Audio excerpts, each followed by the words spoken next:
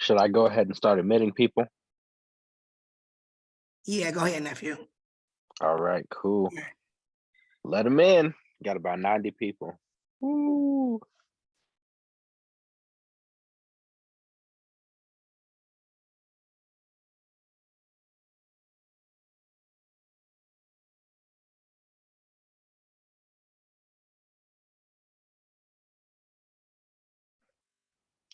Welcome, welcome, welcome. We are just letting everybody join in for right now.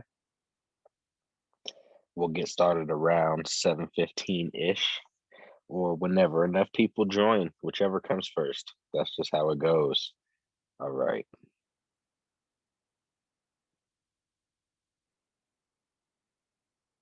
Let's go ahead and do this. How's everybody doing? Doing great. Doing Okay. great. Doing great. What up, Doing Caleb? wonderful. What up, Caleb? Good. Good evening. Great to see that y'all are doing all right. Hello. Same to you, bro. How you doing, everything's good. Just remember the opt-out if you don't remember nothing else. So I just wanted, I do know that the Zoom thing said the credit class again. I just didn't change the title. We not doing the credit class again. It's a wrap, it's over. That's just what it is. I did a trivia last night just to see and test your knowledge. It's really for you. You know, because what if you're on the phone with them? You want to be able to pull that out. You don't want to be like, and you got to stop and you got to look it up. You want to know this the same way you know your name. It needs to flow that same exact manner. As far as classes moving forward, if you notice from the Zoom link, because you guys have already registered, so we ain't got to deal with none of that manual. We ain't got to deal with none of that. It is the same for each week.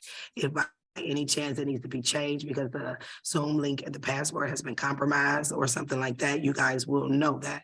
But to just keep it easier for everybody, and for the fact that I got to get it cleaned up, as I stated earlier, it just got to be cleaned up, and I got to do it. And there it is. But I'm not going to hold you guys and say, oh, we have to wait, you know, unless something happened like yesterday because it was a power outage. I can't help that on no level, you know. And Wednesdays, I think today Wednesday is I'm normally extremely busy, but I'm like, hey, we're gonna get it done regardless. So the do not pay, do not collect status. This is going to be a 2, maybe 3-part class. If you guys see, I did say a 6 weeks or more series. I can never stick with 6 weeks, ever.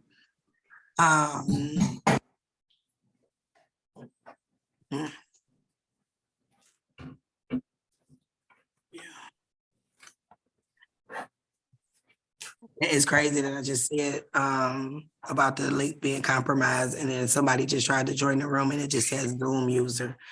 So I know that somebody gave out the link because everybody has a name on there, because everybody in here was supposed to have registered. So y'all know it's a lot of things on the back end that you guys do not see that I have to deal with or whatever, but that just lets me know that somebody gave it out. And at the end of the day, why? You had to pay to be here. Why the hell they ain't got to pay to be here? You see what I'm saying? Because on my end, they're not gonna get in because they don't have a name. So they're not getting in, point blank and period. You know, so just be courteous of my time, because at the end of the day, at any time, I could be like, no, and stop. But then what is that going to do for the other people that's on here that really want it? You know what I'm saying? This is the problem, not just within our community, it's just across the board. Like, just do shit right. Like, we already being taken advantage of. Yeah. We being taken advantage of. So it's like, now you're gonna take advantage of one of the only people that's really trying to help y'all and not trying to charge y'all outrageous to do it, and giving y'all information that is really changing y'all lives, but not just changing the life of yours.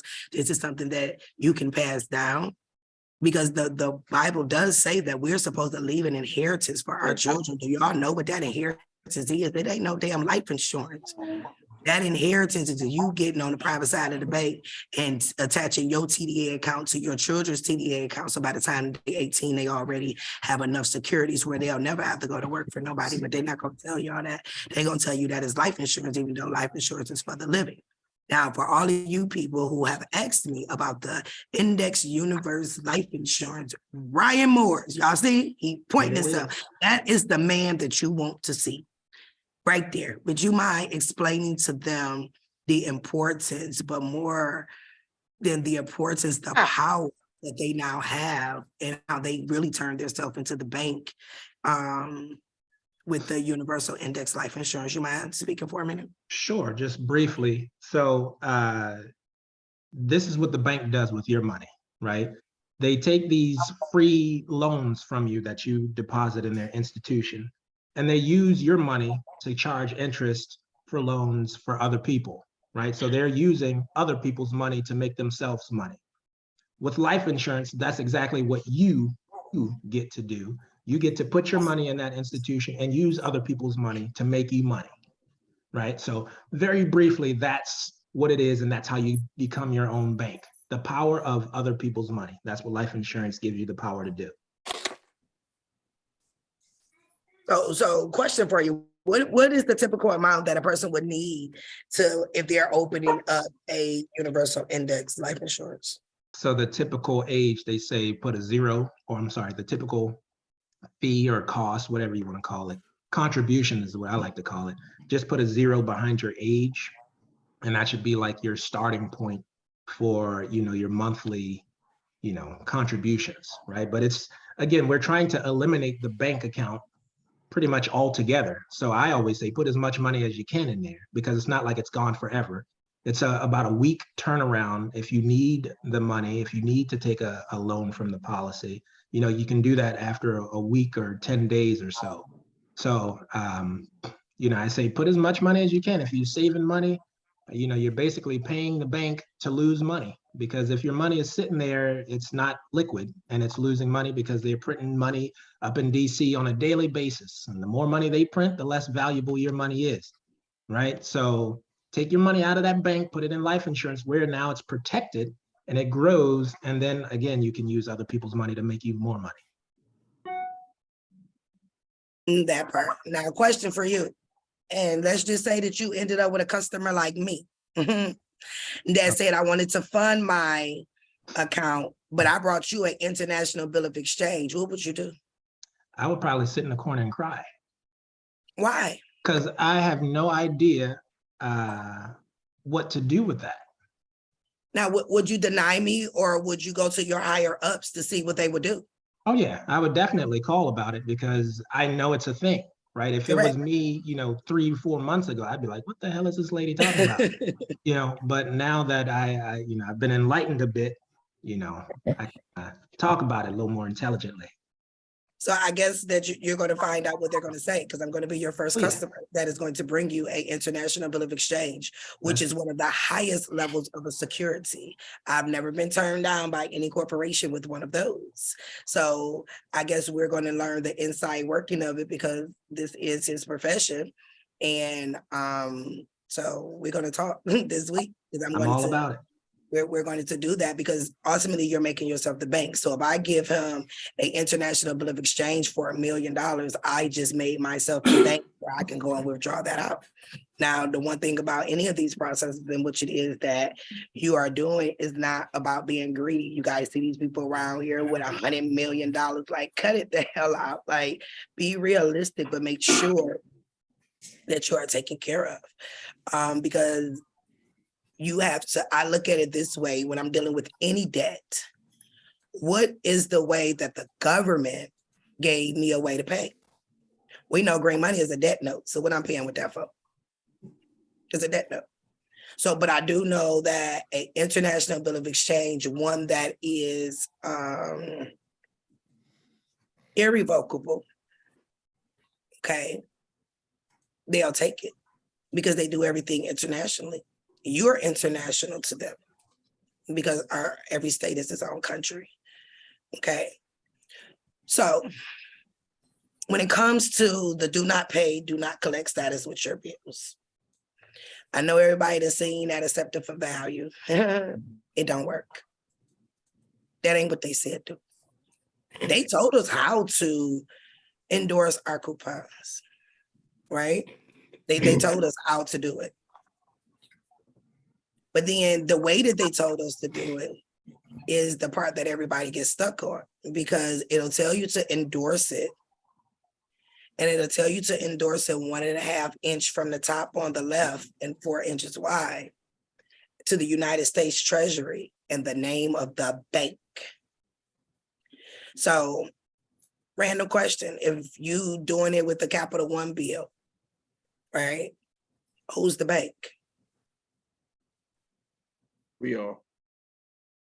Nope. No. Capital One. Sure. It's the trustee of Capital One. Trustee. Boom. Yeah, Because the trustee is indentured always trustee. a what? A bank. Because- There you go. Liable. So the question is, how do you find the trustee? Oh, I know. So in order for you guys to even know how to get the bill paid, you got to know who to send it to. There you go. Ryan has gotten the step made. He took the post that I put on TikTok a minute ago. He stopped it, he paused it. He pulled the law because it did tell you exactly how it needs to be endorsed. Ryan, can you read that to them for me? Oh, all right, hold up 1 second. 31 CFR 328.5, I think the Y'all code hear is. that? 31 CFR 28.5, and that's the exact one. And what does That it is say? it. For presentation to the Federal Reserve Bank of, you fill in the blank, fiscal agent of the United States for redemption or an exchange for securities of a new issue in accordance with written instructions submitted by fill in the blank. That's what it's supposed to say. Did y'all hear anything about accepting for value without levy, social security number? It don't say none of the above, right? When I say they tell you everything, guys, they tell you, period. So now the question is, how do you find the bank? Kayla, how long did it take you to find the trustee the first time? Did it frustrate you? I even had a few people cry about it. But Caleb, how long Oh did yeah, it take? no. It frustrated me a lot. It took me like 2 weeks of searching nonstop in order to even find it. And it was just the most ridiculous thing I ever looked for. Period. It's not easy. But once you got it, you got it. Caleb, can you do a screen share and pull up the security exchange for me? But I want you to pull it up as sec.report. Yes, give me 1 second. I'm gonna do that. So doing it we're right going to now. show you guys the very first step is knowing how to find the bank. And it will not be Capital One. Capital One is backed by a trust indenture. Now we know that Congress said that any card is a credit card, right? That's what they said. Correct. You get most people, all they say is the social security card and the ID and the plate. It's all the costs, which is why every store asks you, you want to join our savings club? Yeah, yeah. They trying to make you think you about to get 5 cents or 5 for 10 when they really getting 5 for 10 transfers on you. And why is that? Because every corporation is backed by a bank. I don't care who they are. If they are taking currency, if they are taking FRNs, if they are taking a payment, if they are doing contracts lawfully, they have to have, excuse me, a trustee. Now, the congressional record of 1968 states, not only are we the beneficiary, but it says that we are the co-trustee and that we have to assign a trustee.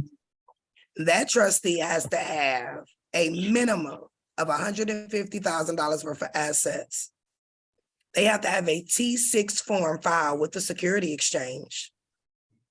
So all these people that's telling y'all you can be Cousin Earl's trustee, yeah, you can, but it ain't gonna be in the capacity in which it is they're trying to tell you. You are the co-trustee, you need to assign the trustee, which is a bank. Today, you guys are gonna learn how to find the trustee. Several different ways, because if you're dealing with a credit union, you're not going to see nothing but a T6 form for them, because all credit unions are owned by the owners, which are the customers. So all they have is a board of directors. They do not have to do an annual reporting 10K, 8K with the Security Exchange, because all credit unions are marked as a nonprofit organization. Yeah, they got a 501c3, all credit unions. So for you guys that's been looking for your credit union under the Security Exchange, that is why you cannot find them. But you can pull their T6 form, because they're All right, I got it pulled up. Thank you. Go. You know what? If you go to the bottom, it says screen share of the Zoom, and you can pull the actual, and then everybody can see your screen. Could you make me a co-host so I could screen share? Yeah, you should already be co-host. No, it took kicked you me out. away. You had to let, it kicked me out. You had to let me back in. All right. Yeah, let I me got do that. 7 people in this room, but it ain't showing me no names. But at this point, I'm gonna let them in. If they ain't supposed to be in here, my ancestors gonna get you. Okay, I'm telling you now. So come on in. But if you ain't supposed to be here, you better watch out, because they love me. Better ask. Some people try to do me wrong. Jesus. But anyway, honestly, I'm cool as hell, y'all. But I'm about my business though, because I want to see everybody get free. So let me know. Caleb's going to show his screen, because I'm going to show you guys how to find a trustee. You guys are going to actually know how your note moves. If somebody got a car contract somewhere, you might want to pull it out. Yeah. Or a car contract out, because I'm gonna show y'all something. Can you see my screen? Absolutely, we can. Can you guys see your screen? Yes, ma'am. Okay, so when you are looking for the trustee, okay, under the Security Exchange, I know that their website can be very intimidating. Okay, so the first thing that you want to do when you do the search, you want to put in SEC.report. That's it. at the top. It's scroll up some, because we can't see it. Oh, you can't see the sec.report? Well, no, yeah, okay, there it is. SEC.report. When you go there, it's going to take S on the very as top. a Sam, E as in Edward, C as in cat, .report, like report card. Let's take a shower. And put your phone on mute while they take a shower. Thank you. Okay, hold on. I'm gonna just mute everybody. I was about to do that, but I'm sharing my it's screen, like so I I'm shouldn't in have the to do different that, menu. but my Lord, people. Hold on, y'all. Let me figure out. Oh, we go do the muting going on here. Okay, so when you get to this screen here, you see where it says look up company, look up ticker, look up CIK. Those are the actual numbers that are through the Security Exchange. if you ever make it to the private side of my class, you'll know how to pull your securities through the security exchange. What'd you do, nephew? Oh, I'm still here. Okay, go back. So where it says look up company, put in any company, nephew. Do a major one like CarMax or something. Okay, You can do we can do Citibank car. or Yeah, I whichever actually one. I was just looking them up because I had to find their trustee. Did you find it? So here we go. Oh yeah. All right, well, go ahead. I'm gonna let you do this part then, since you already know where they at. So, This is you know, you're gonna have to give them a walkthrough, even though it's on the screen. The top half of the screen is black. is it? Can you not? Yeah, just the What- top part. You're on your phone, aren't you? I'm on my phone. Yeah. Do you guys see the bottom part? The top part is black, Caleb. I don't know why your top part is black. Here, I have an idea. I might have to stop. Let me restart it. Okay. I actually, I'm sorry, I'm butting in so much, but I actually kind of did a class on finding the trustee, and I found some little shortcuts. So I'm just trying to provide my services if needed. Absolutely. All suggestions are helpful, whatever it takes, because sometimes these trustees are not easy to find. I use a couple of different ways. I use a security exchange. I use SBG Global. I use Trustee Law, one of those. Sometimes you can find it on their page. It just depends on how your own due diligence and oh no, it's a way to make everybody blue. Where is it?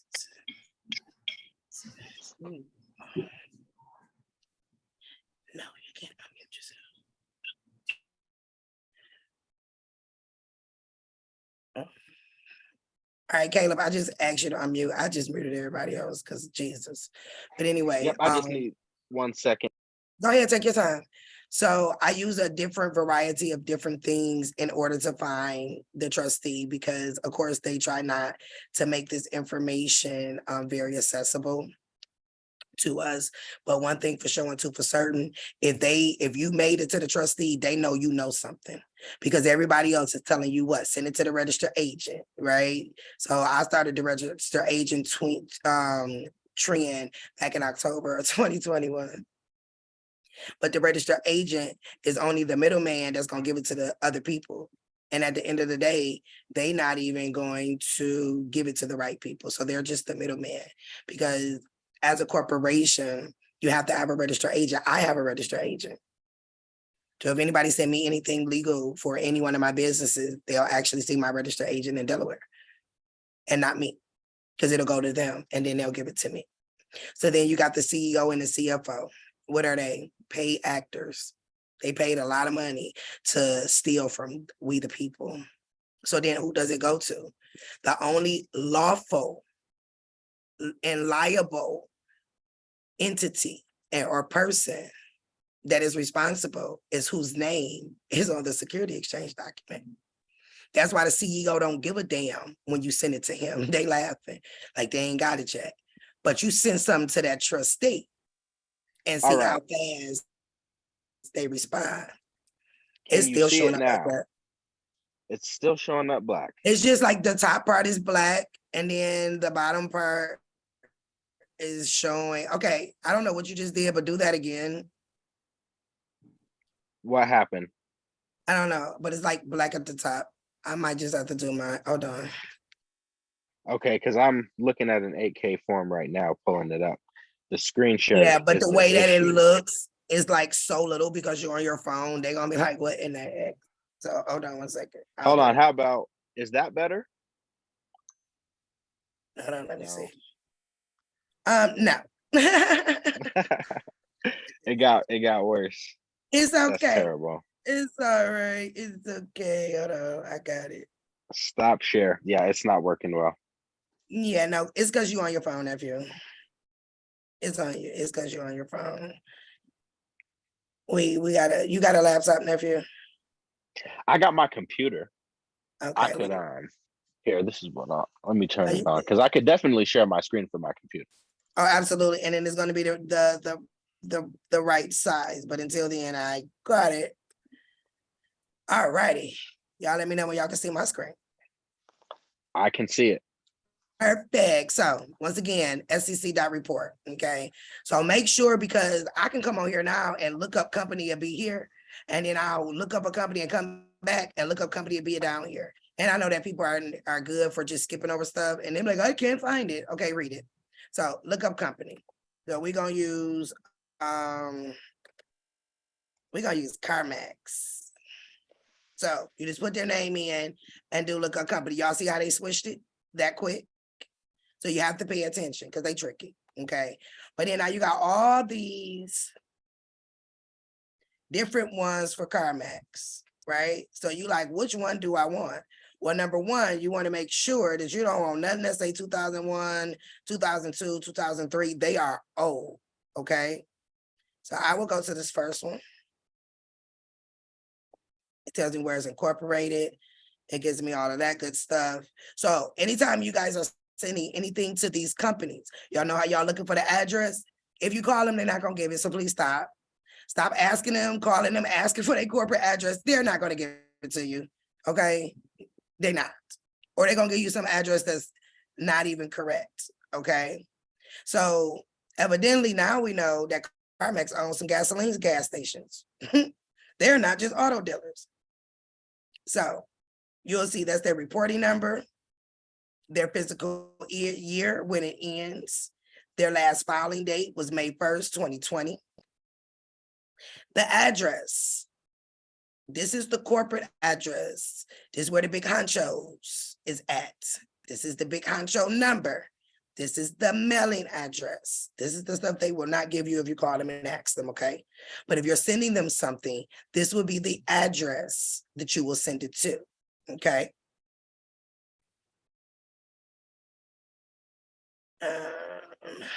So now what's going to happen is they have to do quarterly reporting. So we know that they did their last reporting on 9/30/2022. So this is one of the forms I would definitely want to look at, right? But I know that the good stuff is going to be on the 8K form or the 10K form. But there you go. The 10K form, which is their annual report. So let's go to the 8K form and let's pull this form.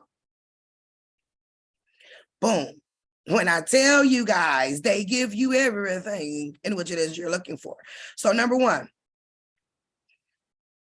and if I was y'all, I would get a pen.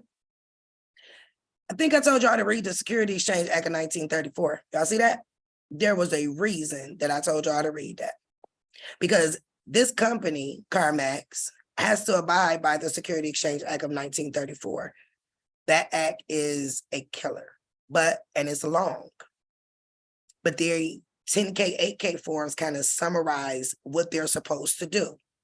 So if you're looking for their employer identification number, you will find it here. Here it is with the address again. Because on these forms, everything has to be what is the lawful information, okay? So let's just say you are able to access your QSIP numbers, right? From them using your trust account. They have what's called trading symbols. This is the trading symbol. So when you pull your Social Security account or whatever account under Fidelity, and you see what these symbols are, this is what it is, okay? And it lets you know that they're on the New York Stock Exchange. Why? Because we chat them.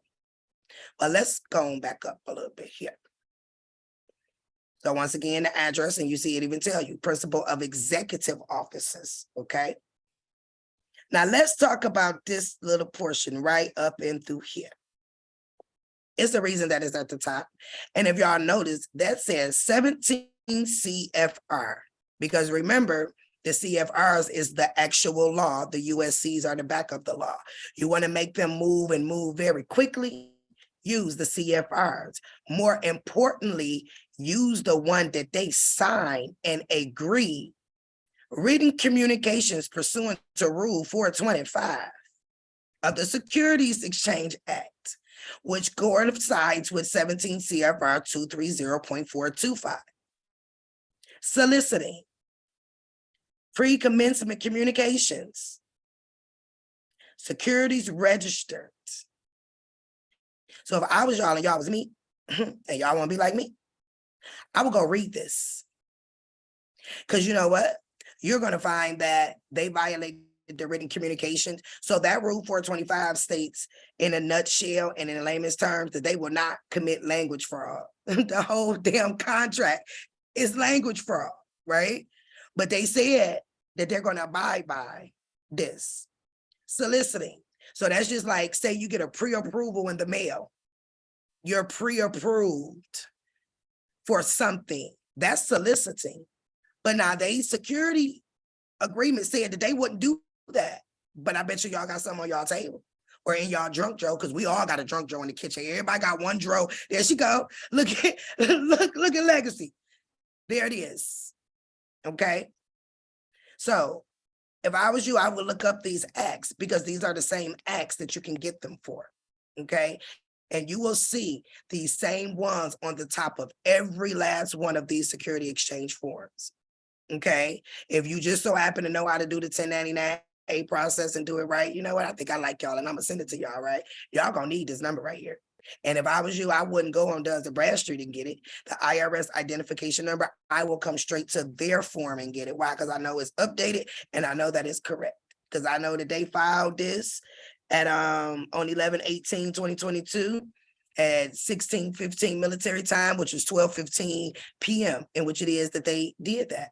Okay. So definitely get yourself abreast with these 17 CFRs. Okay. So this information, which I ain't about to go through all of this, I'm going to tell you all that now, but it's very important. But more important, let's go on down to the bottom. So remember, I told you that it is the only person that is lawfully liable is the name that is on this form, which would be Enrique Mayor Mora. But I want you to look at how he signed his signature. Do y'all see this? Can anybody tell me what that means? Oh no. Siobhan. You gotta hit the unmute. I muted everybody, girl. Signature. There you go. But that also stands for what? Because who can sign a signature? There she go. Rogers, you said it. Rogers, what did you say? You gotta unmute. You gotta unmute, baby. Here I go. Can you hear me now? I read lips. Look, I read lips very well. And I read your lips, but I guarantee you they didn't. So go ahead. Man, living woman with a soul, baby. So that lets you know that when you sign your signatures and stuff, how are you supposed to sign it? Did y'all know that you're supposed to put that S in front of your name to let it be Just known like that that. you are signing in the living? There you go. And do you also see that their name is in upper lowercase? They signed as the living. So now who is the responsible party? Who is the one that can go to jail? Enrique. So if I'm about to send something to CarMax, I'm going to Enrique because Enrique signed to the security exchange saying we're going to be a good steward and we're going to make sure that we help the people, you lying asses. So guess what? He the CFO. Now I normally say, depending on what the 10K form says, well, who you send it to, but we ain't finished though. So now Enrique. So now I got some registered mail going to Enrique, somebody for free access to next month's class. Why are you sending the registered mail and not green card? Nephew, pick whoever hand just came up. Look, Siobhan waving. Okay, let me look. Whose hand was up first? I don't know. So any, mini, mighty, mo they ass. All right, Ron, I'm picking you. Ron Cheryl. Now is your time to shine. Awesome. You are sending it to him because he is on. It just left me. He's on the Nope. line. I want to know why you sending the registered mail. Next person. So Yeah. it's Catch the next one. I'm gonna do a couple I'm of them. Look, I sorry. got 20 people raising their hand. They like, shit, let me get next. Oh, shoot. Okay, let's see. Forrest Naley, I'm choosing you. Why is it being sent registered mail? That's the question. So in order for it to be an official security, you have to have it sent registered mail, not certified. Okay, go just a little Registered bit more in depth for me. So you said in order for it to be a what? a proper security, security? a security instrument. Okay, so that means if I take a piece of junk mail and I put it in an envelope and I go to the post office and I say, send this registered, did I just make that a security?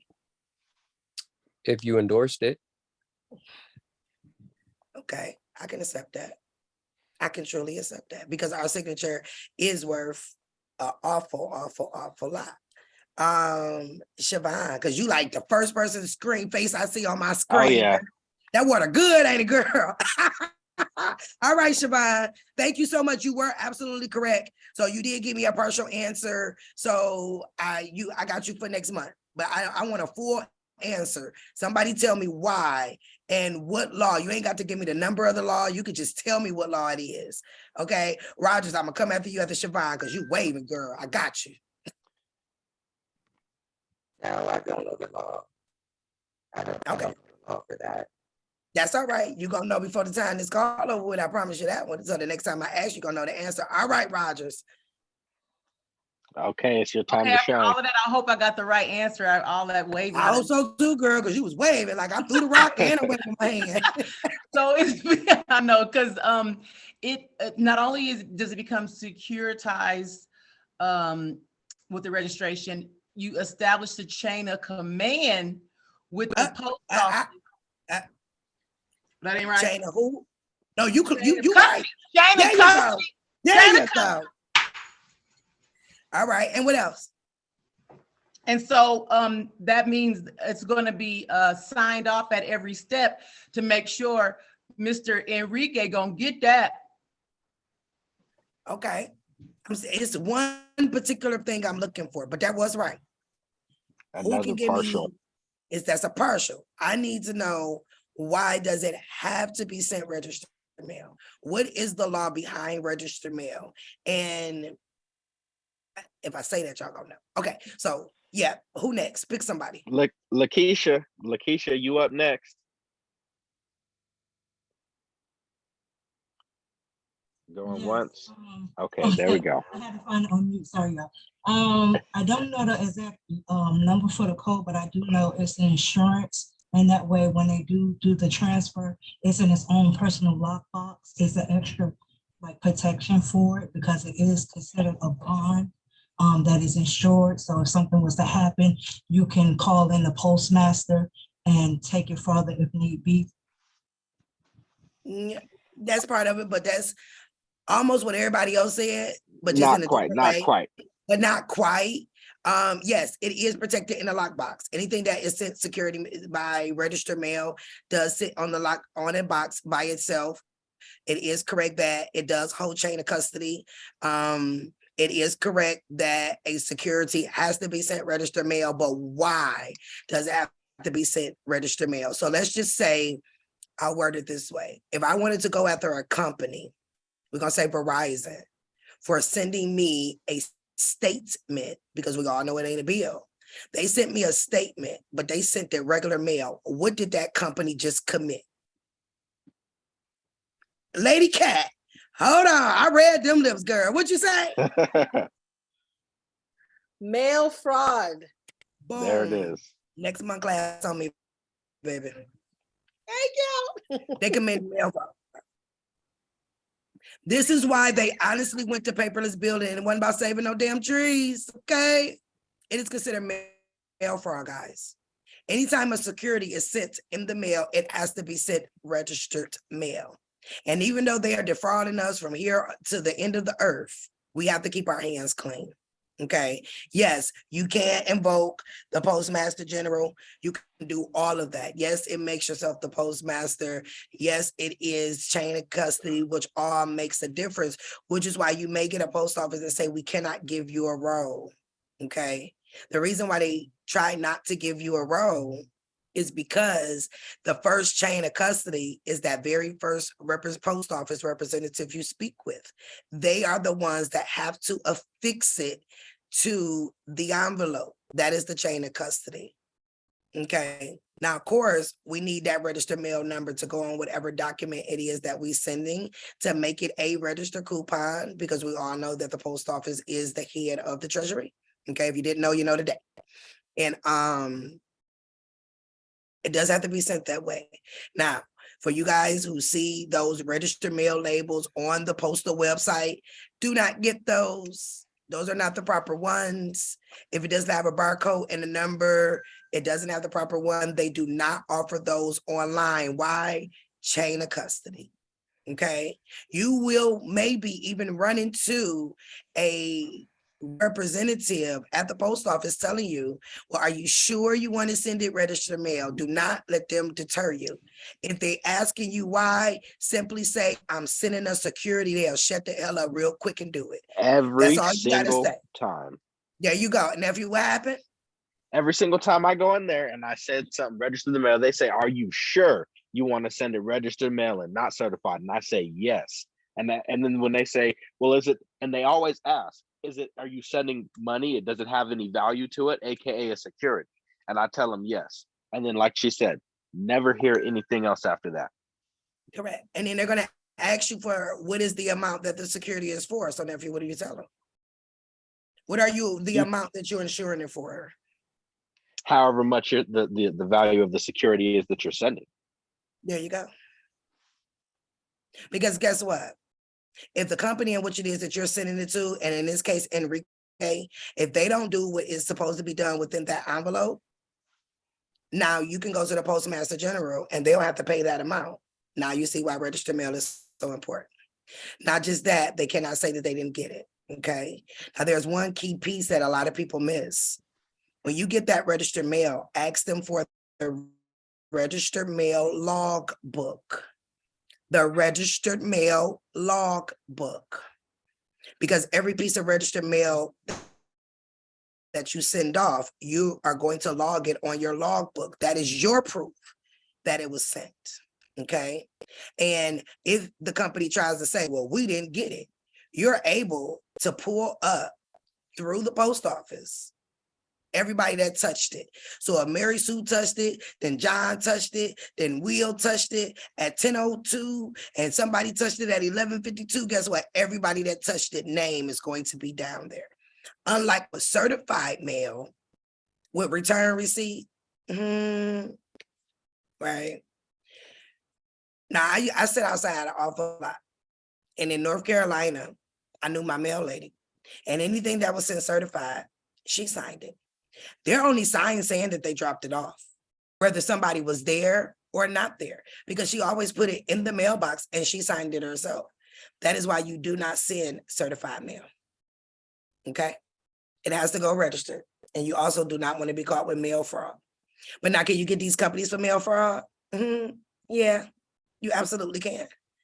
Because not only are they supposed to send it registered mail, if they are sending you a statement, AKA bill, there's supposed to be a notice on the front of it in red that says, this is a solicitation. You are not obligated to contract. Have anybody ever received a T-Mobile light bill, gas bill, cell phone bill that said that on the front of it? Where am I getting this information from?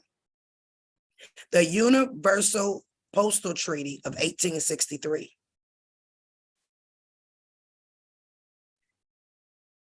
Do they have some other postal treaties that's out? They do. They do. But unfortunately, they're just out there for us to see. But if you want the real figures of the amounts of the stamps that's supposed to go to pay the taxes on these contracts, you'll find that information under the UPU treaty. For those that I've done court cases for, why do I put a 10-cent stamp? Because the UPU treaty says that anytime I'm dealing with court, it needs to be a certified true bill copy and I need to pay the taxes on it, and it's 10 cents. And due to the fact that we know that the post office is the head of the treasury, and that we also know the only thing that we're lawfully liable for is the taxes.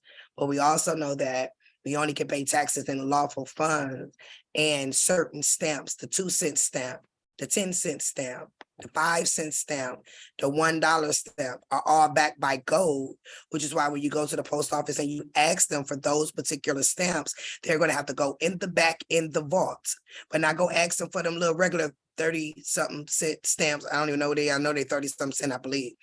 They might be more now, but you ask them, they right there on the counter. They open the drawer and give them to you. But you ask them for the denomination of a 2-cent stamp, 5-cent stamp, 10-cent stamp, $1 stamp, $2 stamp, or $5 stamp, or even a $10 stamp. They're in the back of the vault because they are backed by gold, okay? So back to this form. So we know we're gonna send it to Enrique, but let's go down some up and see who else is involved in this. So that's just the 8K form. So that's that only gonna give you so much. It's gonna tell you who the board of directors is. It's gonna give you all their little names. It's gonna tell you how much their salary is and all that good stuff, right? But now let's go to this 10K form.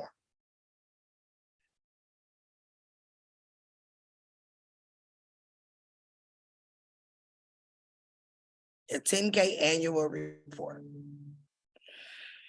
Now, once again, it's going to tell you when their fiscal year ended. It's going to give you, of course, again, their EIN number, their trading number. Here go those laws again. And on this one, you see that they are checked. What did it say? Yes, that they're going to abide by these rules, okay? So they've already said they're going to abide by them. And let's go down some more. So they give you their table of contents. I ain't gonna read them. If I was y'all, I would. Because as you read through there, it tells you about the security ownership of certain beneficial owners. Who do you think the beneficial owners are, guys? You. Okay. Depending on which security agreement you pull up, it'll tell you that they're supposed to cancel out our debt, but we're gonna keep going. It tells you how they put it as an asset and a liability.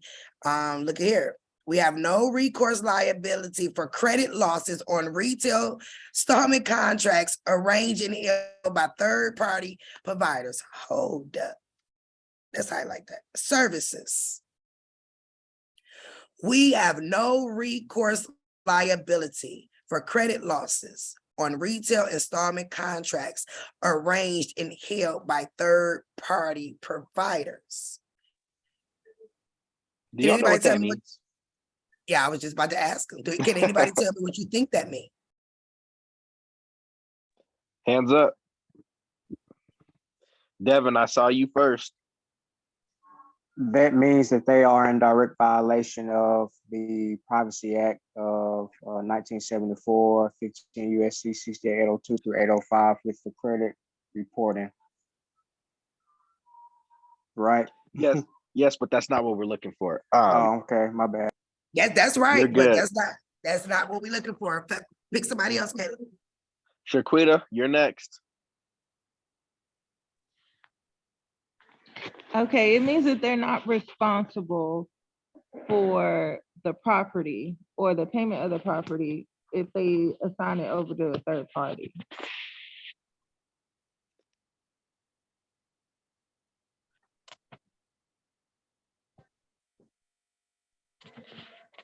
Caleb. Again, yes, but I don't think that's what we're looking for. So we're going on to the next person. But I appreciate you. All right. That let us know that you guys are reading. I don't know how Zoom user got in here. That's wild. Oh, okay. Let me kick them out real quick. Hold on. Kendra, you next. Let's see. Okay, so can you hear me? Yes, we Hold can hear on you. 1 second before you do that. Hold on 1 second before you do that. Zoom user, I just asked you to unmute. Identify yourself before I kick you out. Are you supposed to be in my room?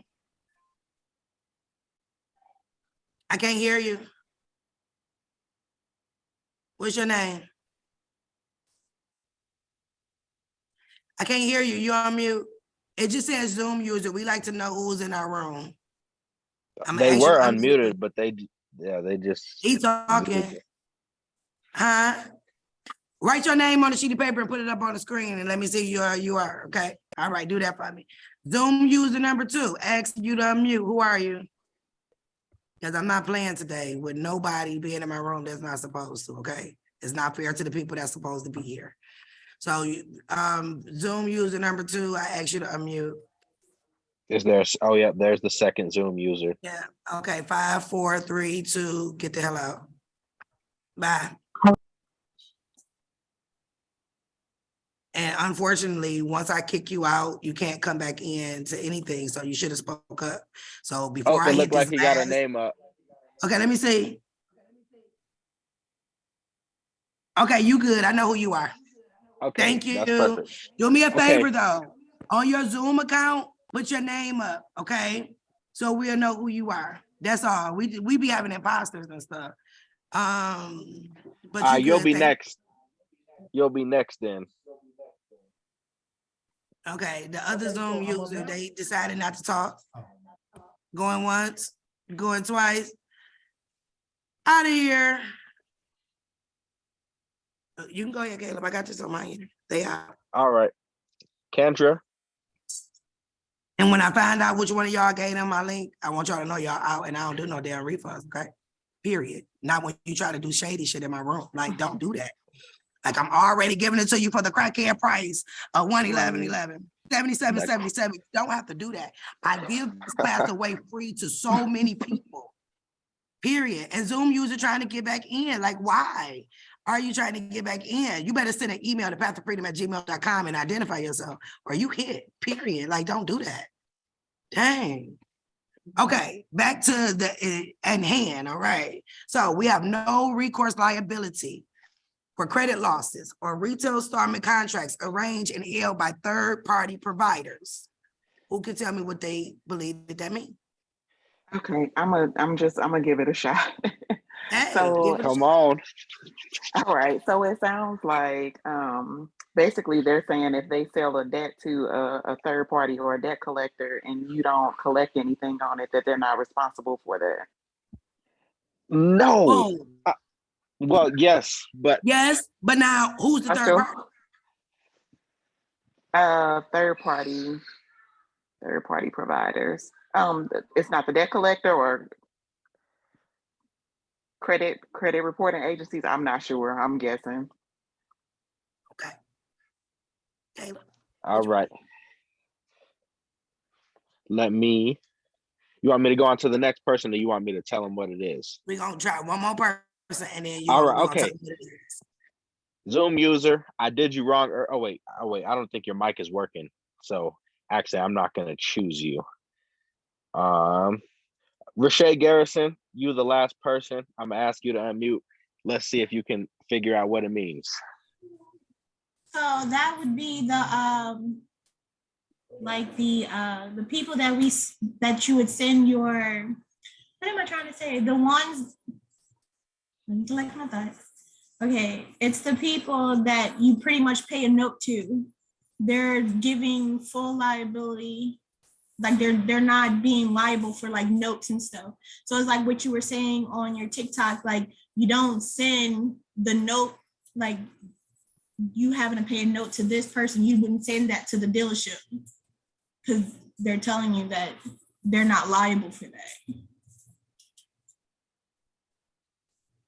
I like that because, but again, it's a yes and a no situation there again. But I get it. It is a little complicated language, so it is what it is. But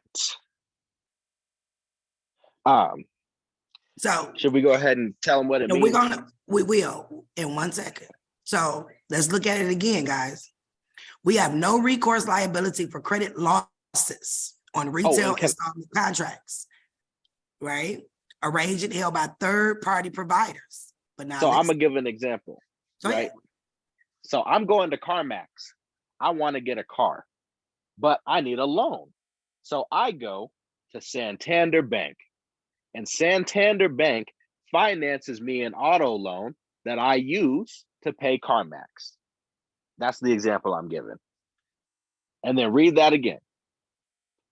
We have no recourse liability for credit losses on retail installment contracts arranged and held by third-party providers.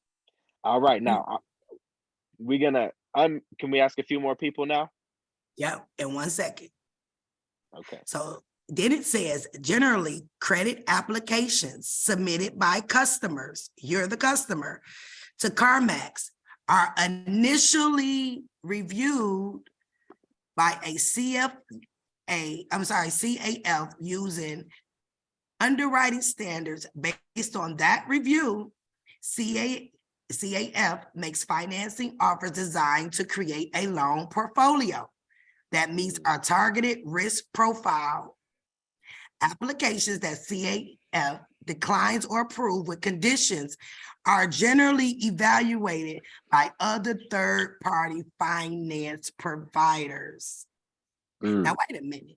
Didn't they just say that they have no recourse liability for credit losses on retail installment contracts held by third-party credit providers, but then turned around and told you that the system that they use to approve you is a third-party credit provider?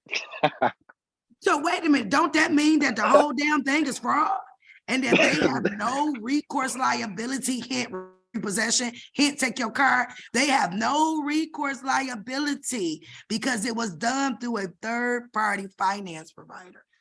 So you know what that means? That means that when you go to court or when you're going into arbitration, whatever you're doing, they cannot prove that they have a loss because they put right in their security agreement that they have no recourse liability for any losses.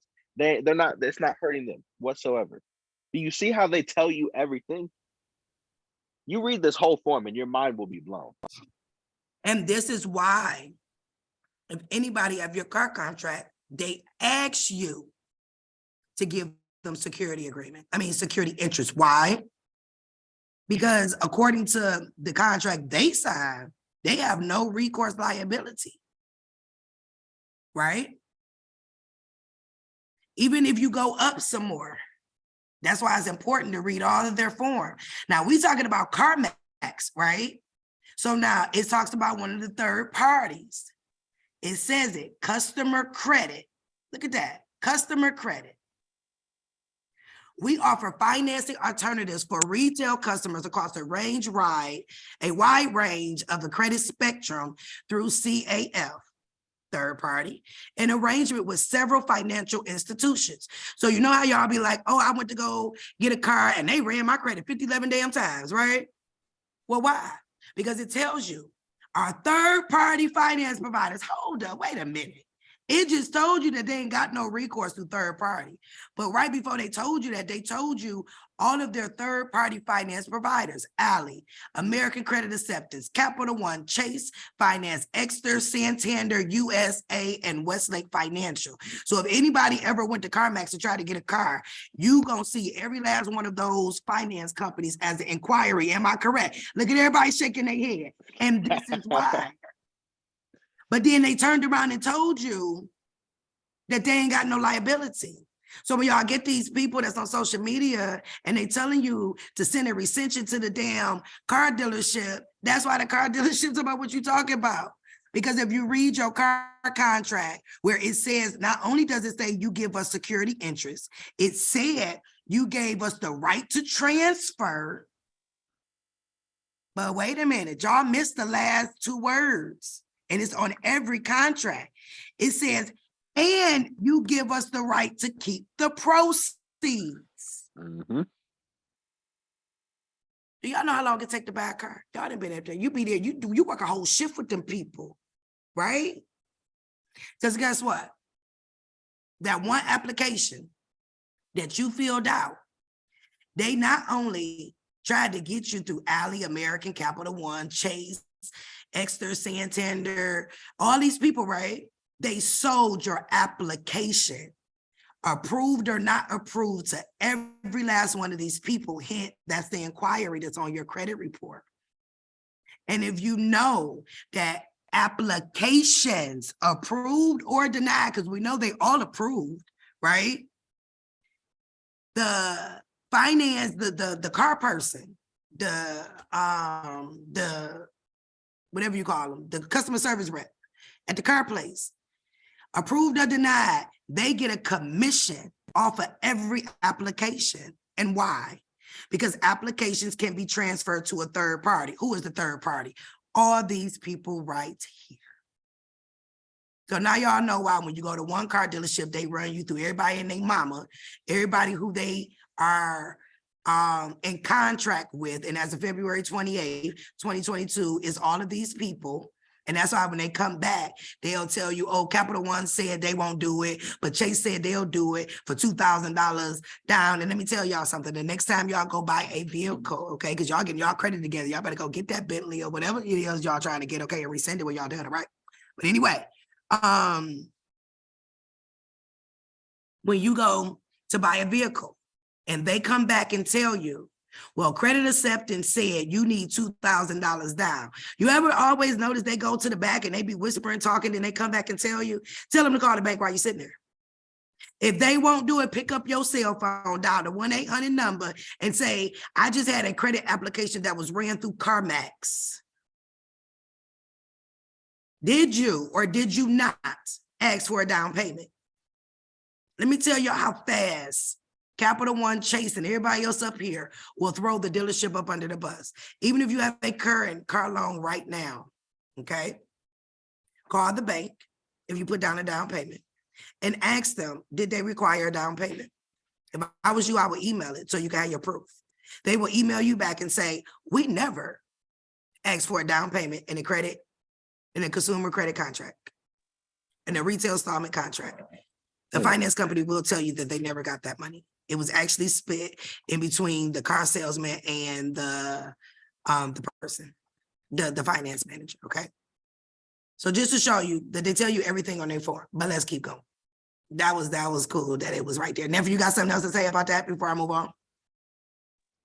I was going to say, and if you did put down the down payment, the definition of a finance charge under Truth in Lending tells you that the down payment would be the sum of all charges. So the fact that they would be charging you more money after you made a down payment is another fraud that they committed. But the whole thing is fraud in the first place, so it don't really matter. Boom. So let's keep going. So as y'all see, this form is very important. Look at what this say. Human capital resources. Boy, when I tell y'all, they tell us that. And look, they put it in blue. Wait a minute, okay? For $50, I'm gonna give up cash for this one. For $50 to cash out right now. Who can tell me why that word is in damn blue? Out of everything on this, look, blue. Why is it blue? All right, Luis, you up first.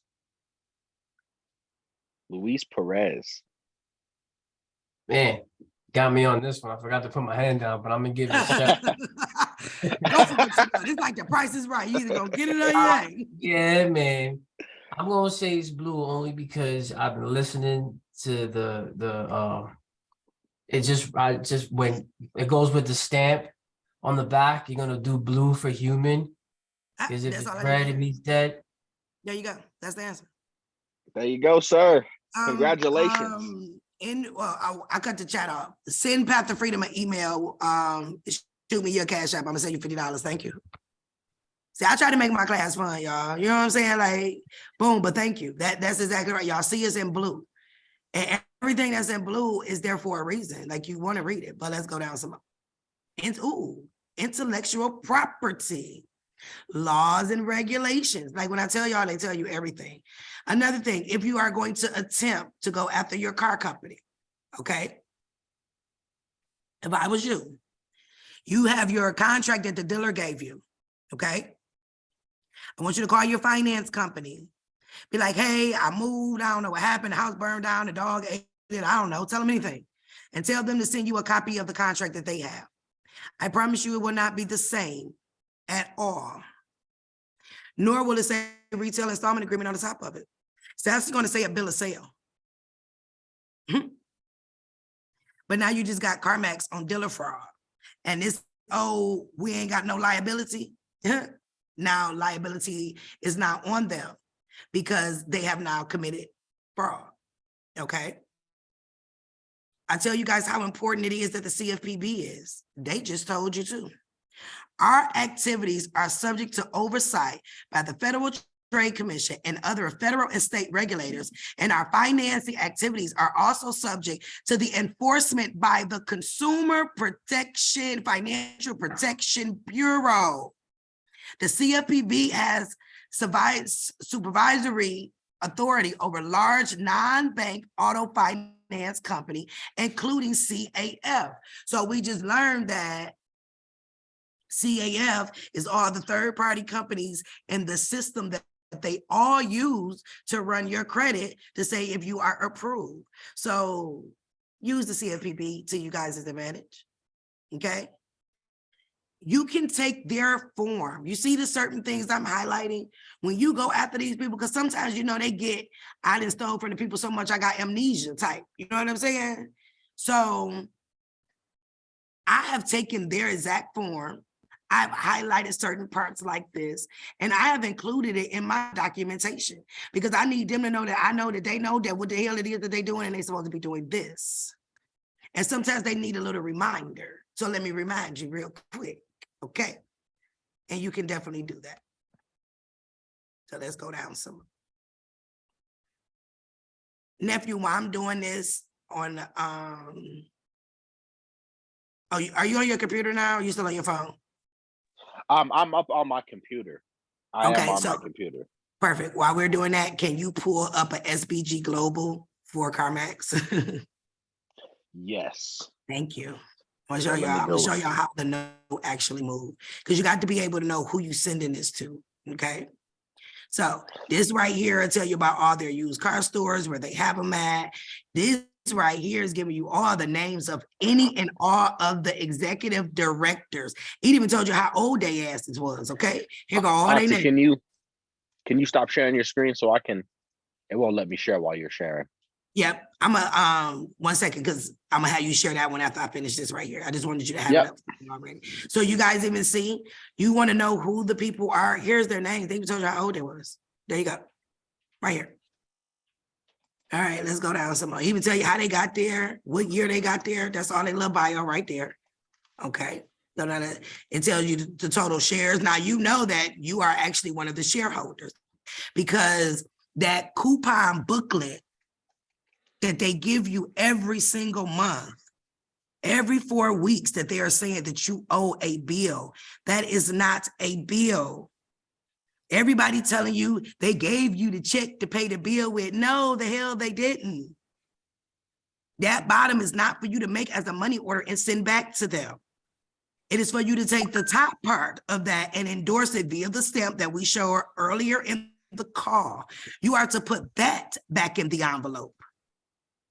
And then once you see it reflected on your account, then you take the bottom portion and you deposit it into your bank account. That is your check. But your check from what? The interest off of the account. According to treasurydirect.gov, coupons gains interest every 4 weeks. Hint, don't you get a bill statement in the mail every 4 weeks? It's because it gains interest every 4 weeks. So that is them paying you, the shareholder, because if you got CarMax and you pull your tickers off of your social under Fidelity, you gonna see this ticker number on there. This right here, it's gonna be on your account. Now you know what you're looking at now. And if you got anybody, I don't care what company, come pull their form, find out their trading symbol, and go under Fidelity.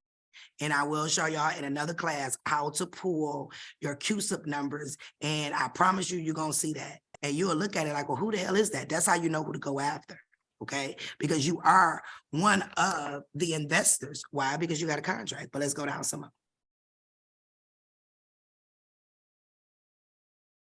For you guys that's just coming in late, I appreciate you guys coming in. I don't repeat myself though, unfortunately. If I was y'all, I would try to be on time because we go over a lot. I know sometimes that can't be done, and I normally don't let you in late, but I ain't got time for the emails. I just ain't. I got a hell 700 to go through, so I'm gonna let y'all in this time. But after this week, it will close down exactly at 7:30. I give you guys 15 minutes to come in. We start exactly at 7:15. I will keep it open to 7:30. After that, Zoom is going to automatically lock it. Okay, and at that point, don't send me no email. And I'm sorry, but I'm not sorry. Okay. So, because y'all don't show up late for work, period. So I wouldn't be showing up late to something that could change my life. So if it don't apply, let it fly. If it do, catch that shit and let's keep it moving, okay? So let's keep going down this form. Y'all see these forms are extremely long, right? But I'm trying to get to a certain point. Let's go.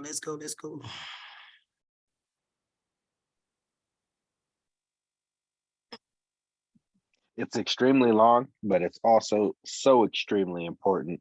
Like you'll find something in every single section. We just don't have time to go through the entire thing on here. So we're going to show you some important things. And I wouldn't go through it anyway, because that would make them lazy as hell. They need to read it. Like, I'm not going to do that. Like, because at the end of the day, y'all freedom is up to y'all. And I wish I sure had somebody to do what I'm doing for y'all, because there wasn't nobody around at that time. We were trying to figure it out. So let's go back. All right. So you got another name here, signed as a signature, William Dash. He is the president and the executive officer of the company, pursuant to 18 USC section 1350, I'm sorry.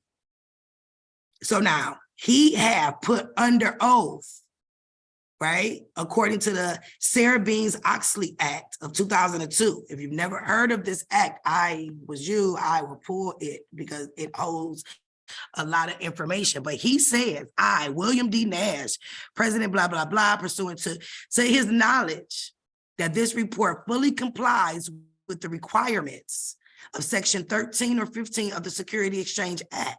So he signed his signature as a living person in April of 2022, saying that everything in this form is correct. So since they've certified it, use it against them. And you can use him and say, well, he certified it, so hell, what do you mean it doesn't apply to you? Okay. And then here we go with Mr. Enrique. He said the same thing, that he is certifying that this is correct. Okay. Boom. So I know on here you like, all I see is CFO and CEO. Where's the bank? So this is how they play you. Let's go back.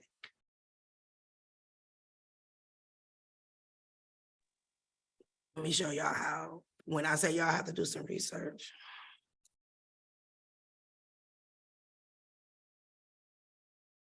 So we know we went through CarMax. That's the main company, right?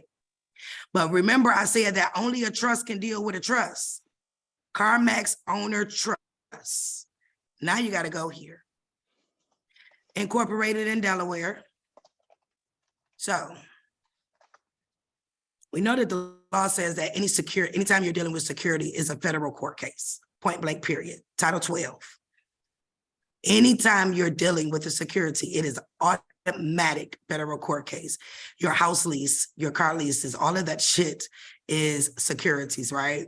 So not only does it make it a federal court case that way, it also makes it a federal court case because they are incorporated in Delaware, but we just seen that they are headquartered in Virginia, right?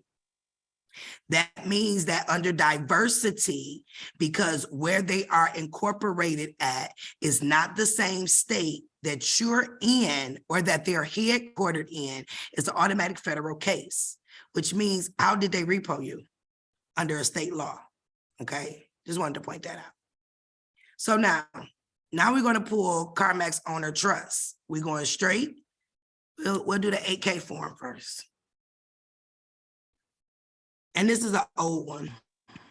I don't know. I'll pull the current one, but I just want to show y'all something. Let's see if it's. And I got that SP Global pulled up. Perfect. I'm about to let you share. I'm about to stop sharing my screen. Matter of fact, before I do that, I'm going to stop sharing my screen so that we can pull. I want to show y'all what he pulled up for me. Hold on. And for every company, okay, nephew, You're good to go for every company that you're going to be trying to pay. Diamond, you okay? Shake your head. No, you know you can't sit at the screen too long. It's okay. Log off, darling. Log off. I don't think Okay. she can So hear. what you do is, Or she can listen. Just listen. Cut your screen light down because the light from the screen is what's caused triggering your seizures, darling.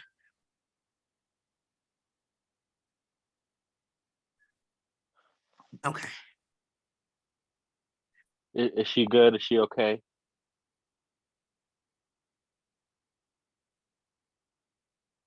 Okay, she's gonna put in the headphones and then okay. Okay. I think we're Thank good. you. I'd be concerned about her, y'all. Okay. So what he has up here, go all the way to the top, nephew, so they can see what we pulled up. Oh yeah. Y'all might want to write this website that he actually down. Write it down. Can you can still see my screen? Oh, I can see it very well. No, go back. Where you go? I wanted to show them what I looked up though. Okay, go ahead. CarMax Trust SP Global. As you can see, that's all I Googled. And you see this CarMax Auto Owner Trust, right? So when you go back to the SEC and you look up CarMax, just like this, right? I want you to see that. CarMax Auto Owner Trust. Do you see that? That is the same. Hold on. Don't do me like this. Move. Okay, let's move. That is the same as this right here. Oh no. CarMax Auto Owner Trust. So that's what we're looking at. And this is the form that you can see. Perfect. So this SBG Global, scroll on down. Let me show y'all something. So y'all know how on your contract, you gave them the right to transfer, right? And remember I said that the bank is the trustee. We about to go through it. Nephew, what are you doing? I don't know what you did, but it was perfect. Now take it back to perfectness for me. I know it's like hold on. What'd you do? It's like almost blurred out. I don't know what you did. Now it's blue. Now you turned it around. Blue. I'm gonna get you. Yeah, unblue it. Now unmake it. Now you got it like it's almost like a there tip. it is. There it is. All right, there we go. There Now it stop touching that. I'm done. All I'm right, right done. there. Perfect. Okay, can everybody see that? Shake a head, nod a head, do the jerk or something. All right, everybody. So on your contract, when they transfer, now this is the business one. It's cool if you did. Now, this is for business, but it's still the same. So for those people that you guys have probably asked to ask businesses, will say, does the consumer law work with my business? Yes, the hell it does. Because in order for you to get a business, in order to get that EIN number, what did you have to use? Your social. It's still all tied together. There is no money, whether it's on one side or the other. The consumer side or the business side, ain't no damn money, okay? There's none. So let's walk through what you guys are looking at. Okay, y'all ready? Throw a thumbs up. Can I see some thumbs up? Hold on, I can't see y'all at all. Hold up. There we go. All right, thumbs up. I like that. So if anybody got a contract, if I was y'all, I would have it out because I'm about to give it to y'all for real, for real. So this is me at CarMax, where it says CarMax Business Services. This is me in CarMax looking at a G-Wagon. Okay. That's us. So now I've signed the contract with CarMax and I done drove off with my G-Wagon.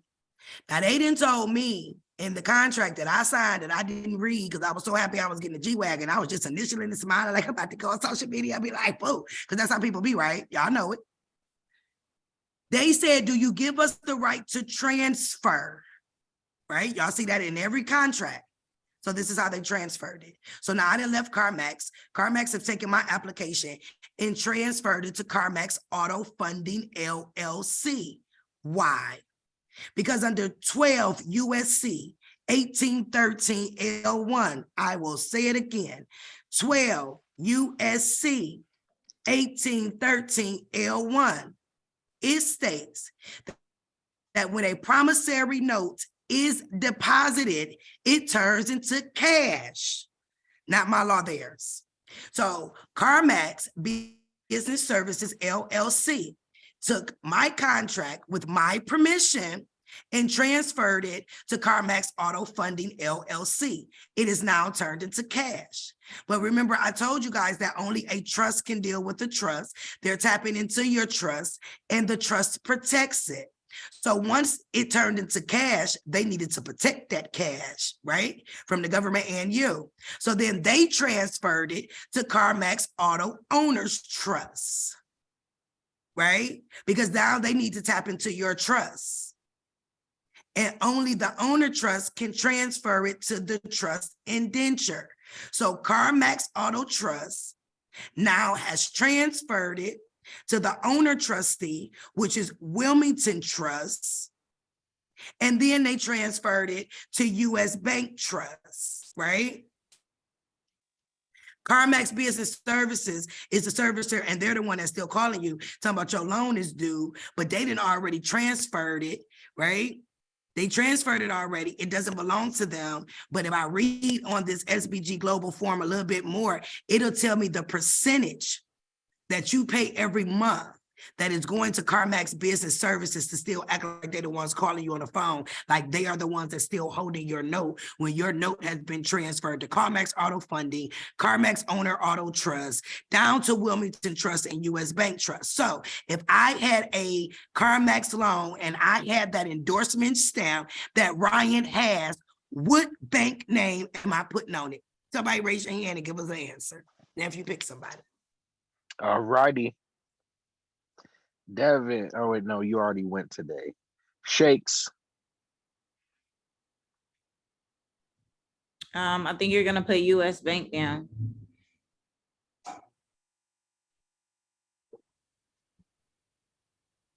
Well, there you have it. Oh, now why did you use US Bank instead of Wilmington Trust? Because they're the indentured trustee. Okay. Now, do you know that the owner trustee is higher than the indentured trustee? But they send them to both. Nephew. Yes. I want you, because this is a business one. So when we're straight consumer and we'll show one, the owner trustee is going to always be a trust bank. The indentured trustee is normally not a trust bank as well. It's a servicer bank. It's like a service on, bank, like Wells Fargo or one of those like pull up. this. Yep, there This you is- go. You see that? This is Santander. This is Santander. So Go ahead and I did walk them this through that. because Santander is also under SP Global, and I actually was looking for my own parents actually for their car because they got one. So I had to look, and sure enough, it was Santander Consumer USA, right? So then I had to find the trustee, and the trustee, the owner trustee, as you can see, is Wilmington Trust, which is a trust bank, the same as that. But and this is again for consumers, not for businesses, which is why you have a regular servicer bank as indentured trustee. So notice how it's not a trust bank; it's just a regular bank, and that's for dealing with consumers. So in this case, any correspondence that you see in arbitration, whatever the case may be, even though Santander said they the one that called you, they the one holding your note, they're not. It's actually Wilmington Trust and Citibank. But unless you are in proper status with your trust, don't contact Wilmington Trust because only a trust can deal with a trust. You will contact Citibank, and Citibank is the one that you will endorse it to and send it to. If you were trying to do a rescission of a contract, if you were trying to put them in arbitration, yes, I will have Santander name there, but I will also have Citibank and Wilmington Trust. If I was suing them, I'm suing all three.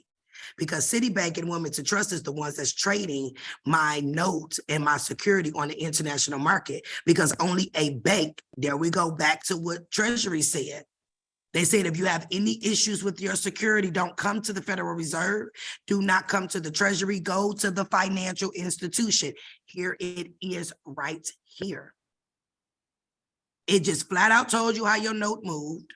It told you who they moved it to. It told you right here under Santander Drive Auto Receivables, they are the ones that was the depositor. So they are the ones who turned your security into cash. Then they transferred it to the trust to protect it. Hence why you need a 498 trust to protect all your assets. You see, they protecting their assets. Why you don't think you're supposed to protect yours? That's where you get that foreign trust from, because your foreign trust is protected. They protected these funds because they put it in Santander Drive Receivables Trust, which I can guarantee you, if I look it up, it's going to be a foreign limited liability company. And why? Because foreign limited liability companies do not have to report their securities. And this is how they're getting away with what they're getting away with.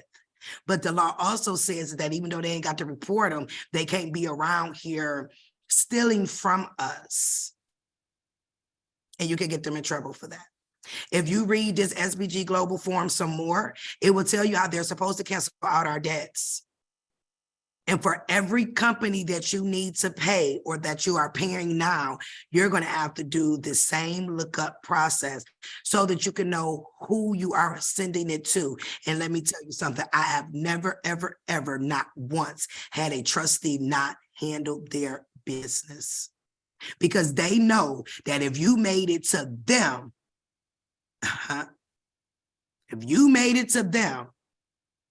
they know you know a little something. Nephew, can you pull up the SEC filing for Santander? Because I would love to. I was waiting. Thank you. SBG Global is only going to give you the bank's name. But remember, I'm gonna go under sec.gov because that's where I like it. That you have to send any of your documentation to a live person. So now you have to find out who is the authorized representative over that particular account. And we're going to show you how to find it. So we're looking for, remember, Santander Consumer USA. That's the one that we're looking for, because that is the main one. I was just on here, so I'm happy for that. Oh, wait, no, hold on. Where's my forms? These are not my 8K forms. That's Santander Consumer. Hold on. Let's go Santander. Bank Co. Santander. Santander Holdings USA. No, do under put it in as if you do it under SEC.report, but wait, there they go on that side. You can click it on that side on the right. This is the one. Actually, do I want to pull up their 10K? Because actually, yes, because on their 10K is where they had the bank's information. Yeah, no, and they even show you the Santander Auto Receivables Trust on there. Here we go, 10K annual report. This is it. So this is Santander Consumer USA, right? This is their holding company. Do you want me to just show this first part up here? I want you to go down where it has the banks.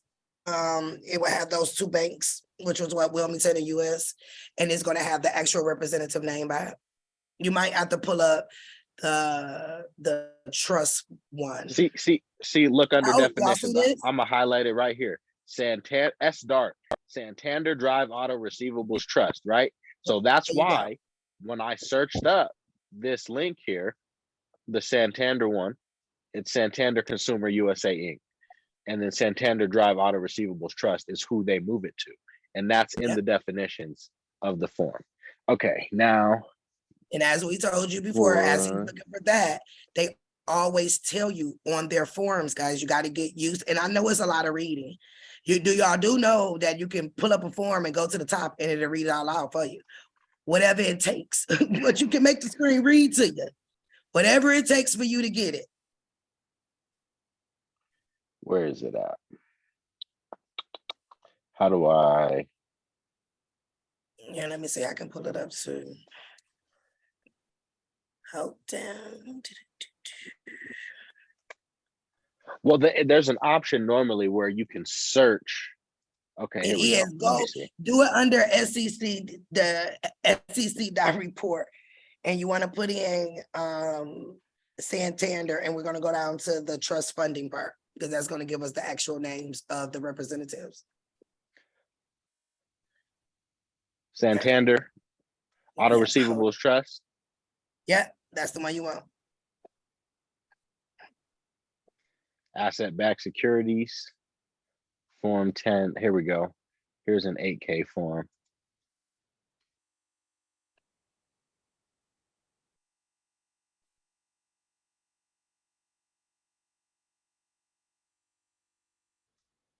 There's the name for Santander Drive Auto Receivables LLC. Oh my. Go all the way down to the bottom. It's normally at the bottom. I don't think it's out. Go all the way down. Was that the bottom of that? No, this isn't the bottom. There's still more. The bottom is down here. You're going all the way down until we get to some names and some banks. Down some up. Oh no, this is as far down as I can go. Oh, that's as far. Okay, hold on. I'll pull up one.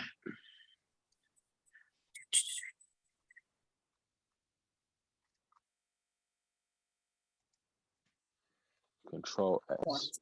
Your screen. Okay.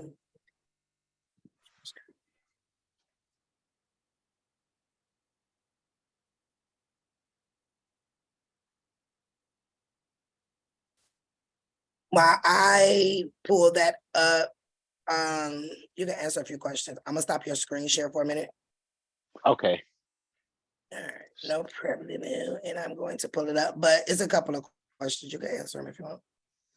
Okay, let's see.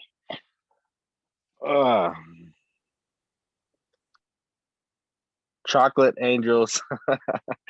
You're going first. Hey, how are you? Oh Lord, I had to run back to the phone. I'm doing good. So my question is because like the wording that she was saying before what because I have a car contract, but I don't believe I have the whole contract because I believe I signed more papers than what they actually gave me. So I went through the arbitration, but they gave me this thing that's called like a limited liability where it doesn't say on there that you can go through arbitration at all. And it really doesn't actually say anything like basically telling you if anything is to go awry, like what you should do in that event that things don't go right or whatever like that. Like I've seen in other contracts that you have been shown. Who's your So, contract with? with Kia, and I have that same issue what you were saying. It was like it's taken me a long time to even get because a lot of their things are like out of the country. Kia headquartered here. Like so I was having a hard time finding like some information on them, but like I said, when I went to arbitration, they was like they basically told me show the whole contract where it says that we even deal with you kind of thing, if you get what I'm saying. No, I don't. I'm sorry. I need Like to know. because first of all, let me start. I'm in the state New York, so New York they try to do stuff kind of tricky in a way. Anyway, so when I seen a regular contract, I seen it where it says like I do have other contracts here where I see it says arbitration. Like if anything is to go wrong, this is how you would deal with the contract. But for the car specifically, it only has it doesn't say like basically what you would do if anything was to go wrong. There is not going to say if anything could go wrong. When did you sign the contract? In April of this year. But like I was telling you last time, but I know you got a lot of people. My car recently got repo because I did that paperwork like you were saying not to do, but that was before I even met you. So I was doing these template things, and like you said, they were just laughing at that. And now when I met you, that's when I started to do the arbitration. But they recently wrote me back and was like, show document to prove that you can even go through us to deal with them. Correct, because you have to go through the arbitrary company in which it is that's assigned to your contract. Right, but like on the site itself, the bank that deals with the car contract, it says to go to arbitration. It's not going to be on the site itself. It's going to be on the. So But you're it going to doesn't need a copy of the contract, the full contract. And at the point now today in repo, it's going to take you all, you're going to take to the federal court, babe. Possession is 9/10 of the law and they got your car already. So you're gonna have to take them to federal court and not just take them to federal court, babe. You're gonna have to know exactly why you taking them to federal court because they're not gonna play with you. So you're gonna not have to play with them because they already got the car. So yeah, that's that though. Okay. All right. You're welcome. But now y'all see and hear how doing a template will cause you to lose your things. And then unfortunately for her, and I feel really bad for her, I remember the day because she texts me like really early because everybody know my feet hit the floor like 3, 4 every morning. So when y'all be seeing me posting that, like I literally get up every morning at 4 o'clock every morning. Okay, I can't sleep past 4. I'll be mad as hell sometimes because I'll be sleeping good. And it literally be like a nigga was shaking me out of my sleep. And I'll be like, damn, but I'm up. Okay, so can y'all see my screen? Yes. All right. So now when you guys are looking at these forms, I am looking at the 8K form, okay?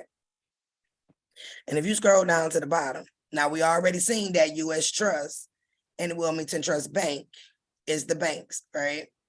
For some reason, they pulled up a blank form. They just did it. I'll find it on the other form. There's going to be a name right here, okay? Whoever name is right here under U.S. Bank Trust and Wilmington Trust is who you will address your documentation to. You cannot just put U.S. Bank Trust National Association on the envelope. Okay, the law says that by right, they do not have to respond if it is not addressed to the proper person. Okay, so now this is the 8K form that's pulled up. On the actual 10K form, it will give me their name. So when I address that envelope, it will be addressed as this: U.S. Bank Trust National Association, in care of, let's say her name, Paula Blue, in care of Paula Blue, account CarMax. Now, guess what? Can't nobody open it but Carla Blue. Nobody can open it but Carla Blue. And according to the law, only Carla Blue and James Blue at Wilmington Trust are the only lawful people that you can go after. Those are the people that you send your documentation to. And them are the people that is going to hurry up and send you a check. They going to hurry up and send you a title or a deed. And why? Because if you read the Security Exchange Act of 1934, it will tell you that they ass is going to jail. You're going to jail. You're going to jail. And they not going to jail because they're gonna be like, you know what, these 1 person, 2 people that figured this out, we're gonna pay them because we got millions of other people that believe that they talking crazy shit anyway. So we're gonna go ahead and pay them out and give them their title. And there it is, because you didn't win. If they know that you didn't win this far to know that these are the people that you are supposed to contact. This is the companies right here, U.S. Bank, Wilmington Trust, that 1099A that everybody won't use, that one that I'm gonna send y'all a PDF on how to use it. Better use it responsibly. It will go, these are the 2 banks that are actually filling out the 1099A. Paula Blue is the one who got to send out that 1099 by March 31st of the following year.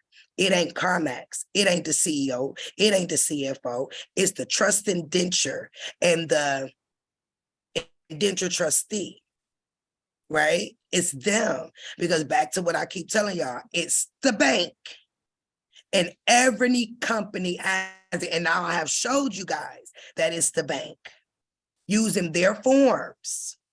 If I was you and I got a bank, whatever bank it is, pull that 8K form, pull that 10K form, read it. Read where it says that if the consumer does not pay you because it was an asset and a liability on the books, that you are not liable. Or in the security exchange where it says that they cannot take security interest because you already gave them a security. The car was a perk. Okay, because I'm gonna tell you what U.S. Bank did and why it takes so long when you go get a car. They are waiting for the check to come through that has your name on it. The car was the perk. The phones was a perk. Whatever, the lights and the gas was a perk. That's the just added because you already gave them the security, right? But you told them they could keep the proceeds. So go back and tell them they cannot. But you do it to these people. Tell them to run all your securities that they've made from these people. Because CarMax transferred the loan to them because you told them that they can. But it's a one-party contract, one party, which means you are that one party, change the terms of the contract. If you're going to send them a 1099-A, send it to these companies. If you're going to request a 1099-C, send it to these companies. If you're requesting your deed and your title, send it to these people. If you want to bypass the middleman and have to stop sending paper after paper after paper, because let me tell you something, you send it to the registered agent, the CEO, the CFO, they're going to keep it from these people as long as they can. But you go straight to the head and they're going to cash you out quick. U.S. Bank is the biggest because they're the federal government's bank. Child support, U.S. Bank. Student loans, U.S. Bank. If y'all smart, you go open up an account at U.S. Bank and Wilmington Trust too, if you were smart. So when you guys are trying to pay your bills, you're trying to get remedy, send it to the right people. They not gonna go back and forth with you. What they gonna do is find a way to hurry up and get you the hell away from them because they know if you made it to them, they going to jail. Because ultimately, somebody in 2008 contacted the Security Exchange about the mortgage problem. And what happens is, and this is why these trustees, these people right up in here, all these people, why they so quickly make you get away from them is because if you file with the Security Exchange as a whistleblower, they will give you 10% of the net worth of that company. These are billion-dollar companies. So don't you think they're just gonna give you your deed and give you your money back for that 30, 40, 50,000 instead of giving you 10% of the billions that they worth, but not just the 10%, they ass going to jail because some bankers did go to jail in 2008. It was just overlooked by everybody losing their houses. Okay. Whatever company it is, you have to find a trustee. Sometimes it's not right there in front of your face. Do you see how many forms we went through to get it? But when you want it, you're going to do what you got to do. It, like he said, it took him 2 weeks to figure out the trustee. When I first started this, it took me a minute to figure out the trustee. But now, even now, depending on the company, if it's not a big major brand, because what if it's a company hiding inside of a company? Like any of your county government, county services like water, if it's ran through your county, right? Then you want to go look at the Department of Revenue in your state, and then you want to find out who the trustee indenture is for them, because that's how they do it. Okay. So SEC.report, you're going to look for their 8K and 10K form. If it's a credit union, you're going to look for their T6 form. You might want to get a stamp made. I would. The proper stamp made to say the proper things. He listed the CFR that it goes by, and it's also on my page. Make sure that it's 4 inches wide, and that when you endorse the top portion, get your bills, and even if your bills are on paperless billing, right? Because of the Electronic Funds Transfer Act, they can transfer it electronically, okay? So with that paperless bill, print it out. Print the paperless billing out, stamp it and send it to them. You can even, with the electronic billing, if you know how to work Word properly, you can type those words and make it sure that it's the font that they ask for and it's the width that they sign for. And you can actually have it without even getting the stamp physically made. And you can put it on there electronically and then print it out because they're doing everything electronically. But if you want to win and you don't have to send a million papers, you don't want your car getting repossessed, your lights getting cut off, send it to the trustee. Yes, Sabrina.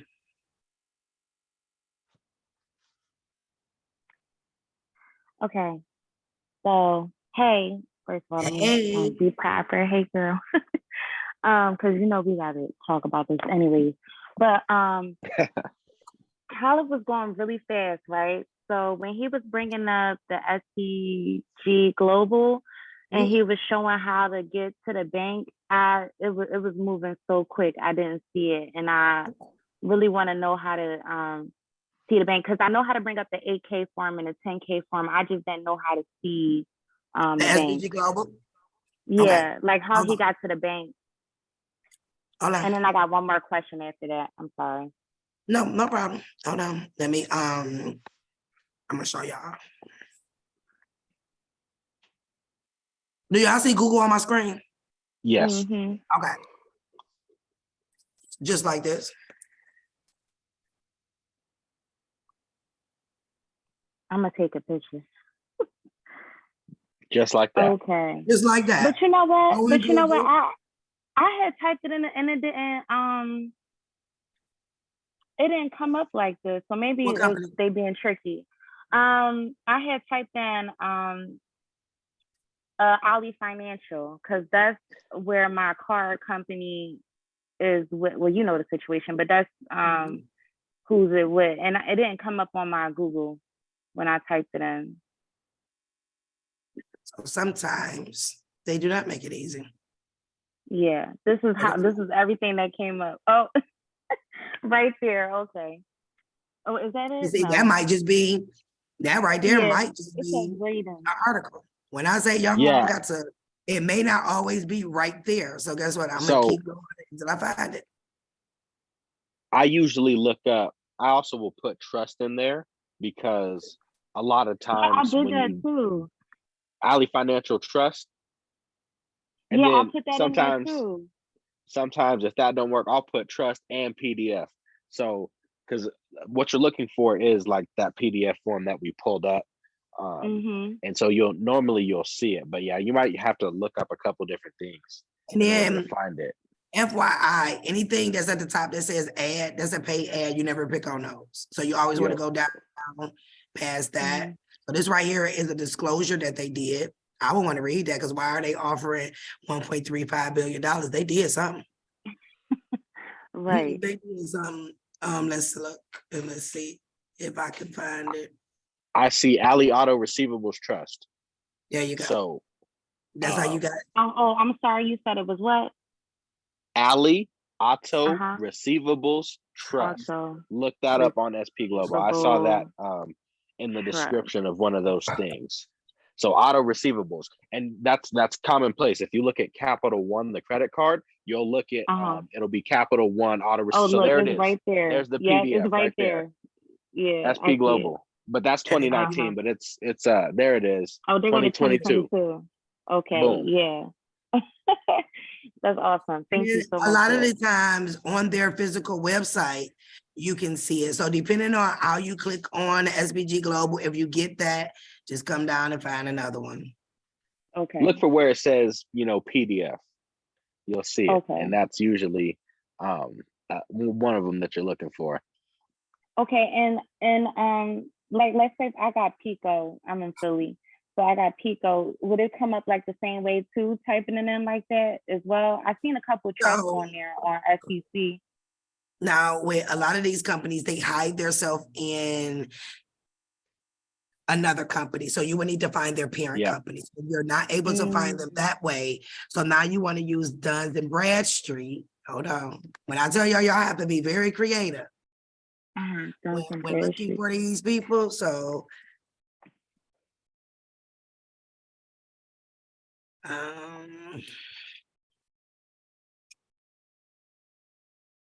me show you what's up.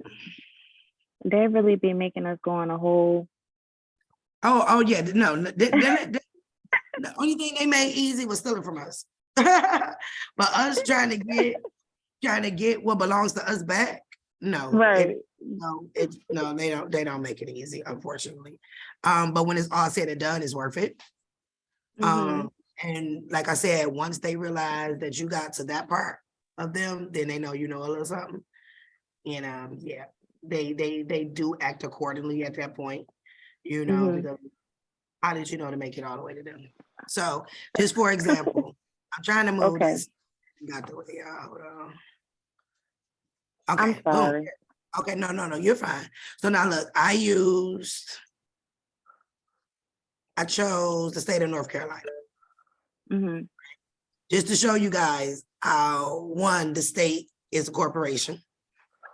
Two, remember I said how all of the government supposed to be agencies that are up under them they're the parent company. Here it is. Administrative for Human Resources, Justice, who's Justice? That's the police, Public Order, Safety Activity. These are all the industries that are up under the state of North Carolina. And they have a DUNS number, which means they're a private corporation. So when you can't find, if I was looking for the Administrative Housing Programs, right, which is HUD, but I was looking for them and I couldn't find their indentured trustee, I will come to Duns and Bradstreet. I will find who their parent company is, which is the state of North Carolina. Then I will go under the state of North Carolina and pull who their trustee is and go from there. And I tell y'all, So like they're not apartment complex. Oh, I'm sorry. Go ahead. So like apartment complexes too, because my apartment complex wasn't up there, but my contract has arbitration in it. But when I went on a security website to look them up, I couldn't find them on there. Same thing, but now if your contract has arbitration in there, what are they telling you? It just told me that I could do the same thing like it did in my car contract, that I could send it over if like if a discrepancy or anything wrong with the contract, I could put it in arbitration. And it got the same website with the arbitration I sent from my car company too as well. Okay. I think Force Forward got something to say. She's holding up a paper.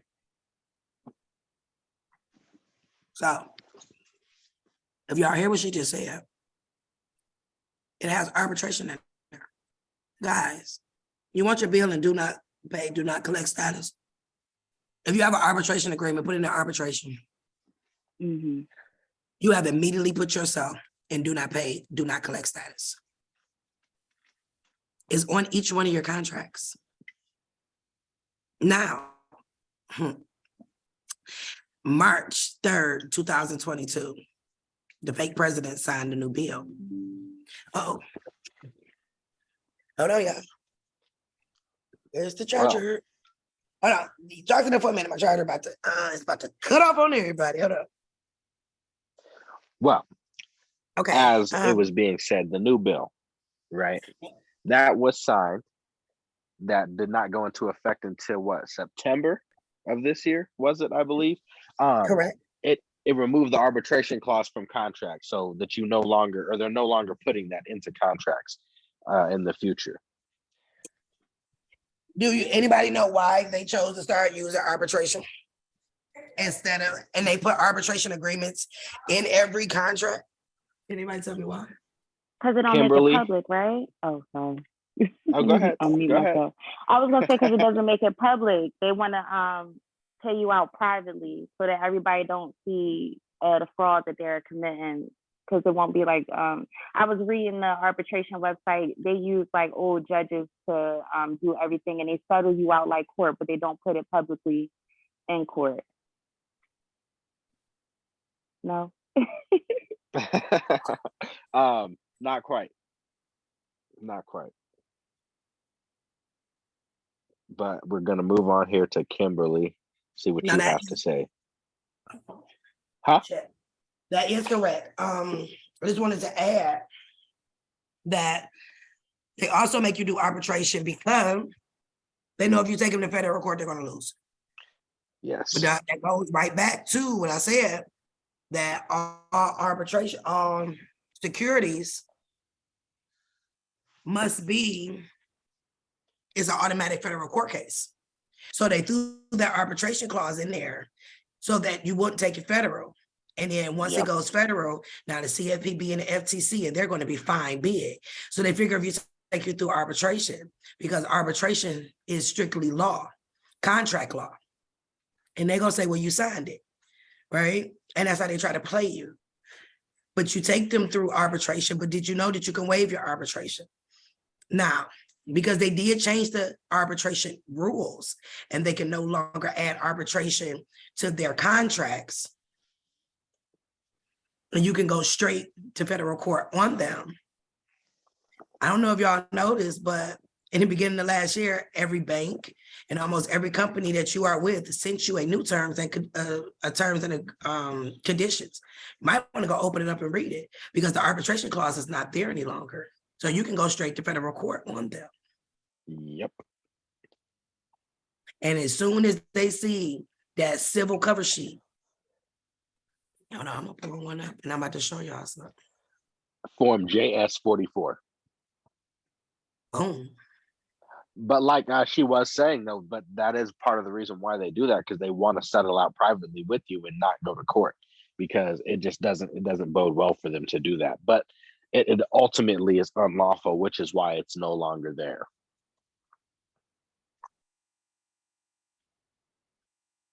Don, this is for you, because we were just talking about this earlier. Can you guys see the civil cover sheet? Nephew, you see it? Yep, I see it. Okay. So, of course, y'all know how to fill this out. But now remember when I said that you have two reasons you can take it to federal court. We all know that we ain't no government plaintiff or none of that. So federal question. One federal question would be, due to the fact that all securities under Title 12 is supposed to be a federal jurisdiction, that's federal question.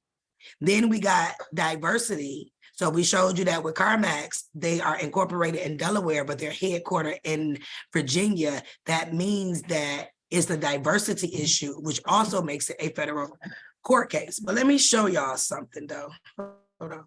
I'm gonna blow my screen up so I can show y'all this. And how the federal court is really your friend. What does this say? You can take them for banking, commerce, but hold up. What does this say? Consumer credit, 15 USC 1681 or 1692? Yeah, I don't know if y'all know anything about the Go ahead. Those are the Fair Credit Reporting Act and the Fair Debt Collection Practices Act, just so you know. Just so you know. So now, do you think that they got this on a federal civil cover sheet? If you cannot take them to federal court for that, then you also got the Telephone Consumer Protection Act. So they calling you after you told them not, and it's that $1,000, you can take them to federal court. But then we're dealing with securities and commodities exchanges. You can take them under 850, okay? You can, if they doing wrong with Social Security, you can take them there.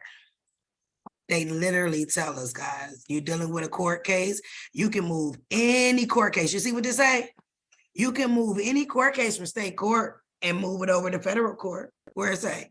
Remove from state court. Any case can be moved over. And this is the form that you guys will use. So now, in my own experience in dealing with corporations that I'm trying to get my money back from, I will include this as an intent to sue. Scare their ass. They'll move very quickly for you. Y'all might want to download this, keep a copy in your drive, because it may come a time that you may need this. Like chocolate, this is what you need. You want to get your car back, or if you want the money from the car, whatever the case may be, you want this civil cover sheet, because since they already have possession of your vehicle, at this point, you're going to have to take them to federal court. But let them know that you can take them to federal court. Okay? So the first part into learning how to truly pay, get your bills in a do not pay, do not collect status. You see, you can just come on here and download it. In a do not pay, do not collect status, you have to first know how to find the person, the responsible party under the law that you will be talking to, which is the trustee. If I was you, and that's just me, I would go pull the Trust Indenture Act and I would read it. Nephew, what's up with that Trust Indenture Act?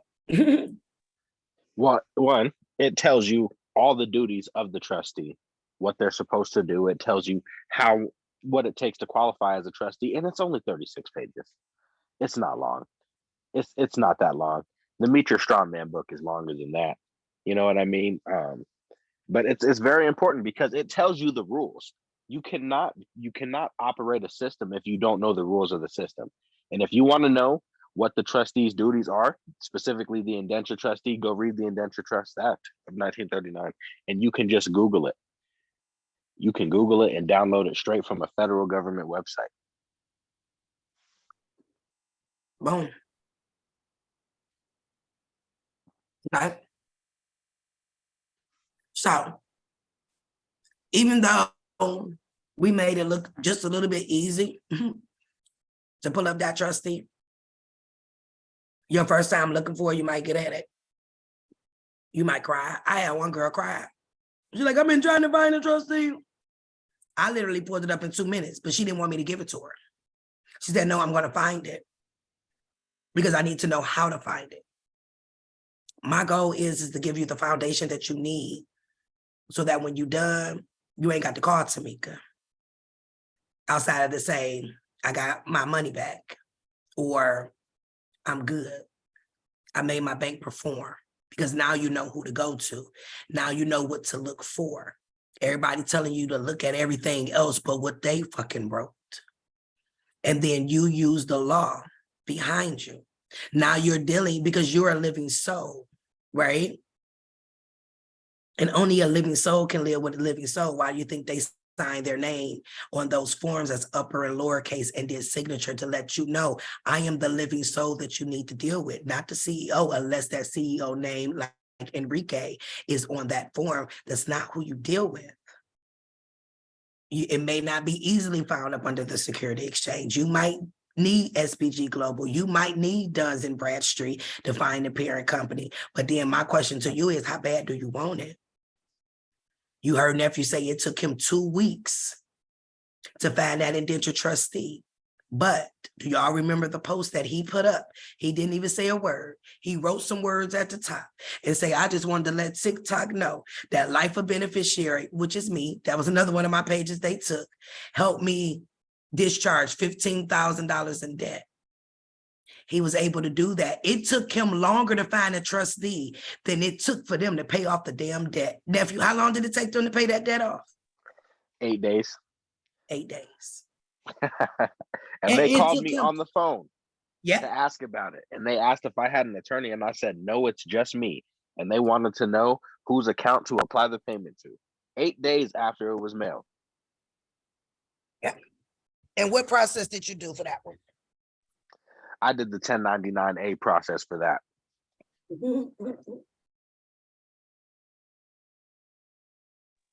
$15,000. Nothing light. In 8 days. And there is a proper 1099-A process that can be used. It does work. Oh, and the funny part is I did it wrong the first time, right? I had to go back and file a corrected because I filled it out, it got accepted, but they didn't end up mailing it. And I was like, oh no, what's going on? So I text just to see, did I do something wrong? And then I had realized that I didn't put beneficiary behind, or I didn't put my last name, I just put beneficiary. So I messed up and I had to file a corrected. But as soon as I filed the corrected, 8 days after that, they paid it off. But I was sweating for a little bit, I can't lie. Yeah. So if you've done a 1099-A process and it just sitting there and it says accepted and you ain't got the mailed within 10 days, it ain't right. But fortunately for you guys, I will be sending you guys a PDF for the 1099-A process. I will tell you that you need to follow it step by step, word by word, don't miss nothing. Because as you can see and as you have heard, and I got other proof on my page, that the 1099 process, when it's done properly and you have the proper individual's information, which you're going to have to find, but you'll find it under those 10K forms and those 8K forms for you to send. You are able to use the 1099-A for your current bills, and you will pay it up for the year, because that is what we're supposed to do every January. You're supposed to pay it for the year. So if you know your phone bill $200 a month, you times 200 by 12 and you put 2,400 on there. Okay, which what will happen is It's already November. You didn't pay that bill with them fake ass FRNs for 11 months, right? So when you do that 1099-A process that I'm going to send you guys, and you put in 12 months worth of bills, that's going to give you a what? A credit, which is going to turn around and give you a what? A kickback check. So that's how you get your goddamn money back without doing an affidavit. That's right, Denise. Sweet, there it is. And that's how you do it.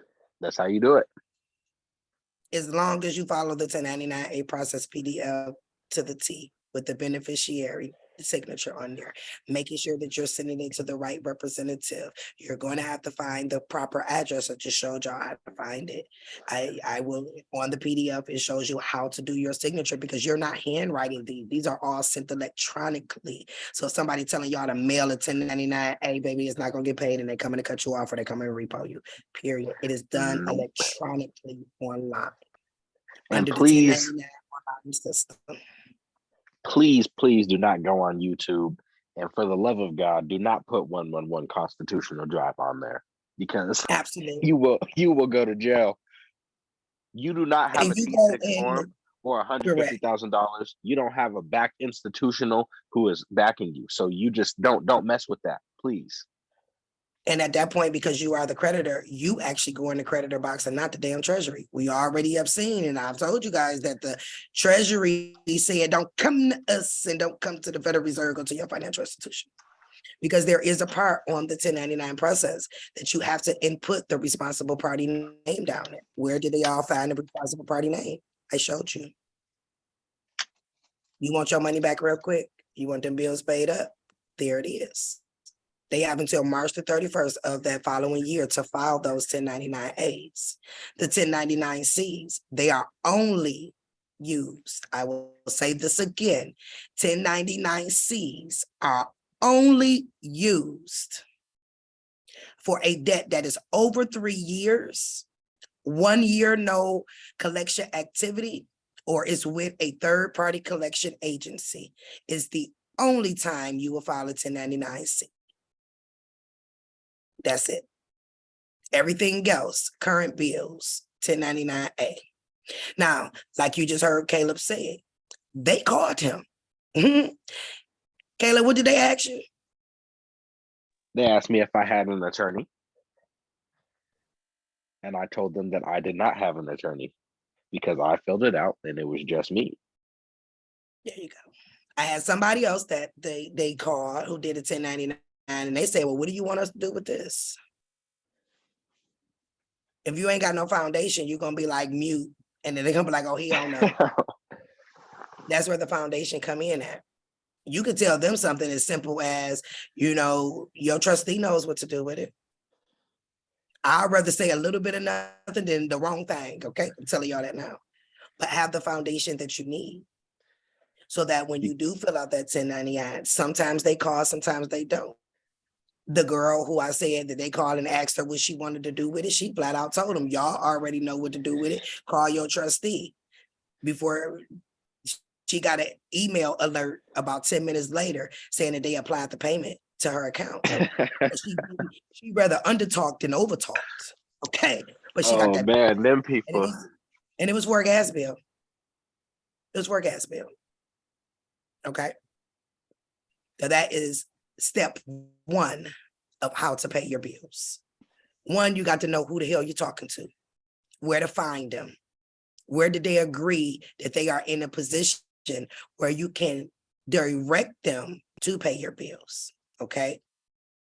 Number two will be the 1099-A process. The next class, we are walking through the full arbitration process. Step by step, line by line, how you are to fill out the arbitration. Now, FYI, let me tell you something. Y'all gonna have to spend a little bit of money, and it ain't with me. Because when you file for arbitration, they make you pay for that. Stop talking about do they accept 1099-A. You got to pay something for your freedom, damn it. Period. Okay, people have asked me, do I accept a 1099-A? As soon as I can get access to the treasury window, I sure the hell will, because I didn't file my little T6 form. I'm waiting for authorization. And that way I can take a fucking promissory note from every last one of y'all to turn around and give it back. That's what the goal is.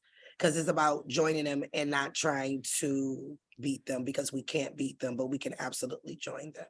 And as long as you got the proper foundation, they cannot deny you if you do it according to their way. It is when you mess up or you seeing a template or whatever, when they flat out told you in your contract to throw it in arbitration. It tells you on the back of your credit card bill that a billing error, 15 USC 1666 B as in boy. If you turn around your Capital One or your Credit One, it says a billing error. It also tells you the address to send it to. It also tells you that during a billing error process, you are not liable for any payments. Do not pay, do not collect status, guys. It's on your bills. Turn that bill around and read it. If it ain't on the back of the bill, go on their website, type in billing error. It's going to bring you the address because it doesn't go to the P.O. box. That is how y'all stop paying the bills without them cutting it off. Because if you go with Capital One, and I'm telling you now, do not do the 1099-A process on Capital One. I'm going to say it again because, and I got enough people on this line, y'all hear me, right? I got enough witnesses that if you hit 10 Capital One with anything besides arbitration and motherfucker, I'm taking you to federal court, they're going to send you a letter talking about you violated their terms and conditions and they're going to cut your damn card off. I am warning you now. So don't come back talking about PATHS saying no. PATHS told your ass don't do it with Capital One. I'm trying to tell you, don't do it. With them, Capital One has an arbitration agreement. Capital One has an indentured trustee. Now, if you do the 1099 process, put the indentured trustee on there, but I wouldn't even suggest that. I would suggest, okay, do it as arbitration. I will also suggest to go open an account at U.S. Bank and Regions. Because, baby, let me tell you something with those two banks. When you go at them and tell them to perform properly, oh, they perform. Ask me how I know. I got accounts with them. And they shaked up real quick. They're like, hey, what you want? I'm like, hey, this is what I want. And this is what you gonna do. But I was able to do it because of the Trust and Indenture Act and their 10K form and their 8K form and the Security Exchange Act. So as y'all see, y'all gonna learn, y'all gonna get foundation, but it's going to work. And not just that, you're gonna be able to carry it down and save the rest of your family because you got the foundation. You just not handing them a document and you're able to point it out and show them physically. Like, it's a wonderful thing to know that you can pick up the phone and call a credit agency and get your score raised up because you got to know how to live in public and private. So now you done got your score raised up, go get what you want because possession is 9/10 of the law, but now you know how to properly discharge it. You send them, if you just got a brand new car, send them the 1099-A. It will show up on your credit report, all the payments paid. They will send you your title in the mail. But it's when y'all trying to come and you trying to fight these people, telling me you were wrong and you was this, no, fuck that. What did the government say that we have to pay these people with? Our signature, an international bill of exchange, a 1099-A, period. I'll take a few questions. Sean.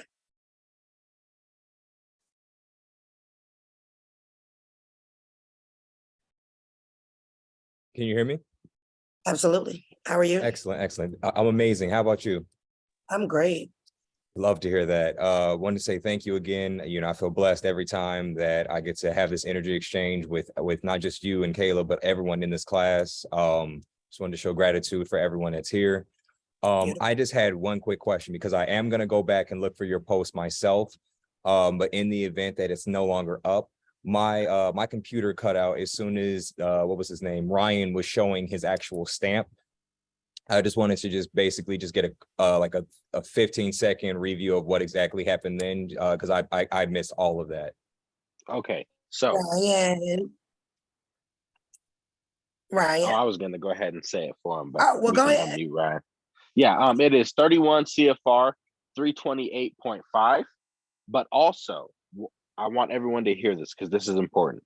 You need to look at 328.6 because on 328.5, it tells you Federal Reserve Bank fiscal agent, right? But on 328.6, it tells you that when you are presenting it you need to use the words United States Treasury instead of Federal Reserve Bank fiscal agent.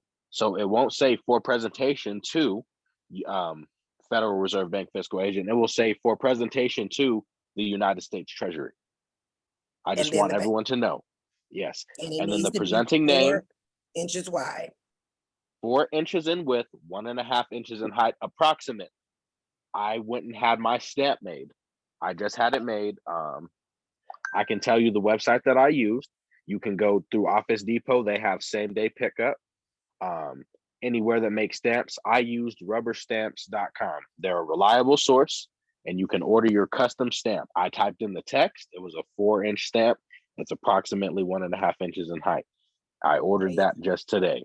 So that is how it's supposed to be written out. Make sure you read both of those, because you see, if you only read one and you don't read the other one, then your endorsement is not going to be done right. So yeah, make sure you read both. Absolutely. Thank you so much. You mind if I just grab one more question real quick, because you did touch on credit cards and I just wanted to find out something for my clarification. Go ahead. I'm going to leave Capital One the hell alone. I'm just going to steer clear of them. Don't need them in my life whatsoever. I told you, Sean. I told you. Yeah, I'm going to leave them alone. In the aspect of other credit card issuers, for example, like American Express, would you advise just contacting them through the steps you walked us through earlier? Or is discharging, say, a credit card statement that we receive monthly something we can do with the 1099-A as well? Yes, because the 1099-A is to pay your current bills. You're paying it up for the year. But what I will also do is I will read my contract with American Express, because if they told you need to take them through arbitration, you have to do what they say. So if they say take them through arbitration, take them through arbitration, it doesn't stop your credit limit. It will not cut your card off. You're still able to use it, but you're not responsible for any payments. If you do the arbitration the proper way, then your account will end up open-ended, like it's supposed to be, and discharged at the end of every month. Okay. And more importantly, what do you do in the case of an adverse action? Because they sent him an adverse action and refused to open an account. I know a lot of complaints, everything. I know a lot of people have that issue where they get an adverse action and they want to know what to do when they get an adverse action, or how they can go about getting that decision reversed, or how they can end up getting a card in the first place. You have to ask them, y'all ready? What factors did underwriting use to deny me? Point blank, that's it. Because if I find any discrimination or anything like that, I'm hitting them with it. Absolutely. Because we know that at the point that you did the application is transferable. They're making money off of the application. The account is still open on the private side. So ask them in what factors, based off of the law, were you denied due to the fact that you gave them your social security number, which ultimately gave them access to your trust, when the law says that you wasn't supposed to give them your social security number anyway. So yeah, I will hit them with that. Excellent. I definitely will. I'm going to hop on the CFPB tomorrow and take care of that. Is also call them as well. All right. Thank you so much. I appreciate you all. You're welcome. Now with credit cards. And one thing I like about the CFPB, when you do a complaint with the CFPB and other government agencies need to be notified, the CFPB will do that. That is ultimately how I got my open-ended credit card with Credit One Bank. Now, if y'all got Credit One Bank, they one of the easiest ones to get an open-ended credit card with. I actually made a CFPB complaint about something totally different because I couldn't use my card at the ATM machine and I was mad, right? So I did a complaint through the CFPB. So I threw in there about the 1666B timing of payments, 1666B, Denise, 15 USC, 166B as in boy. I put in there based off of the banking law, what account mean, what application mean, and I did it as a CFPB complaint. The CFPB sent me back notification saying, hey, this is a little bit above us, so we're going to send it to the comp controller. So they sent it to the comp controller for me. Next thing I know, I was like, oh my God, CFPB closed my damn complaint. I was mad until I got a letter in the mail from Credit One Bank, and I'll show y'all the next class. I will even show y'all my statements from the next class. Y'all know I will drop a receipt in a minute where they open-ended my damn account. There you go. Use the CFPB to your advantage. But that came because I had the foundation. I knew what laws to use. Even if you don't do nothing but copy and paste the damn law. Just put the law on there. And when under the CFPB, when they ask you, what do you want? If it's money, if it's compensation, put that. If it's an open-ended account, put that. Now, if I'm going to put an open-ended account as my compensation or my remedy, I'm going to make sure that I put the law next to it so that they'll know that what I'm asking them for is lawful based off of the Security Exchange Act and based off the contract and the security agreement that they have on file with the Security Exchange, okay? Always use their words against them. All right, Jamel. Yeah, I had one question. I know when you talk, most of these things we was looking at all the banks and stuff. Now I do have a contract with a credit union. Now, who do I go through? Do I go? Well, I already have my contract with the credit union that I'm paying through for my car. Do I go to the dealer and get that contract too? And far as finding them on finding the trustee, I remember you were saying something in the beginning about how credit unions that have board members. How do I go about finding the correct person with them? So when it comes to credit unions, when you go into the Security Exchange website, look for their T6 form, T as in time, the number 6. Okay. Then you can go under Justia Law. Everybody know about Justia Law? If you don't, make it your best. Justia? You said Justia? Yep, Justia. Law. Y'all want to find the bank security agreements that they actually wrote? You're going to find it under Justia. So you'll find that information in the Board of Governors Justia. Now, when it comes to credit union, you got to get a little bit creative with them. So if you want to find out who the head honchos is, go under LinkedIn. Under LinkedIn, put in the credit union name. It's going to pop up everybody. Okay, thank you. You're welcome. I will tell you guys that if you got Navy Federal, oh my God, I think his name is Charles. He's a melanated man with glasses, but I was only able to find that under LinkedIn. And then when it comes to credit unions, you want to find out who is the head of the securitization department. I'll say it again, for all credit unions, you want to look for the head of the securitization department. Why? They're dealing with securities. So it would be their stamp that would be on the actual instrument. I do have one posted on my page. I will show you guys in the next class how they actually countersign our notes with the stamp. And they put all rights reserved by their name. Thank you so much. That was been on my mind for a minute now, because I remember in the beginning of this, you said, so you was talking about that. I remember I wrote down the T6 and I wrote down everything, but my question was mainly pointing towards where do I start to look so I can find it. Yep, there's your answer right there. You're welcome. Thank you so much. Absolutely, you're welcome. Paula?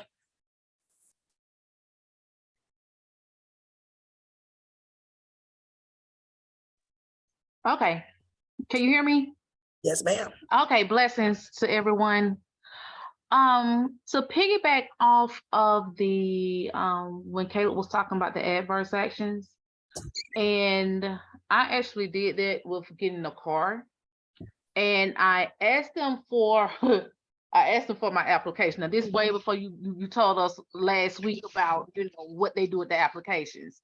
So to file with the CFPB, I actually have the email thread between me and the dealership where they were telling me the reason why they could not give me my application.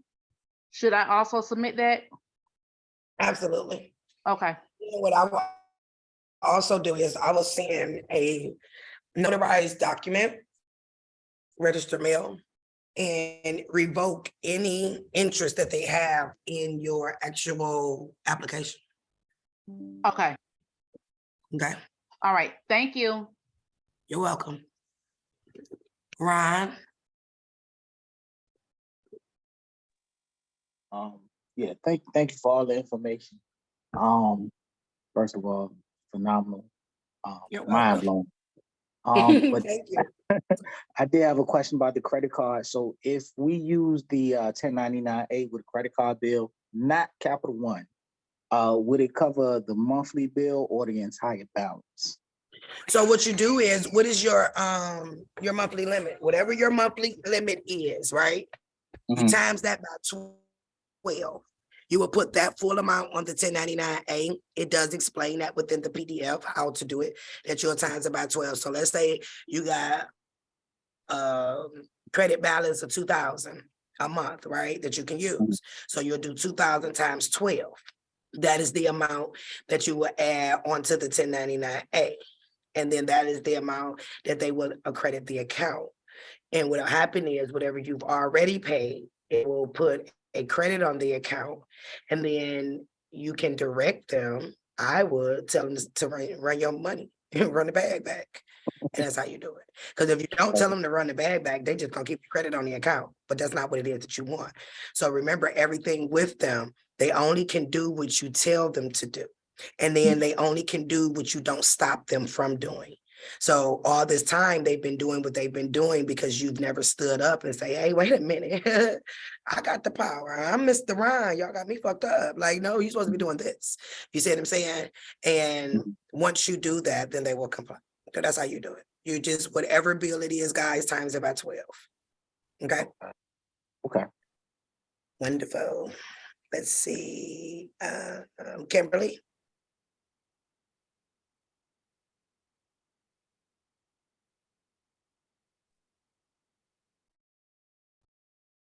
Okay, hi, good evening. Thank you so much for doing this Good class, evening. as usual. It's my pleasure. So as you were going, a couple of things came up because I had some of my statements here in front of me. So one of the statements says that if you're submitting a coupon to send it to the lockbox services. So I wanted to know, so I wanted to know if we follow what they say or follow that process. And then there's two companies, Bridgecrest and Cross Country Mortgage, that when I was searching for their 8Ks and 10Ks, Bridgecrest didn't even come up because they changed. They were Carvana, they were Drive Time. When you look up their 8K, or when I looked up their 8K and 10K, I saw the papers where they became trustees or securitized interests, whatever, right? But not the 8K and 10K. And I can't even find Cross Country Mortgage. Cross Country Mortgage, I can tell you, is hiding up under another company, put their names in Duns and Bradstreet. I can guarantee you that Bridgecrest, because I have that one, you find them under SBG Global. In that same form that we pulled up in class, you will see who their trust indenture in it. If I'm not mistaken, theirs is Bank of Mellon, New York, and Wells Fargo. Don't quote me, but if I am mistaken, it's those two. But the SBG Global form, and that's why I showed you guys the different techniques that you may have to use to find these people. And if you can't find them like Cross Country Mortgage, what you would do is you'll put that in Duns and Bradstreet, find out who the parent company is, and roll it from the parent company on down. Okay. Okay. Thank you. And then about that lockbox service on the back of the statement. And it's crazy that they actually put that on there. So what lockbox funding is, you know how everybody got a PO box for you to send your mail to? If anybody was to type that PO box, if you got your bill in front of you, Kim, type that PO box into Google, and it's going to bring up the exact name of the company. Remember, I told you guys that the post office is the head of the treasury. So lockbox funding is in every major state in the capital. One post office actually operates as a bank. So when you send those coupons to that PO box, whoever their indentured trustee bank representative actually goes and picks up that mail. So no, if you're sending a coupon, but you're not sending back the coupon belongs to you. That is the bottom portion. You are only sending them the top portion, the only thing on there that has value. the one that you're going to put the stamp on, and then you'll send that to the physical address of the indentured trustee. Because with lockbox funding, they're not doing nothing but doing stuff electronically. That's why when people send AVRs and all of that to the PO box, it goes untouched because they don't know what to do with that. So no, it's the top portion is what is being sent with the proper endorsement stamp based off of the law that we talked about tonight. And then it will go to the indentured trustee or the trustee. And then it will go to that address, the corporate executive address, and addressed to that particular person, whoever name is on the security exchange documents, okay? And Denise. Hi, Tamika. Hey, beautiful. Thank you. Last week you had mentioned the charge off and that it was a certificate of indebtedness and must be removed. I think you said you were going to show us how to do that or give us the law or how I can file a complaint about that, because once it becomes a paid off debt. No, I didn't pay it off. They charge it off. They charge it off, so charge-offs become income. Right, income, right. Mhm. That it's to be removed. So how do I go about doing that? Just that. You can use just that. You're trying to get it off your credit report, right? Yeah. Yeah, call the credit bureau and say, hey, that's a charge off. And according to the IRS publication, you ain't even got to give them what publication because they know what it is. According to the IRS publication, charge offs are considered income that needs to be filed on my taxes. So income cannot be reported to my credit report. I need you to remove immediately. There you go. That's it. That's it? Yes, ma'am. Thank you. That's it. Thanks. You're welcome. Shaquita. Oh, hello. Hi, darling. I wanted to say, one, to the lady who wanted to know about the arbitration for Kia, she can go on AAA website and they store arbitration agreements that they've already had people do arbitration through. So she can look on there and find the arbitration for Kia. There we go. Each one teach one. But my question was about mortgage. My mortgage has been sold nearly every 4 months. Who do we send this information to? Is it the last person or the one we initially signed the contract with? So I would send it to both. Okay. I would say, because you're not supposed to know that they sold it. You ain't supposed to know that company got it. Send it to both.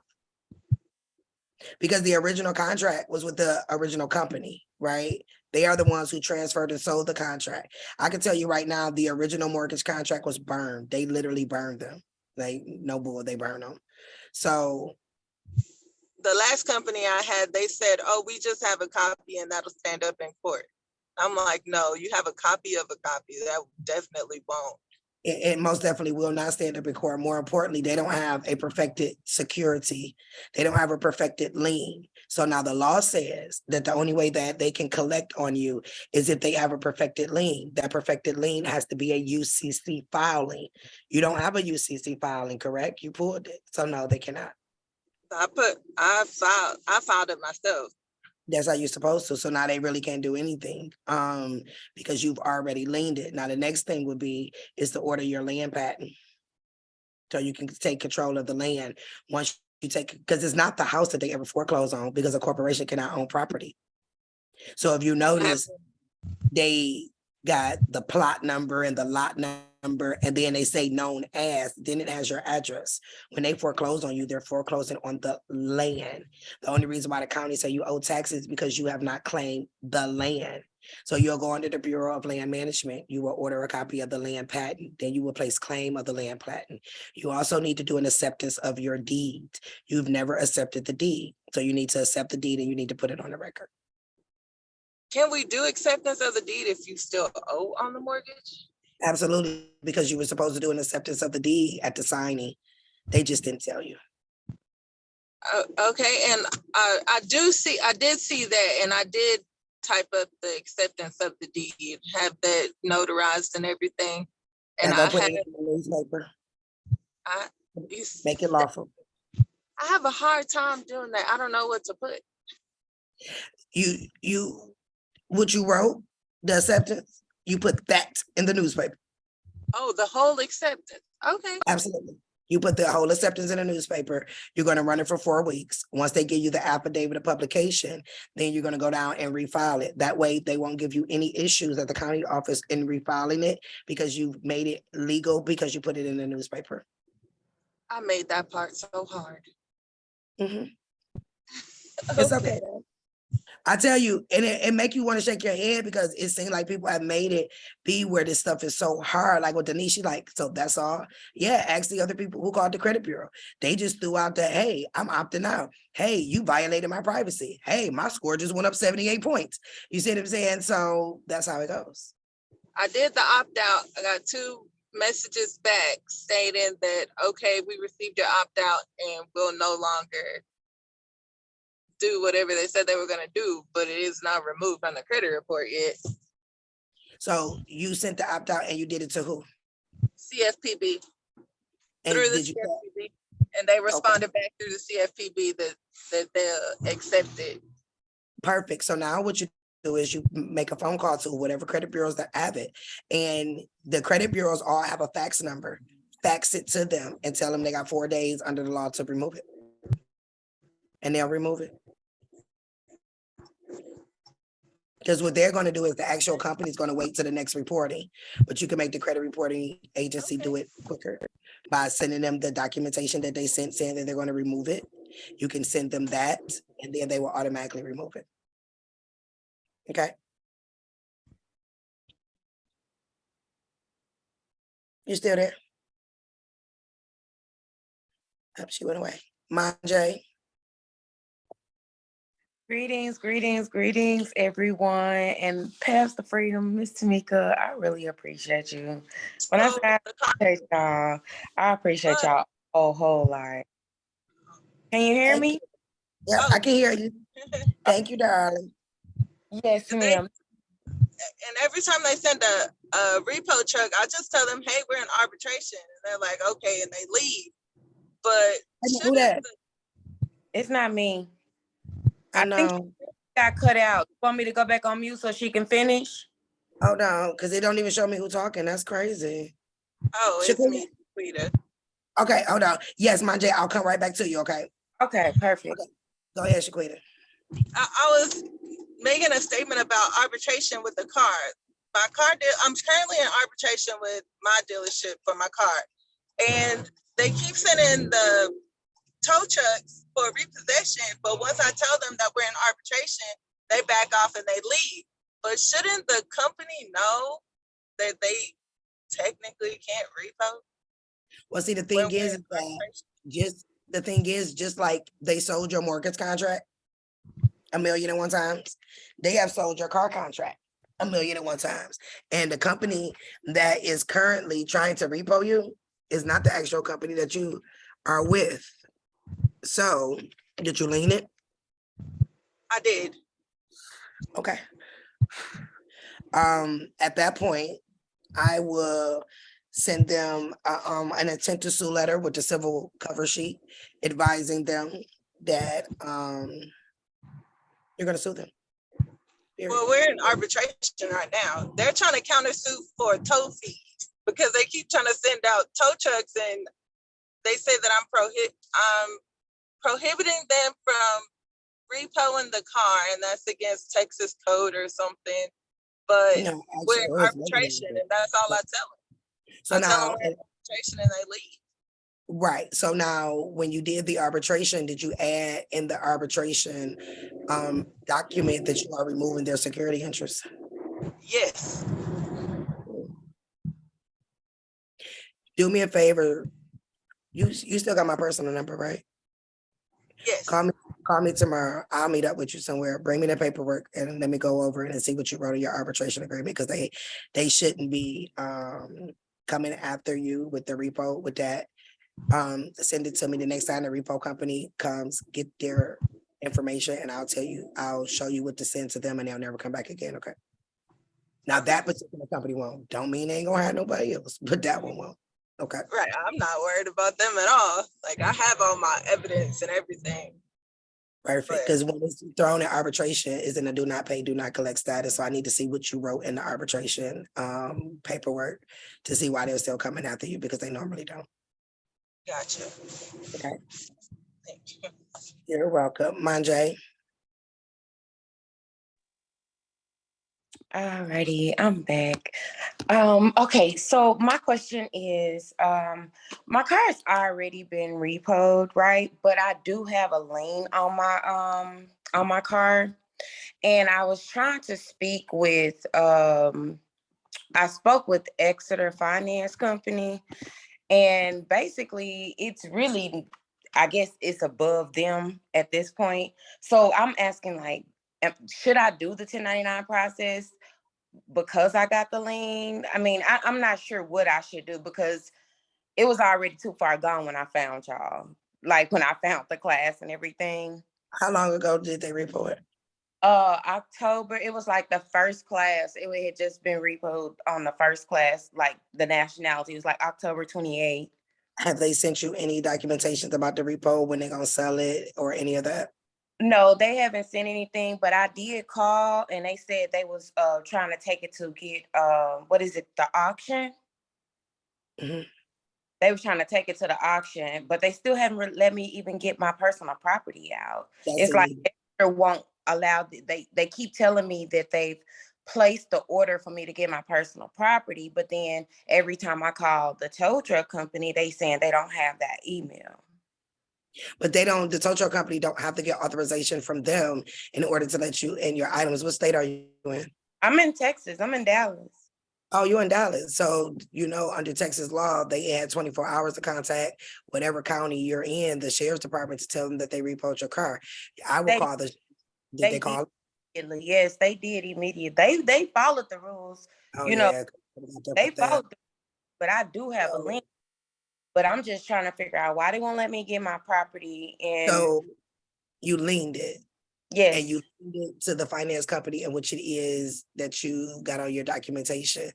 So what you're gonna have to do is, and they cannot deny you this, do not let them deny you this, go down to the tow truck company and tell them that you need a copy of the order. Once you get the copy of the order, you will see the actual finance company that they sold your debt to that actually put that repossession out, and you're gonna have to lien that company. Okay. That's why they're doing that, because technically Exeter, that's why they say it is out of our hands, because Exeter sold your contract a long time ago.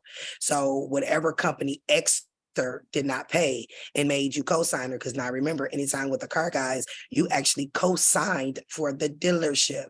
And what happens when you co-sign for a person? If they don't pay, who has to pay? You have to pay. So ultimately that happened. And the reason why the lien now is not effective is because they are not the company who actually did the repossession order. So go down to the tow truck company, tell them you need a copy of the repossession order. You say you in Dallas, shit, if I got to take a trip, because I do take trips, I don't give a fuck, because I walk up in there like you, I'm not leaving till you get it, because lawfully they have to give it to you, and then go from there. Okay. And two, if they actually call the sheriff department and reported the car stolen. Sheriff department, called the police department. Yes, because they have to. So anybody, if the car has been repossessed on any terms, the repo company has 24 hours to contact the police to advise them that they have repoed your car. If they do not, you can report your car as stolen and they will have to give it back. Yeah, they called because I But now called. the good thing about the fact that they call, you can go down to the police department and get the report, because within the report, it will tell you the actual company that put that repossession out for you. And then you'll know who to go after from there. But you're gonna have to take them to civil court. Shoot me an email. I'll tell you the steps that you need to go through, okay? Okay, perfect. I really appreciate you. This no bull, no cap. We do appreciate you. Y'all do. I'm gonna tell y'all, that's why I'm still on here. The few that do what they do will never outweigh those of you guys who really want this. It will never. I'm gonna tell y'all, every time I get a little weary, I got somebody like Jamel or other people, and they like, hey, you told me this and I did this, So at the end of the day, those things will always outweigh. I keep telling y'all, I stand 10 toes down, baby. It takes a lot to knock me down. Y'all hear about Detroit? And what y'all hear is nothing compared to what we really live through down there. So it's my assignment, and it's gonna take a lot. Like, I'm gonna have to be dead for me to stop helping the people. I don't care what people say. I don't care how many technical difficulties. I don't care about the fake people they bring that want to help, acting like they help when they really messing up shit. Hey, I'm not gonna stop, and I'm gonna keep it 100 with y'all at all times, because situations happen, things do happen, but regardless, I'm gonna make sure that you guys get this information to free yourself. So I do appreciate you guys, because y'all keep me going, to be honest, because this is not an easy task. It is a lot, but I got to stand 10 toes down and help my people, point blank, period. And I tried to retire, but I see that that's not about to happen no damn time soon. So, hey, it is what it is. As long as you guys are getting the remedy, more importantly, you're getting the foundation, because I got, how many of y'all in this room? 100 plus people in this room that is gaining foundation, that when I finally can retire, I know that true information is going to carry on, because y'all going to have it. And that's what the point is. Okay. But I appreciate y'all too. Devron. Hey, you was my winner from last night, wasn't it? Was it you or the other guy? Oh, he said, no, it wasn't me, huh? Yeah, I did a little thing last night. But you can unmute. Okay, my question is, because I missed the first beginning of the class, for the stamp. I'm not sure if Ryan can maybe go over like what should the stamp actually say. I wrote down the CFRs for it, and it's in the CFR. Okay, so never mind. Okay, I promise you, what better way to look at it than what's in the CFR itself? But make sure you read the entire CFR, because there are two different portions, like Caleb stated. There's one portion that does say Federal Reserve, and there's another portion that say United States Treasury. So depending on what type of security you're sending will depend on the type of stamp which it is that you'll be using. Due to the fact that you are not the bank, you want the one that says the United States Treasury. Why? Because the Treasury is the one that is responsible for securitizing our debt and giving it back to us times two. Okay. No, I got, all right. So one more question. I've actually gotten a vehicle repossessed. Now I'm not actually going to let it sit, because I don't want the time to pass until they can like legally sell it, even though they haven't given me the disclosures. Like, I don't want to get it that far. But so right after that, I should initiate the arbitration with the process that you gave, right? Absolutely. And then on our next class, we will be walking through the entire arbitration process, how to fill out each form, and etc. So you guys will know how to throw your car notes, credit cards, anybody that gave you an arbitration agreement. Awesome. Thank you. I will also, guys, look through your emails. All of the companies that you guys the new terms and conditions, you might want to read it, because the arbitration clause may be gone. And if it is, you're going to straight go for that civil cover sheet, and you're going to hit them with the consumer 1692, 1681, and securities fraud. The securities fraud is going to be your best friend. And I will hit them with that before I hit them with anything else, because that right there make them say, hey, you know what, get Mr. Newers what it is that he want real fucking quick, okay? Get him the hell up out of here, and you might deal with certain companies that may want you to sign a non-disclosure agreement. Guys, don't be trying to be like Superman. Sign that shit, get your check, and keep moving. I need mine. All right, so, and my last question is that I remember in the last class I was in, you was talking about getting something in the back office from the last topic we were on. And I have no idea what back office. I haven't sent the email out yet. Okay, it's the email. Okay, cool. All right, in the email, it will show. Yeah, in the email, it'll show how to access it. And I felt the best way to do it is because it incorporates you guys enrolling for the next month's class, or you guys can do it all in one, because I told you guys I am in the process of automating everything to make it easier. As you guys see from your emails, y'all ain't got to be stuff, but I ain't get the link. Y'all got the link, the same link that y'all own, same password y'all own now. Y'all already see that the dates is already set, because you guys already pre-registered. All you gotta do is click the link. I don't want to hear nobody say, but I didn't get it. Okay. If by chance, like I said, if it get leaked and I have to change the password, which will be the only thing that will be changed, you guys will be notified from that. But the Zoom link will remain the same. The entire series you see is all the way up into February somewhere. We may go longer. It just depends. I don't count weeks. I count where I feel that you guys have it enough where you can say, okay, I don't need you right up under me, but I'm gonna always be here for y'all. Always. I'm gonna pull that power out. Sometimes y'all may not like me. I promise you. But when you be like, shit, you made me go read that. But God damn it, here, this is what it is that I got. That's what matters at the end, okay? But I got y'all. Thank you. Force Thank you. Forward. You're welcome. I like that name. Hey, Force. You can unmute, Force. I can't hear you, darling. You on mute. You're unmuted, but I still can't hear you. So I'll give you a minute and then I'll come back to you, okay? Let's see who we got. Adrian Mack. Hello. Hello there. How are you? Hey, peace to everybody. I just wanted to let you know and let everybody know that I'm really enjoying the class. I'm getting a lot of good information out of it. Like I was saying before, a lot of the processes you're sharing, I was trying to learn before. I wasn't getting the correct information. And like I said, I was doing a lot of processes wrong. I wanted to know, is there something, and I think you might have answered this already with the back office email thing. Is there something like a booklet or when it comes to those laws with the CFRs that I can go through? Because that's how I'm really going to kind of nail the information down that I need to be sending these companies and these people. Because like right now I'm on the Zoom and I'm writing, I'm taking notes, you know, and I'm writing down the information. But I know how I learn. Like when I got my insurance licenses, I had to keep going over the information, and it had to be like a repetitious sort of thing for me to get it. So is it with that? I like I said, I think you answered this already. I think you said it's going to be in the back office. Is that right? That is correct.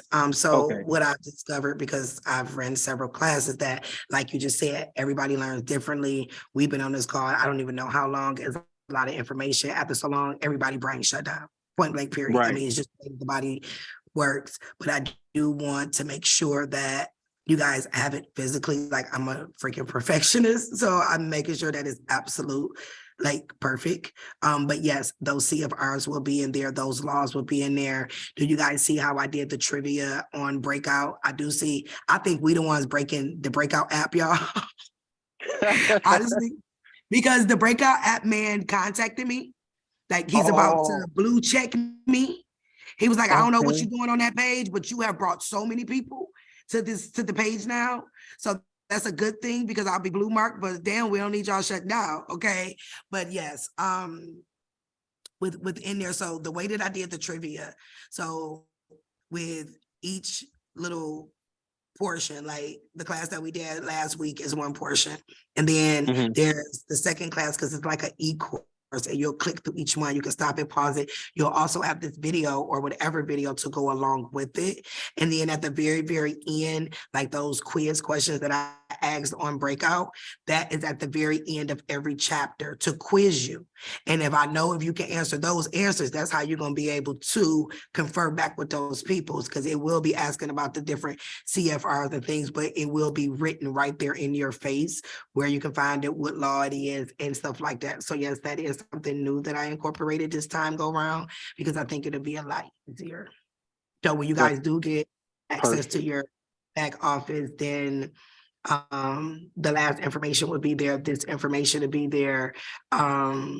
How you guys register for everything will just be done strictly through the office. Then I don't have to worry about nobody giving links out or anything like that. But more importantly, you got 24-hour access. 24/7 access to the material, and it'll be written, plus you'll have the verbal. So yeah, I'm happy I kind of did it that way. But yeah, it'll be in there. That's perfect. Thank you. You're more than welcome. Forrest, you ready now? Okay. I think so. Can you hear me? Yes, ma'am, I can. Okay, I'm so glad you're feeling better. I was worried about I ate you. something wrong. That's what I get for eating through a drive-through. I ain't ate in a drive-through in so long, but I was so hungry, man. I won't do that no more because Right? Oh yeah, that'll get you. Oh yeah, that stuff's scary anymore out there. Yeah. So I wanted to just real quick say Ally Financial is Bank of New York Mellon. Because I'm dealing with him with my daughter. I sent arbitration into him because she was like 3 months. This was her 3rd month, and they were saying, okay, we're gonna repo. So I sent arbitration into them, but on top of that, I sent equity check on 20-pound bond paper and registered it and insured it. Perfect. So she got an email that said, we're working on it. We'll let you know shortly the other day, and no phone calls, no communication. So they're not going to call you. I can promise you that. But what they will do, depending on what you actually sent them, they will accept that. The actual contract was also payment. You can endorse that like a check too. That's why I said this, how to pay your bill class is going to probably be like a 2-3 part series, because there are so many different avenues that we can use depending on it. And I want to make sure that you guys have every last one of them. So depending on the security that you sent, but if they sent that back saying they're working on it and you made sure that it was registered, they're not going to send anything. You'll just wake up one day and go to the mailbox and the title will be there. That's how they do it. Nice. I'm so excited for that. And then one more thing real quick. So I went to PNC because that's where I bank, and I told them I wanted to deposit my bills of exchange, my coupons, and she did not know how to do it. So she said she was going to talk to the back office. And then they called me, corporate called me, and now they just want some documentation so that they can figure out the process of the credit and debit side. They're saying they don't know who to debit, right? If they give me a credit, they don't know who to debit. They know that bottom portion is a coupon. They know that it's a dividend check. The thing about it is you're trying to do a private process on the public side of the bank. Okay, so what's the difference? How do you get to the private side? You got to get yourself out of minor status. Okay, yeah, with the birth certificates and I've done, your process. Yeah, you got to put yourself on the living side with a living estate trust that does not have an EIN number, don't have your social, and you have to retitle the account. That's the public side. And then once it's all retitled and all of that good stuff, then you have to move in for funding, which is done via registered mail. I actually got a couple people in here now. I'll leave them nameless that I need to help get to the funding side now, because they did actually retitle the account, but it starts there. But what I will tell you is that if you take the top of that statement, which is the actual part that has the value, put that proper step that we've been talking about tonight on there and send it to the trustee, because they do everything electronically. In the cover letter, you will add in there that they deposit your dividend interest payments. So you know how every month they decide they want to debit you. Instead of that, the company will physically credit you, and then you don't have to go in the bank and do it at all. You assign them to do it. And you can use the Trust Indenture Act of 1939 as your basis for them to do it, okay? Okay, perfect. Thank you so much. Thank you for all of this, all of you. We appreciate you. Just know that. Yes, you guys do, and I really do, and I appreciate you guys as well, because I won't be here if it wasn't for you guys. And that's for sure. Probably some of us. We won't be here if you weren't here.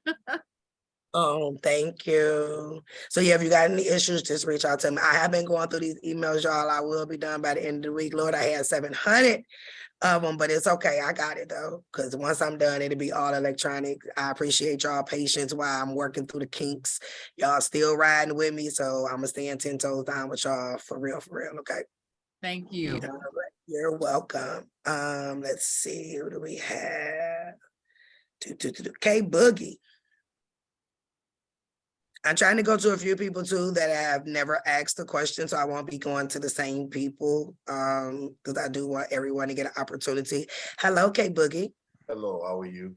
I'm great. What you in that kitchen? Good to be here and get all this information. Awesome. Beautiful. I have an issue with car dealer as well. It's a private dealer though. He's doing his own. It's not a big dealership. But just a really bad experience. He's not a good person.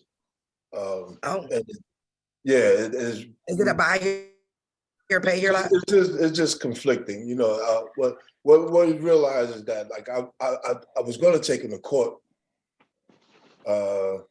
small claims. I didn't have enough information, and I really didn't understand the whole process. Because I would have subpoenaed his records. I thought that the judge was going to make him responsible for that, but I didn't understand it was my responsibility.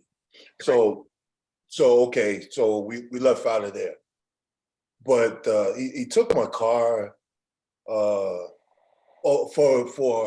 it was personal. It was like, okay, I was like 3 days late. I called him, you know, I'm gonna make the payment this day. Oh, well, bring me the car until you get the payment. I was like, what? So, so I'm gonna be late. So if you think you're gonna take the car, if you ever, you know, if you want to take the car from me, you're gonna take the car. I'm not gonna bring you shit. So that's right. So you got to come find this motherfucker. Yeah. So the next month, about the same scenario, he took the car. Okay. So I got it back because I had the money, but it was just the whole thing. Like I had been paying. We'll go back to the beginning. When I first entered the contract, I told him I wanted my payment around at the 15th because, you know, the first, my mortgage, I don't want to, it's a new place. Right. Too much on your point. I couldn't do both payments. He said, I'll stretch it out to the 10th.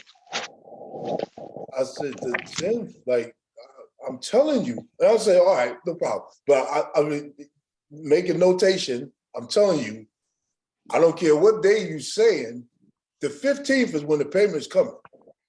So from that point on, it was always something. The 10th. It's just a lot. And see, it's a buy here, pay here lot. Even though he's not actually buy here, pay here, but he did do his own financing with me. But it still went through, it had to go through a bank. So do me a favor, because every case is different, and it's not a major one. You got the email Paths to Freedom, right? Get your contract and email it to me, okay? And then I'm gonna set up a consult with I misplaced my contract. This is what happened. Oh, it was in the car. I think he took it when he took the car. Yeah. Because I haven't seen it. There's no place in the house. It's not in the car. Now you don't have no proof. I have no proof. How was you paying them? I'm sorry? How were you paying them? Cash? Usually through my card.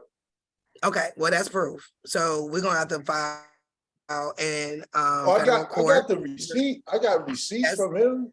That's good. So now with that, what we're gonna do is we're gonna make him get audited by the IRS. And that's similar to the W-4 process y'all hear everybody talk about, but they ass doing it wrong. So that is similar to that process there. So shoot me an email. I'm gonna set you up for a consultation. I'm not charging you for the consultation. So I can get just a little bit more in depth so I can tell you how we'll move for this, but I'll definitely help you with that because I don't like corporations who getting over on people. If he is signing retail installment agreements, he has a trustee backing him. I don't give a damn if it's buy here, pay here, what it is. If they are operating within that capacity, they have a bank that is up under them. So find the bank and we're gonna sue Paths. And with this new law as far as arbitration, I don't think he even knows. But see, the thing is that if you're currently in an arbitration agreement and the company did not update their terms and conditions for you, then you still have to do that arbitration. Moving forward, you know that any contract in which it is that you sign. Can I waive it? You had 30 days to waive it, but you can waive it up under fraud. That's why me and you gonna talk, okay? Because it's gonna take a little bit more than this call. And I want to make sure it's done right. So just shoot me an email, put your number in there and say, hey, I'm K Boogie. I'll remember that. And then I'll know what we need to do from there and I'll give you a call, okay? Wonderful. All right, thank you. You're more than welcome. Eric. Oop, I hit the wrong person. No, I'll come back to you. Me? Hello. Aaron? Which, Yes, yeah. where's your do-rag? All right. So my first question is, again, I appreciate everything, is for the U.S. Bank of Wilmington, or U.S. Bank of Wilmington Bank, do we open that in our personal name or the new business that we're going to be setting up that we're incorporating our name with? So personally, if you want access to that, says to be and make the bank be the security transfer agent that you want them to be, I would set it up in my regular name so that they can go ahead and act like, and they acting like I'm a minor, then boom, you're gonna hit them with that retitlement, and bam, you're gonna hit that, which is what you're supposed to do, and boom, you're gonna be good. Okay. Got it. Okay. And then my other question is, I have my cell phone Verizon in my business account. Like, can I still do the whole 1099 with that, or I have to like put it back in my name and then go from there? You can do it with that as well. Okay. And I'm gonna tell you something about Verizon. If you go on Verizon's website, they actually have an email address that you can throw them into arbitration or have any problems. I've dealt with Verizon before, so you can do that.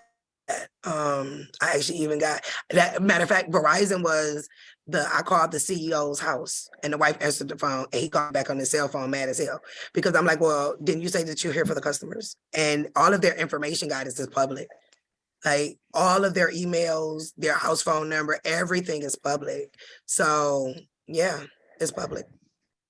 Okay. But if you go on their website, they have a part on there. And if you look within your contract, look at your contract and see if you see that box. It'll be in 10-point bold print that says any holder of this consumer credit contract, even though it's business, it still falls up under consumer, can assert their rights at any time. You'll also find that same statement in 16 CFR 433.2. Then yes, you're able to do it that way. And what you do with Verizon, I just had one of my privates. Not only did Verizon give her all of her money back, now she's on an unlimited for life plan at the amount of $0 every month. And she get to upgrade her phone every 6 months and a whole bunch of stuff. Like you're literally able to have things in there. Do they fraud? Like I said, when you go after these people with fraud, get everything in your mama from them. Okay, you just don't want it updated on your credit report. I need my card to be open-ended. Like I never knew that it was going to be that easy with Credit One Bank, but just because I couldn't use my card at the ATM machine and I was working a 16-hour shift, and I was still doing nursing, and I needed to eat, and they didn't let me. I was mad as hell on the CFPB, but I threw in there that my card needed to be open-ended, and bam, it's open-ended, and it has been now for 2 years. I had Credit One Bank years ago, and I closed them out because, you know, obviously I didn't know all this, have all this knowledge. Over 3 years. It was just killing me with them fees. Has it been over 3 years? You said what? Has it been over 3 years? I'd have to check my credit report in May though. Check it. If it's still within the 3-year time frame, the account is not closed, it's still open on the private side, you can do a retitle it and make them reopen the account back up and gain the securities from it, okay? All right, well, I'll probably re-ask you on Sunday with the bank because my head's spinning with all this shit. Not even gonna hold you. I know, but I told y'all in the banking class and in the back to basics, it's gonna be a lot, but you got it though. You got it. I got you. I'm gonna cheer y'all on when y'all wanna cry. I didn't cry plenty of nights over this shit. Like, oh my God, but guess what? In the end, you do win.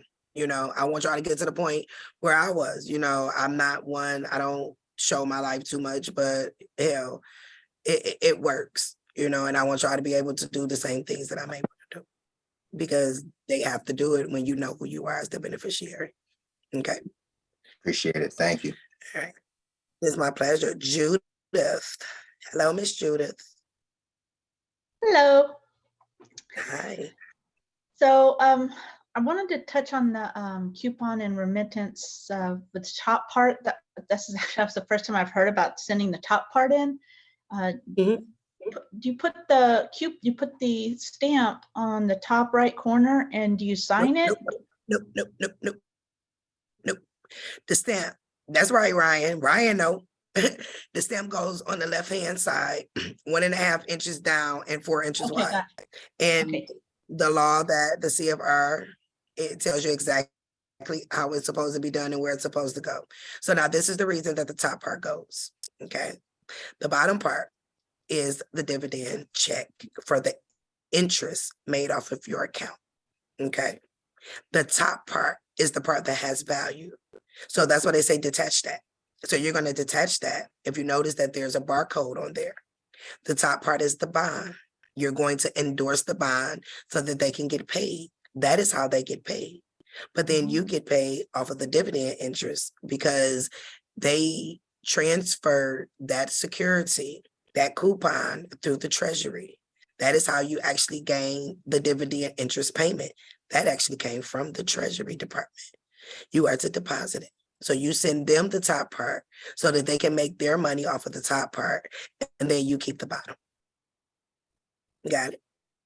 Okay, and you, when you endorse it, Like how the stamp on the. says. The I'm only sorry? endorsement that you're doing is the only endorsement that you're doing is the 1.5 inches from the top, 4 inches wide, and it'll say what it says in the law under 31 CFR. That's the only Okay. thing that you're not signing anything. You're not nothing. The only, because guess what? It already has your name on there.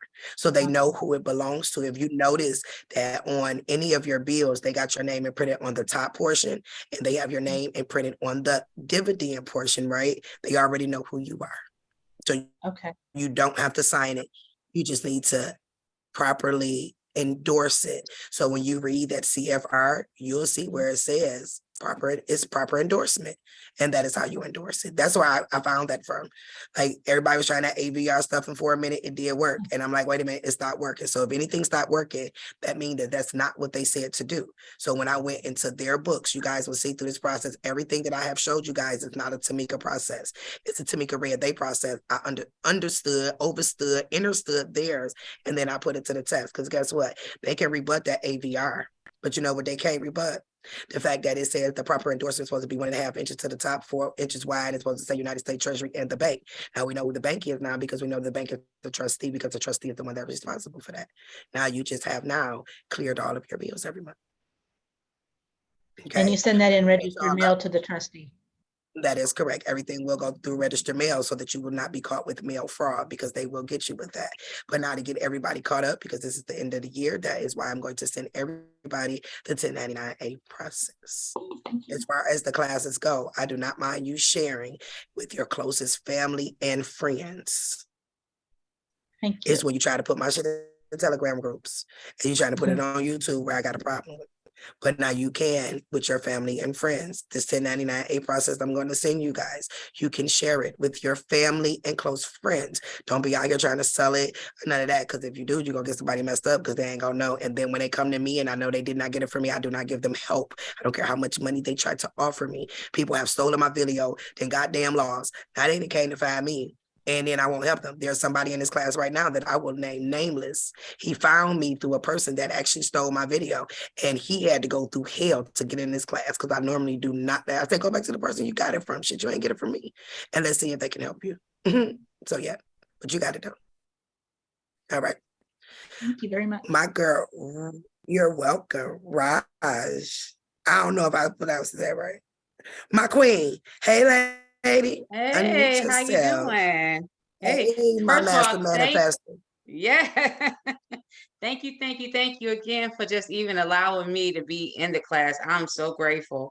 I'm like the brother, a couple brothers ago, my head is spinning because it's like so much. I need to get caught up. But anyway, I don't want to keep you because I know, it's getting late, but I have a question, and the sister before just answered with the coupon, because I'm looking at one of my coupons now. And I have Capital One. So you say don't send nothing to them as far as. No 1099-A, no none of that. You want to take them. Capital One has an arbitration agreement. Okay. All right. So then that's the next class. We're going to go over arbitration agreements. Correct. And if you got anything before then, it should be on the back of that Capital One bill. It should be on the left-hand side, probably the paragraph right before the bottom at the top. It should talk about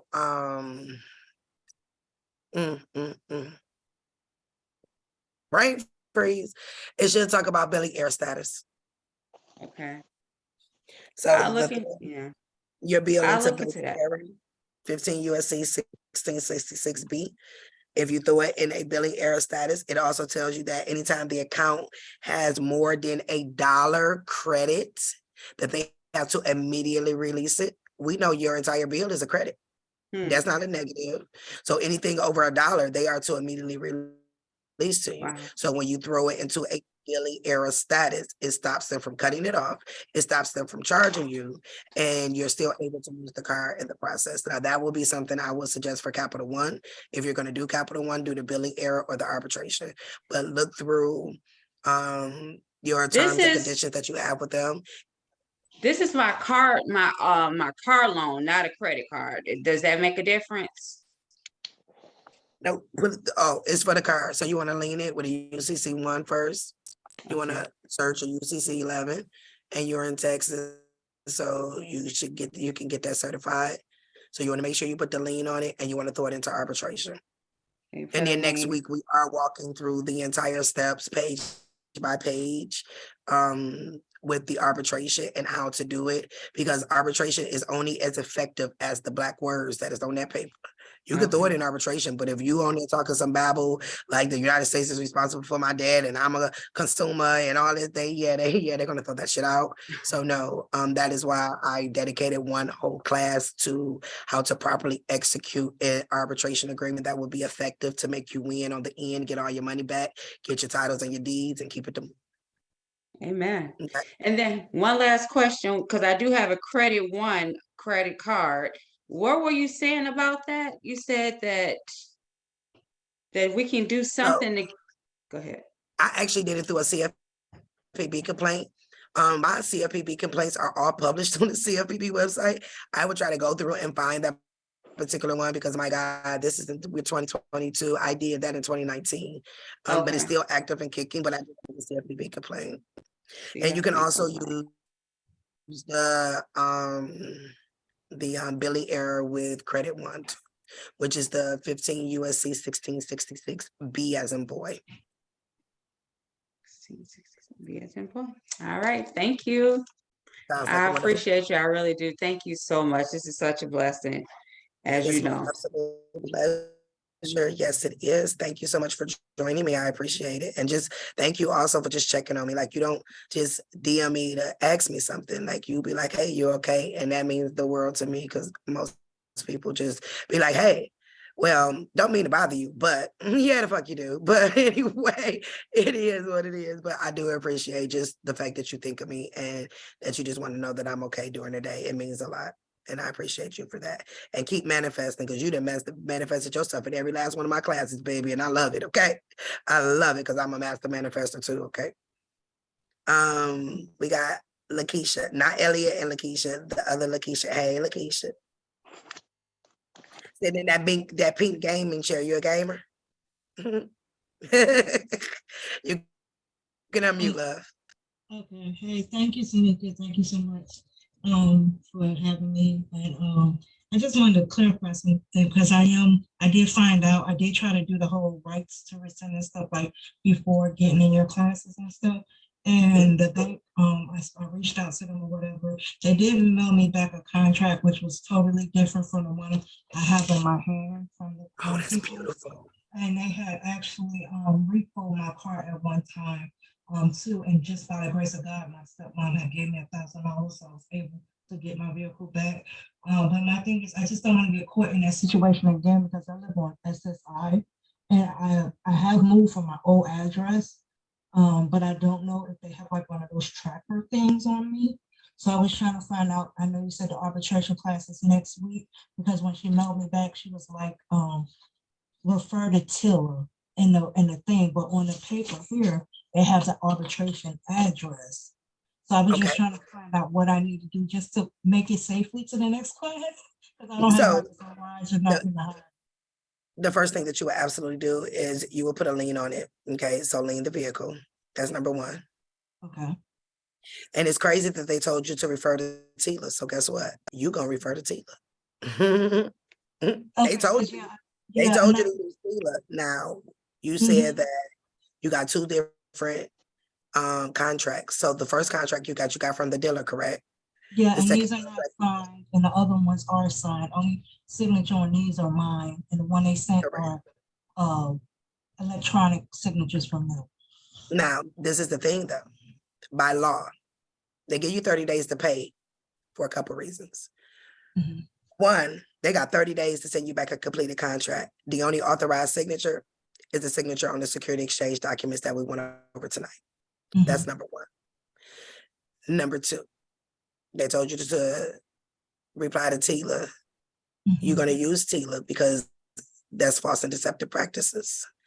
Number three, you have dealer fraud. So where I said before, you don't have to deal with the dealer, but now you do. This is why it takes so long in car deals, because they are setting up two different documents. The document that they had you sign, as you see, is not the same document that they sent to the finance company. So now you have what's called dealer fraud. So you will be going through both of the contracts. You will be finding both of the things that are wrong or that are indifferent. And now we're going to do a civil suit. You can avoid arbitration depending. Do me a favor, send me both of the contracts and so I can go over them. Not just that, it was something else I was about to say. Even when it comes down to a repo, if there's an arbitration clause in there, arbitration works both ways. If they can't make any legal actions without arbitration, that includes a repossession, right? So they were supposed to do arbitration to even repo you. So then you want to remove their security interests because it's a one-sided contract. So rewrite the contract. If they don't respond to that contract within 30 days, now it stands in law and you can use that against them. Now, also, because it is a one-party contract, reprint the contract, re-sign the contract in front of a notary, get that notary signature apostilled, and then go put it on the record. Now you have a legal contract because you put it on the record. Same thing you guys can do with your residential leases. Put it on the record. And that's what you have to do. Okay, thank you. I will go ahead and do that first thing. Yeah. And UCC. If you run into any problems, I'll be working on emails all day tomorrow. So if you run into any issues while you're doing that, shoot me an email. I'll respond immediately because that's all I'm gonna be doing the next 2 days. I literally got over 700 emails that I gotta go through. Okay. I know that. I'm gonna get through them. So it is a blitz about it. Yeah, and just off the side, because you have been very helpful for me, you know, my situation that was going on with the confusion. But if you can send me wherever you get like private mail or something, I would like to send you and your team some stuff. I do like t-shirts and mugs and stuff, but I would like to send something to you because you good. I'm looking for a t-shirt maker because I want one to say it's the Anks. I got you. I got you. Yep, I got you. So everybody in the class can be wearing it. Somebody, it's the Anks around this piece. It's the Anks collect the bag season. So absolutely, I'll be more than appreciative of that. Thank you so much. Absolutely. Thank you. And continue to do what you're doing, and I keep you up in prayer. Like I said, any unseen or foreseen attacks, they shall be defeated. Absolutely, all the time. I appreciate that. Thank you so much. Thank you. John, you're welcome. Hey, John. Yes, you. I seen your finger go up. Trying to unmute it. Hi, how are you? I'm great. I'm blown away today. Lots of information. I love it. I'm trying to be a sponge and absorb it. And I would say that I'm a little apprehensive only because I think once I see a lot of things in the back office, a lot more will make sense. So I look forward to getting that link. While we were talking, I was writing down some questions, and then I heard some other people talking, and I could focus in on just the, once we find the trustee, right? We know how to address the envelope to send it to them. When we talk about endorsing with the stamp, we read the CFR or the USC tells us how to do it, what the verbiage needs to be, where to position it. In a case where I was a little unsure when you showed the example of CarMax or just a bank that would have more than one trustee, are you picking just the indentured one or are you sending a letter to both of them? Like, because there's only one statement, right, that you get. So, correct. But both the trustee, because remember, only a trust can deal with a trust, right?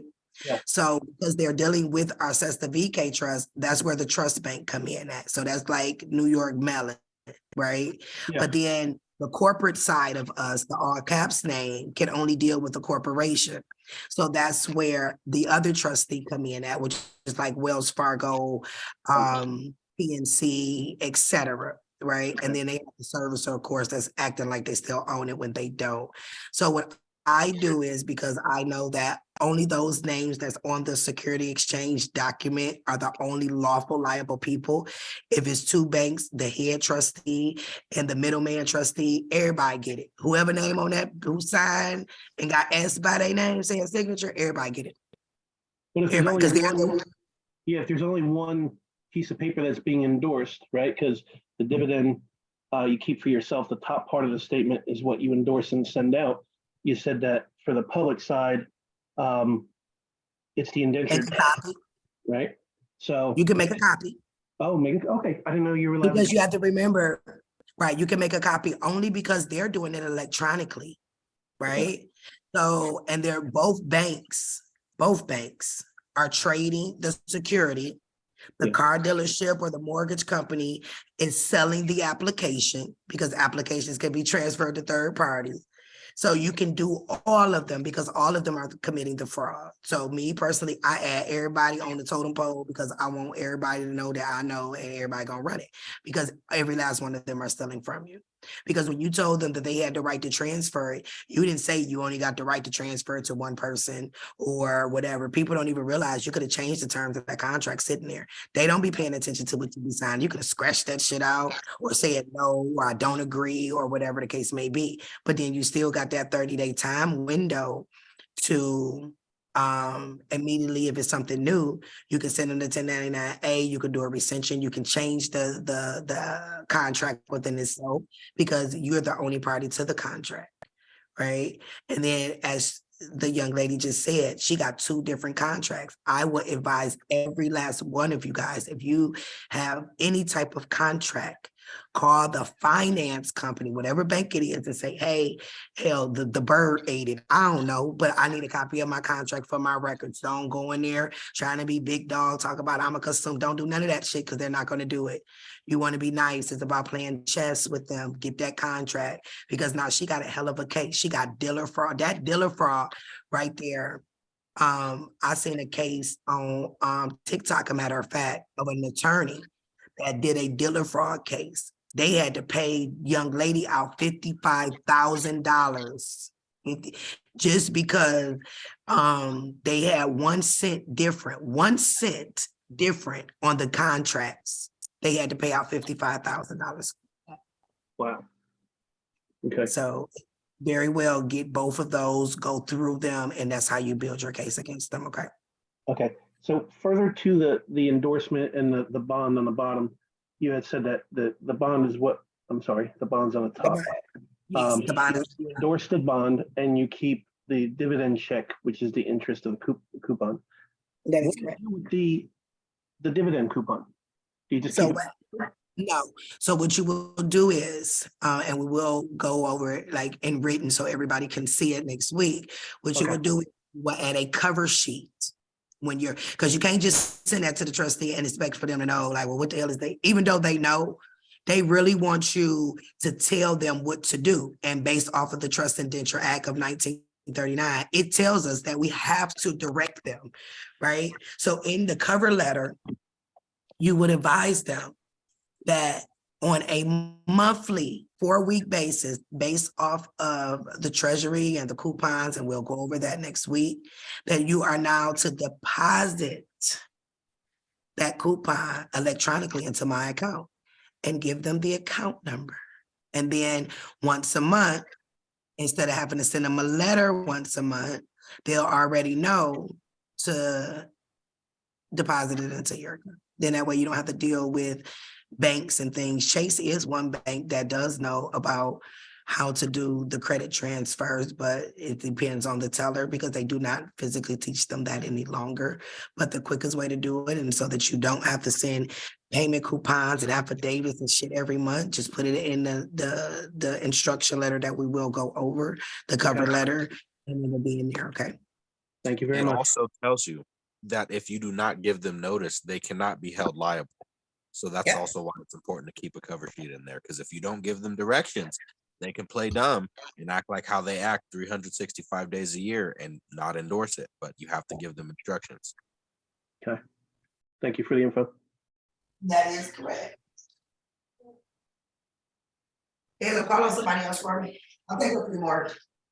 Okay. Ryan.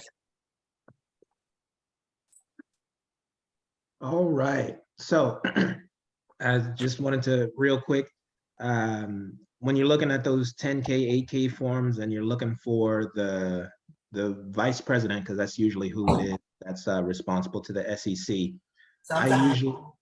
Sometimes. Usually, right?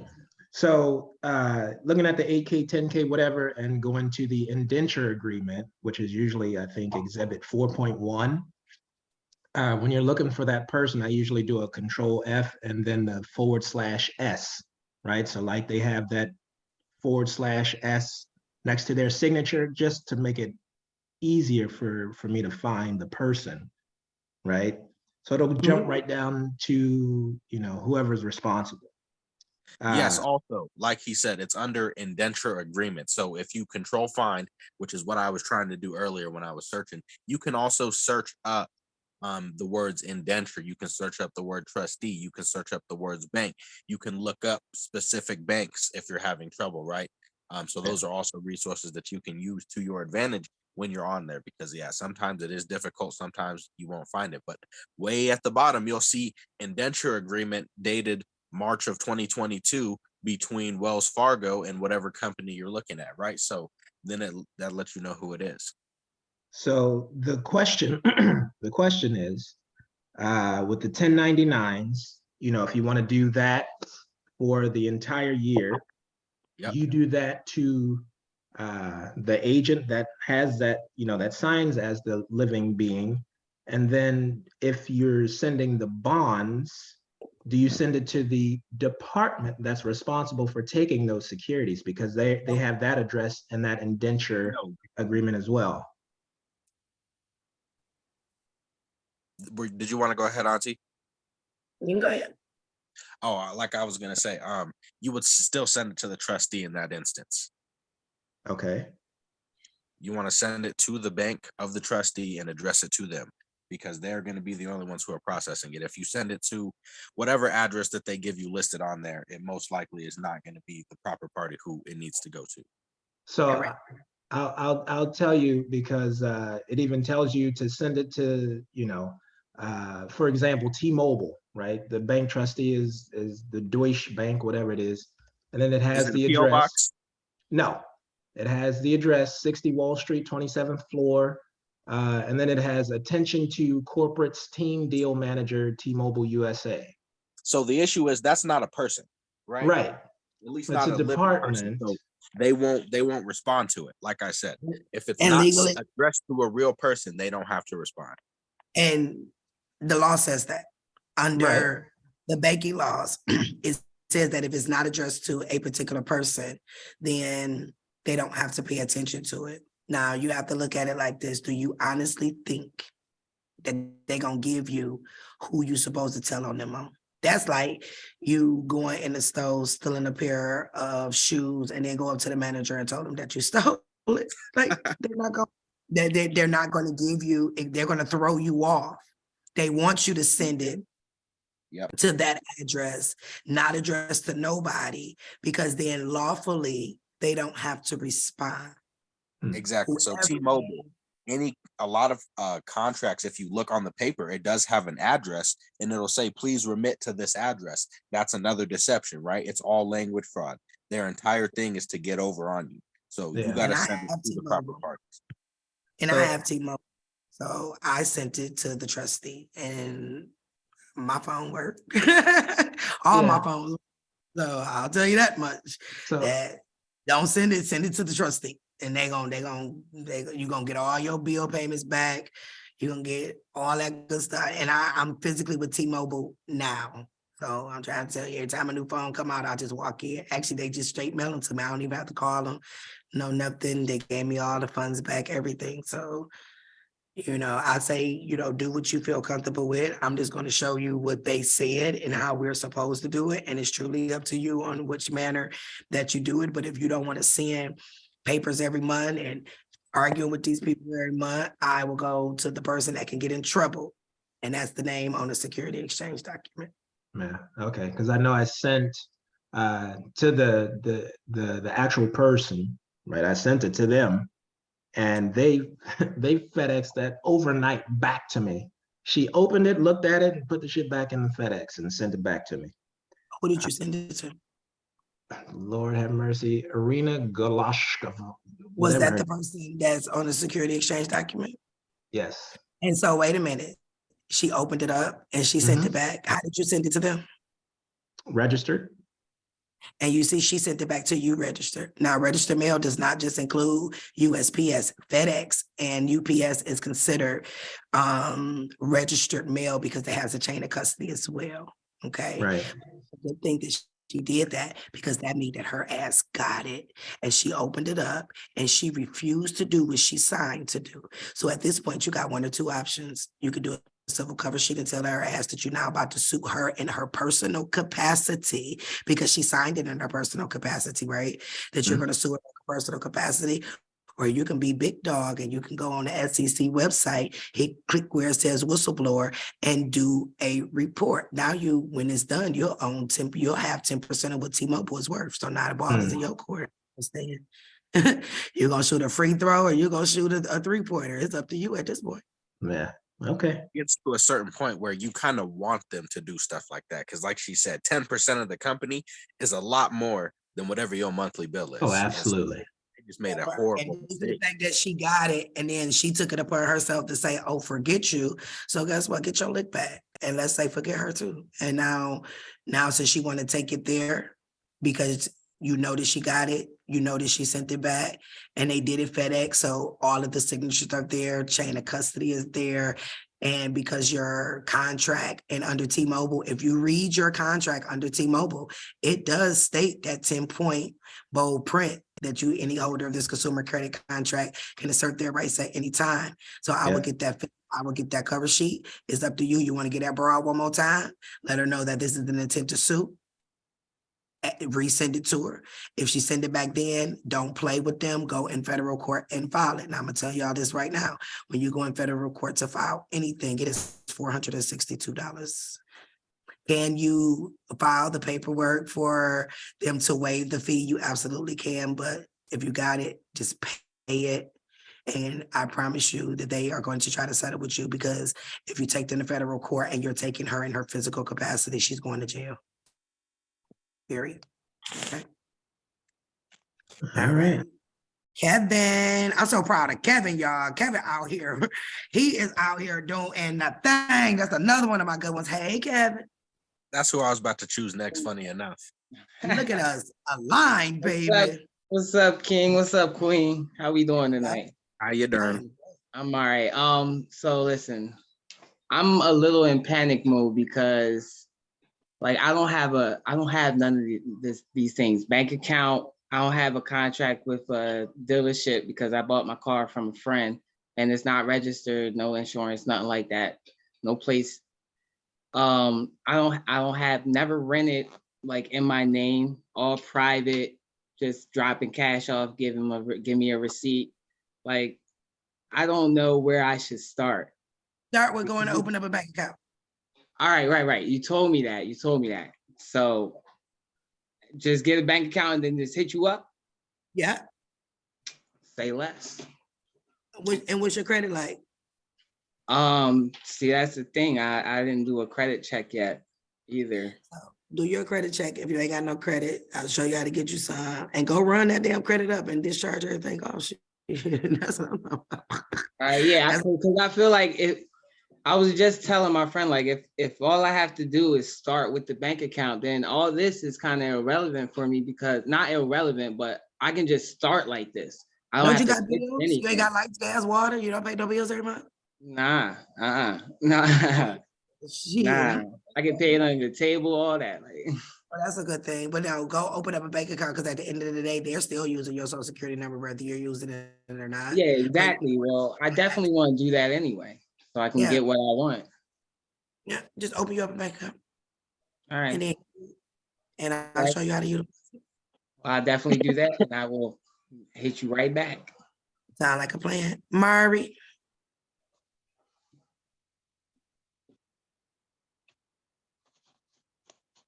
Mari.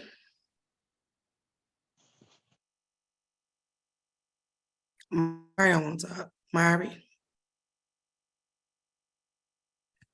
You unmuted. Hello.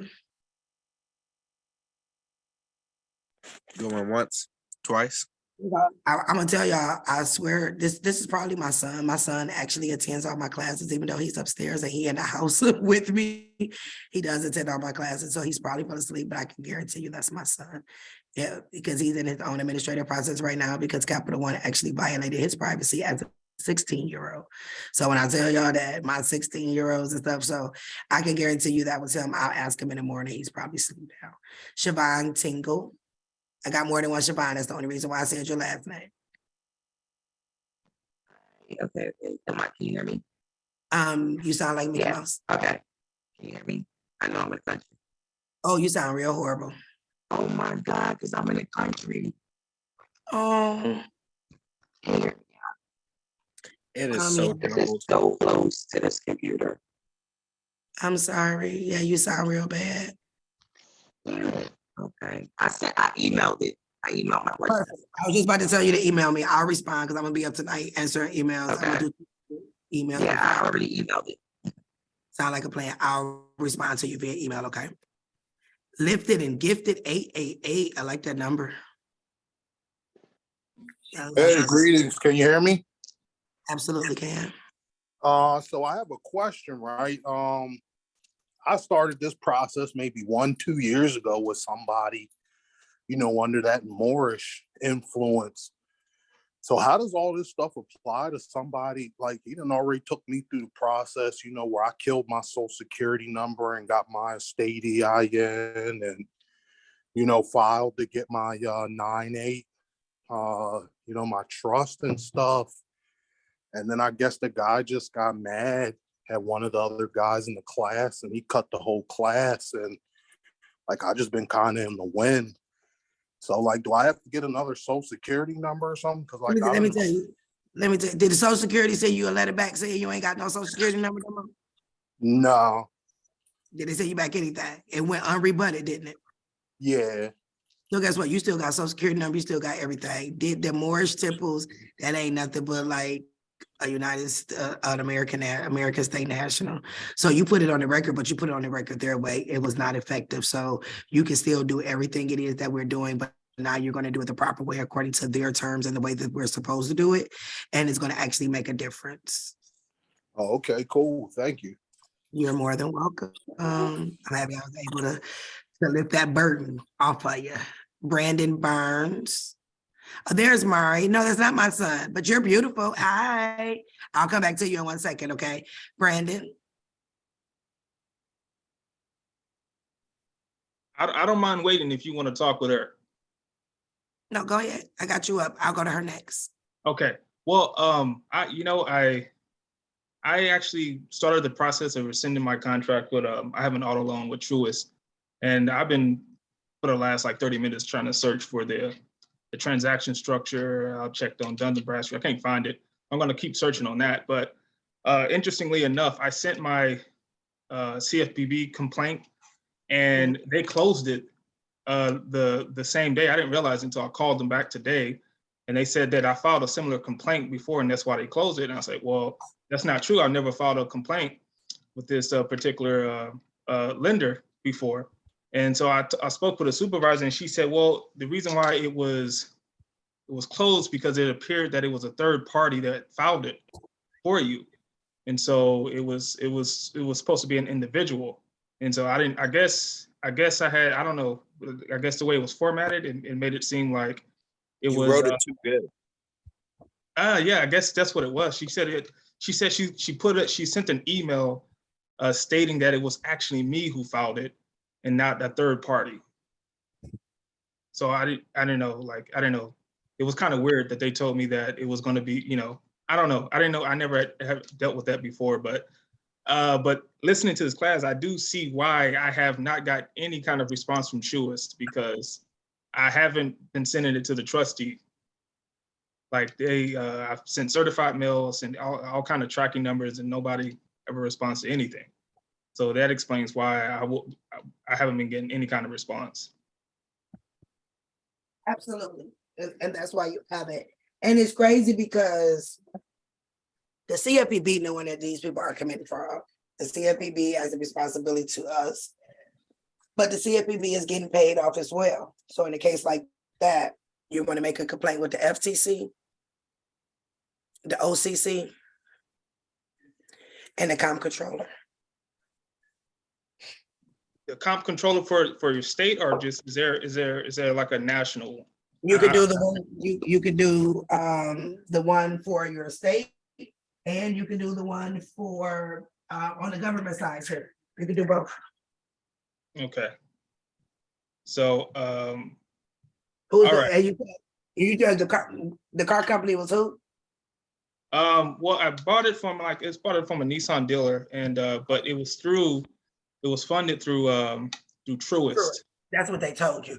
So when you guys are looking up like your SBG Global, now you see when we looked that up, we didn't put the bank's name in, we put the car company name in. So when you go under SBG Global, put the car company, which will be Nissan, okay? Because Nissan is the one who transferred the contract. They are one, remember how I showed you guys how CarMax had all those different banks that's up under them? That's where you're gonna find it. So put Nissan's name in. Nissan is going to then tell you who their trust indenture and their owner trustee and the trust indenture is. Truist is only acting as a servicer. Okay, so pull it for Nissan and then go that route. Okay, that's just some interesting stuff. So okay, now let me just clarify this, because it's it is a Nissan dealer, but it's I guess it's a local, like it's like. I'm in Houston, so it's like Tom Peacock Nissan is the name of the. I'm about to do something out here with y'all, since I'm out here. I got a lot of y'all.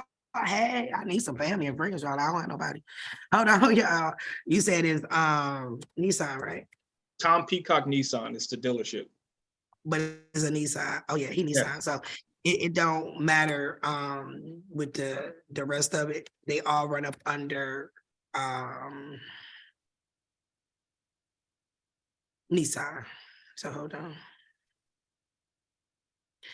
Is my screen showing? Yes. All right. It is, yes.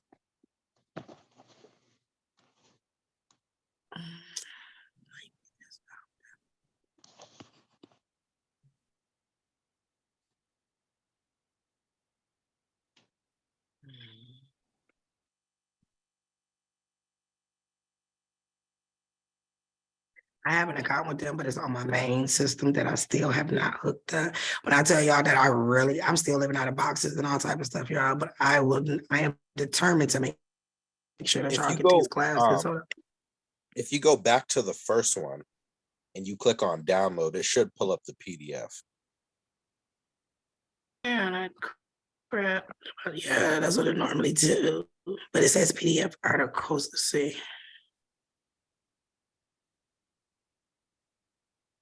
Thank you, nephew. Mm-hmm. All right. Let's go on down. Let's see what we got. There we go.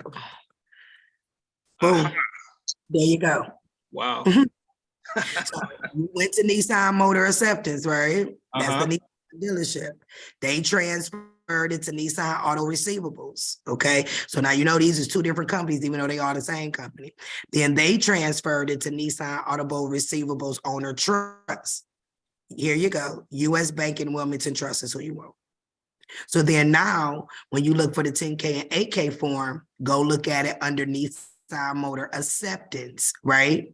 Got it. And you're going to go under, look at it for Nissan Motor Acceptance. But if you want to give the names of these two representatives, go pull the Receivables Owner Trust, because remember, you're dealing in trust, which is going to bring these two up and it'll give you their names.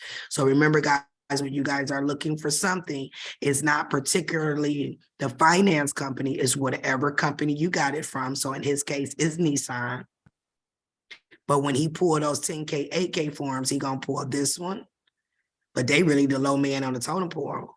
He's gonna pull this one. And so y'all remember how I said to ask for, you guys are talking about when they deny you credit and you want to ask the underwriters what factors they use. And then here we go with investors. So y'all think the investors is you. You.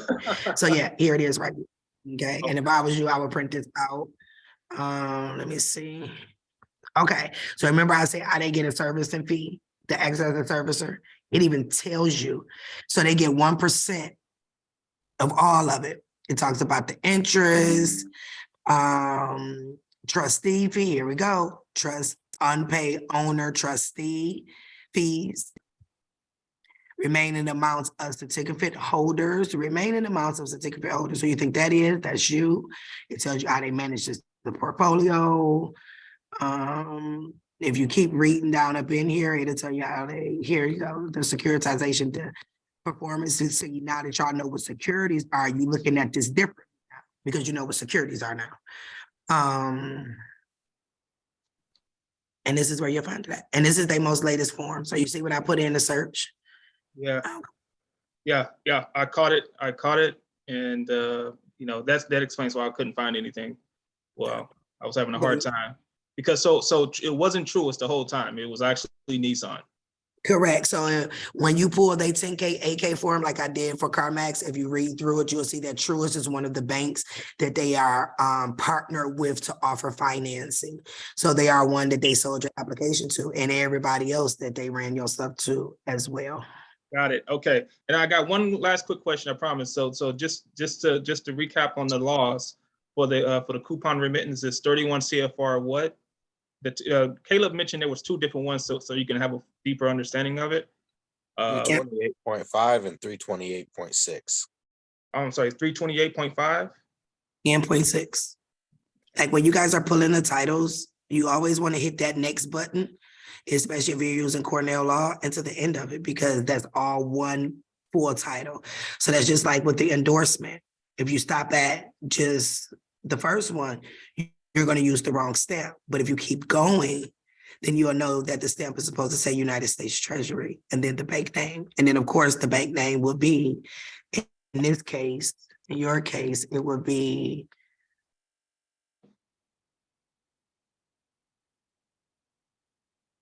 and then you do handwrite that in, the bank's name. That's why it's blank.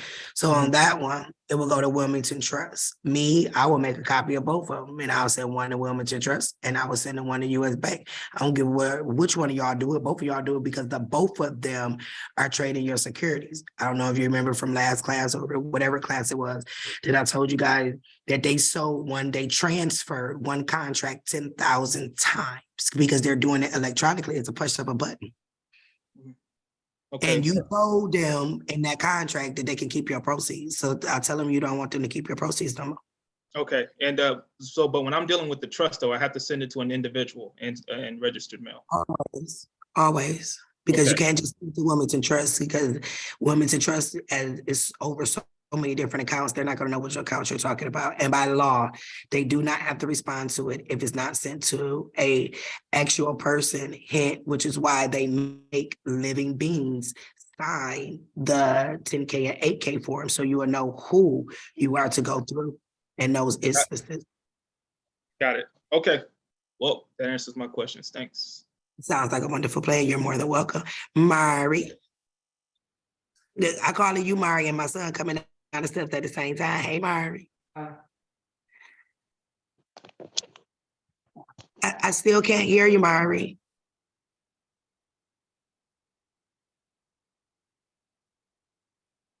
Nope. All right, put your hand back up when you're ready. TJ. Hi there. Feel like I'm talking to a celebrity. Oh my goodness, don't make me blush. I'm blushing. So I have a million questions, but that's not what I've raising my hands for. I sent you an email and maybe you haven't found it yet, but I just wanted to look and offer my services or anything to help fill your cup, because it seems like you're doing a lot for us, and I would like to help you in any way that I can and help spread your message. And however I can help you guys, I have technical support background and all that, just whatever can help you guys process information faster, or even make like pictures or diagrams for these processes.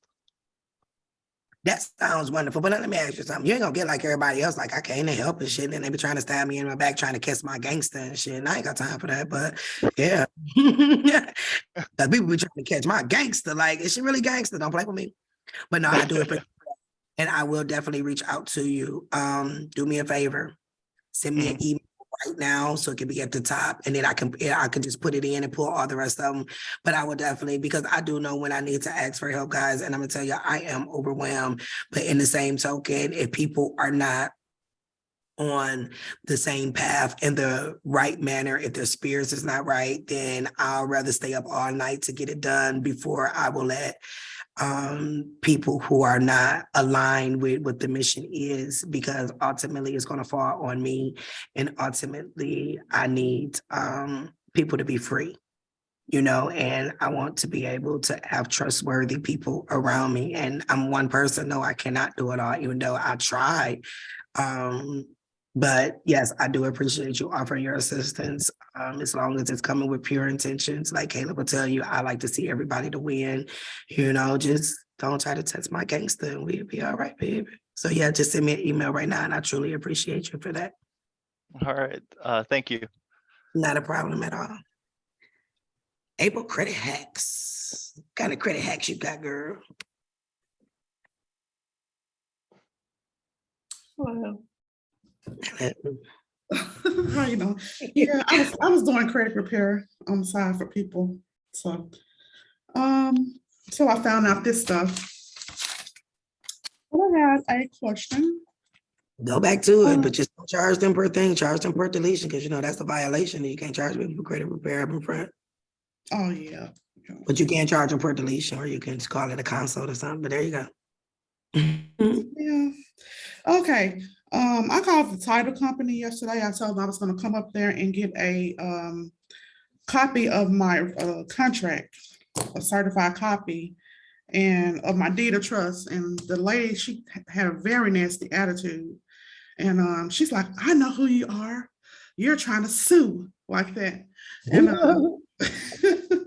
and so I was like, well, I would like for y'all to tell me what did y'all loan me, first of all. And she's like, you don't have a deed of trust. You don't have a trustee. It's just you and the lender. There's no trustee.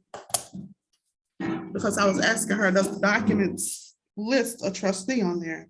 And she said, I don't have a deed of trust. I have a mortgage. It's the same thing. And in your side of your documents, you definitely do have a trustee down. And okay. So what you trying to get? Because I was trying to go on the SEC.gov, and I mentioned that to her. I was talking about the security trustee. Let me tell y'all something. Y'all supposed to play like y'all crazy as hell talking to these people. I lost my contract because I moved. I need to get a copy of it. Okay. Like when they know, because they know that people are getting wised up. Okay. So when you go in there talking any of this stuff, they're going to do everything to hinder you. So that's why you have to play dumb sometimes. I lost my contract, and for my records, I need to keep it. I do know y'all say I'm supposed to keep a contract, keep my documents for 7 years. Please give me a copy of it. You never let your left hand know what your right hand is doing, because then they will give you pushback. That's it. So if you want the actual, so where did you try to get it from, the bank? Where'd she go? She went away. Raise your hand again, darling. Where'd she go? All right, when you come back, let me know. Diamond. Hello, my diamond. Hey, Shine bright like a diamond. I feel like a garbage bill right now. You good? You feeling okay? No, my brain feel like Play-Doh and somebody smashing it in.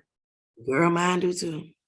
Ooh, I wanted to say thank you. It is a lot of information to process, so I am getting overwhelmed a lot. And the computer screen is not helping, and I lost my shades. So, I was just gonna ask you, do you have a shade? I lost my prescription shades somehow. And I know it's not good for me to look at the computer, but I really want to get the information, even if I can't write everything down. I can still listen, and when you send the replay back, then I can listen to it as well. Let me ask you something. Is that shade something that I can go purchase for you? To be honest, I haven't looked for any shades that block out the blue in it, and I also have to have it prescription because I have to have it at night too when I ride in cars and when I go to the grocery store. What we need to do to get your prescription? I have to make a doctor's appointment. I have to get I think I have to add it on my insurance so I can go get it. Do me a favor, call your doctor's office tomorrow and tell them to write you the prescription. I'm gonna inbox you my phone number. Just tell me how much it is. I'll buy it for you, okay? Okay, and can you call me so I can remember, because I'm not okay right now. And I sent them my phone number in TikTok when I told you I was going to. Yes. I'll go on TikTok. I'll get the number. I'll call you tomorrow. Okay. And if you ain't far from me, because you're in Houston, right? Huh? Yes. Okay. If I got to pull up, I'll pull up. You can get off. I don't want you looking at the screen no more. I will call you tomorrow. I promise. I'm gonna make Siri remind me to call you. And if I have to pull up, I'll pull up. Okay.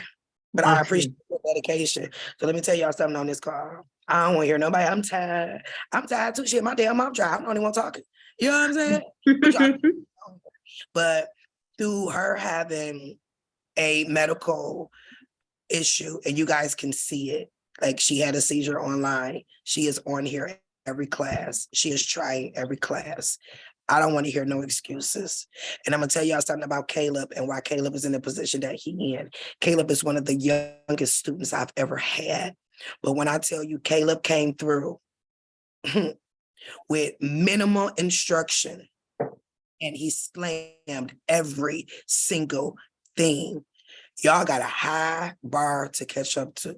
So yeah, a part of me be like, not in your case, Diamond, because you got medical. But with everybody else, I don't want no excuses, because that 20-year-old right there made a TikTok post and said, I'm about to go missing for a minute. And when he came back, he said, Auntie, my account is blue. My account has been this. I got this done. And he didn't have a class. I literally just gave him the information, told him what to do. I was there. He could have reached out, but he didn't. He dug deep, reached out only when he needed to, and he crushed it.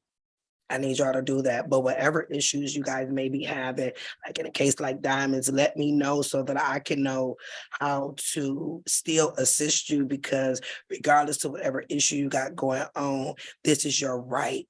This is your God-given right. What we talking about on every call, God paid the price for it, because it's a spiritual process too, guys.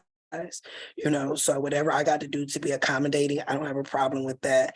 So Diamond, you fine. I just went in TikTok. I got your number. I will call you. And we're gonna figure out what we gotta do with the screen and whatever else the case may be, but I'll make sure that you're okay. I normally don't even do documents for people and stuff, but hell, if I got to do your documents for you, baby, we're gonna get you together, okay? All I'm some herbs too, because I got some. I ain't talking about the Mary herb too. Now you guys have some of her too if you want, but I got some of them. I got some of them other herbs, you know, that'll help you. But shit, you know, ain't nothing wrong with little Mary, y'all, because y'all needed learning all this shit. You better go sit back and smoke one real quick. And it's very expensive, because when it first started getting bad for me in 2020, I would wake up like 3 o'clock in the morning and have to go put 3 king size mugs away for me to go back to sleep because my spine was hurting so bad. And I just had a seizure on Saturday. I fell back. I just fell straight back in Kroger's, but I wear my baseball helmet. So it helps the head, but it's still traumatic. And now I'm dealing with the aftermath because I'm having to smoke more and I'm having more daily seizures and memory lapses too. Well, I got you. I'm Okay. gonna go on a fast for you too. I'm Hey, a fast for I got you. and you help me, I hook you up, you know what I mean? I got you though, baby. You're gonna be Okay. okay. All right. Yes, thank you so much. And I love you, and may the Most High bless you and your family and all of your ancestors immensely, because you really helping a lot of people. Even though people are assholes and they don't care, the people on here, if I can speak for everybody, I think, and I know everybody is very appreciative of you and Caleb doing this, because people ain't real no more, and only God sees those that are gonna be the foot soldiers. So thank you. I know you're in the front of the line every day, so thank you very much. You guys are more than welcome. Like I told you guys, I'm doing this for y'all because I was about to retire. And all these TikTok super 2 minutes reader, super simple stars. I say, Lord, no, I'm supposed to retire. But you know what? It's okay, and I'm covered. Everything that get thrown at me, it gets stops in its tracks, you know, because I am doing what God has called me to do. No, I'm not perfect. Yeah, I done been through some things, you know what I'm saying? I can tell y'all how to be the court cases. I done been in court. I told y'all I'm a Detroiter and I was a gangster. Like, I'm not bullshitting with y'all. I'm gonna keep it straight 100. I'm not gonna tell y'all that I was no little angel that didn't do shit right now. I used to beat the hell out of folks. Point blank period. You know what I'm saying? Like, people be like, oh, you're past. I don't give a damn. But guess what? It made who I am today. And it helped me. I realized that the things that I've been through was for me to go through so that it could help somebody else, you know. And then the nursing skills on my nursing side, I mean, I can help you in other ways besides this, because I've been a nurse with REM for 21 years. You know, I just walked away from it because I don't deal with their practices, but I'm definitely, you know, I was sent to Texas for a reason. You know, I had a dream that I moved here. Hell, now I'm here. And that's just what it is. But I got you, okay, darling? Okay, and one more thing. The reason why you gotta keep going is because you're gonna have more than one multi-trillion-dollar company and enterprise. So I know that's why I accept that. And y'all, that's also the reward in the end, because when you want to get out and God keep putting you back in and you keep going in, the rewards keep getting greater and greater for you. Absolutely. I'm gonna help y'all too, because one of the other classes we got towards the end, and I'm gonna show y'all how to use other people's money and move like a business. I don't care how many accounts or cards that I got that I can keep on swiping. I'm going for everything that belongs to me. So I'm taking y'all along the ride as long as y'all ready to go. And I drive real fast. Let's go. And there it is. So I got you. You're welcome. I'm gonna go medicate. I know that's right, shit, girl. I'm sitting up here now. Why y'all think my camera always? I'm talking like a mug, y'all. Shh, no, no, I really ain't. All right, Morgan with the E on the end. Hey, girl. Girl, you talking some goods over there. I'm coming over. Hey, Morgan. Hi. I know somebody that put it in the Kool-Aid too, so just let me know when you're coming. I sure will. That's good. Put it in the Kool-Aid. That's the best way. Hey, they ship too. Yes, Okay, I'll be now you calling you, talking. darling. All right, Morgan, where'd she go? Hi, can you hear me? Absolutely. Hello. Oh, I am so grateful for you. I just want to say that I'm in like all your classes, and this is my first time like asking questions because it's like a lot. But I just had a quick question about my car note. Well, I actually just finished paying the car off, but I literally have moved like 8 times since I bought the car, and I don't have the original like contract from the dealer. So who should I call to get that or request that? Do I call the actual dealership? No, the dealership doesn't have it anymore, girl. They didn't gave that thing away. So I would actually call the finance company that you paid it off with and Okay. tell them to send an any corresponding documents because they have to keep it on file for 7 years. And in your case, because it's already paid off, then now you would do a Freedom of Information request to the IRS department in Atlanta. And I'll make sure that you have that address. Then now you're going to do a FOIA search for any 1099As and Cs that have been filed in your name. Then from that point, when did you pay it off? Literally like last month. When did you get in the original Or contract? this month. When did you get in the original contract? Has it been over 3 years? Has it been over what? I'm sorry. 3 years? It's been over 3 years, yeah. Okay, so that means that your state Department of Revenue has your money. So in your case, because it's already paid, we're going to use the IRS to audit the account for you. The IRS will go find your money for you. They're going to charge you, I think, 21% to find it and give it to you and then charge you the rest, which then they'll find the company because you've already paid it off. You're going to also do the FOIA search on the 1099 for that as well. And we are having a class coming up on that for people who have paid all their things and their money is now considered abandoned and is with your state. Then I'll show you guys how to use the IRS to your advantage, the real IRS, not that one that keeps talking about you owe taxes and stuff, but the other one, the IRS Treasury, to audit that account for you. Who better to audit than them because they can see the entire account. And then that is how you receive your money back. You can also, because you just paid it off, you can add that to your tax return. So y'all remember that I said anything that is a certificate of indebtedness is supposed to be income. So what you will do is you will add that to your tax return. And that's why this class is gonna be longer than 6 weeks. Y'all gonna get tired of me. Or if not, then oh well, I'll just keep teaching. But I will show you guys because it is tax season and I am a certified tax preparer. I have been for 20 years. Yeah, I got a lot of hats, y'all. How to add these bills that you guys are paying every month, how to add them to your tax return as a certificate of indebtedness so that you can get all your money back that way too. Okay. Okay. Perfect. Thank you so much. You're more than welcome. Miss Julia. Hey, oh my God, I love you. Oh, hey, boo. So thankful for you, so grateful for you, guys. You do not understand, like, oh my God, you do not.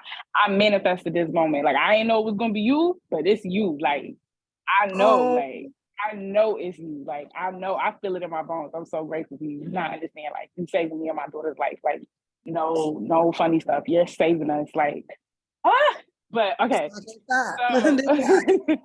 So, you do not understand. Like when you talk, like I feel chills down my spine. Like I know it's you. Like you the GOAT. Like you the real one. Like you it. Like, but okay, let me stop talking. So I wanted to know, like, we was talking about paying rent and stuff like that. With the 1099A. So when you said do it electronically, hold on, baby. You said do it electronically. All 1099As are filed electronically on the 1099 online system. Correct. Okay. All that Because information is going to be in the PDF that you get sent. Okay. So I have a question. So you know when you rent a place and they ask you to put down a down payment and all of that stuff, do you use the 1099A during that process, or is it after you get the place and you put down the down payment and stuff like that? It will definitely be after you get it. They're not going to let you get it if you attempt to do this beforehand. Possession is the intent of the law. Once you sign the lease, because the lease turns into a security, and then at that point you'll do it. And it also needs to be a corporate landlord, because it has to be a landlord that, of course, has a trustee, which is the bank that is securitizing the lease. Okay. Thank you so much. Yeah, that's all the questions I had. I'm more than welcome. Thank you. You're welcome. And I'm happy that I'm able to assist you on this process for you and your daughter. Thank you. Miss Latanya. Hello, blessings to you. And I just had asked a question about the mortgage. And she had spoke earlier about it. So the information that I got, to do that, I know I heard you said something about a lien. Is that correct? Correct.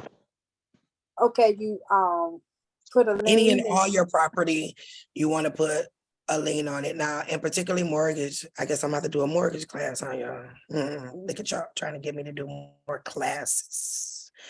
Y'all see what y'all doing? I'm supposed to be retiring now, but The mortgage is just a little bit more to it because you want to do a quick claim deed first, and you want to deed it over to a trust. Hopefully you got a trust. If you ain't got a trust, get you a trust.